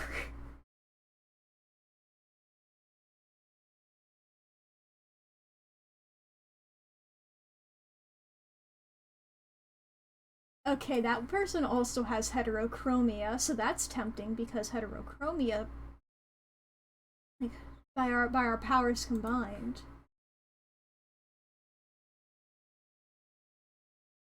Sure, you know what? We'll base it off. We'll base this solely off the fact that this person also has heterochromia. We're gonna be raiding into Rue Reverie. You see here. Don't have pronouns in bio, so I can't say much more about that. But hey, also got heterochromia, and that's pretty poggers. And also playing Monster Con, so keeping the train going. Keeping it all going, keeping it all in sync, and I hope you all have a good time over there. I hope you all have a good rest of your day. I'll see you all again next week, and I hope everybody has a good time. We went a bit over on stream, but that's the way that the turns table sometimes. That's the way the turns table, and that's the sads. But yes, see you all. I almost said tomorrow. That's not true. On Monday. That's many days. Bye! I'm gonna hit the raid button now. Go raid, go raid, go raid, go raid. Ah. Wah. A wawa. A wawa.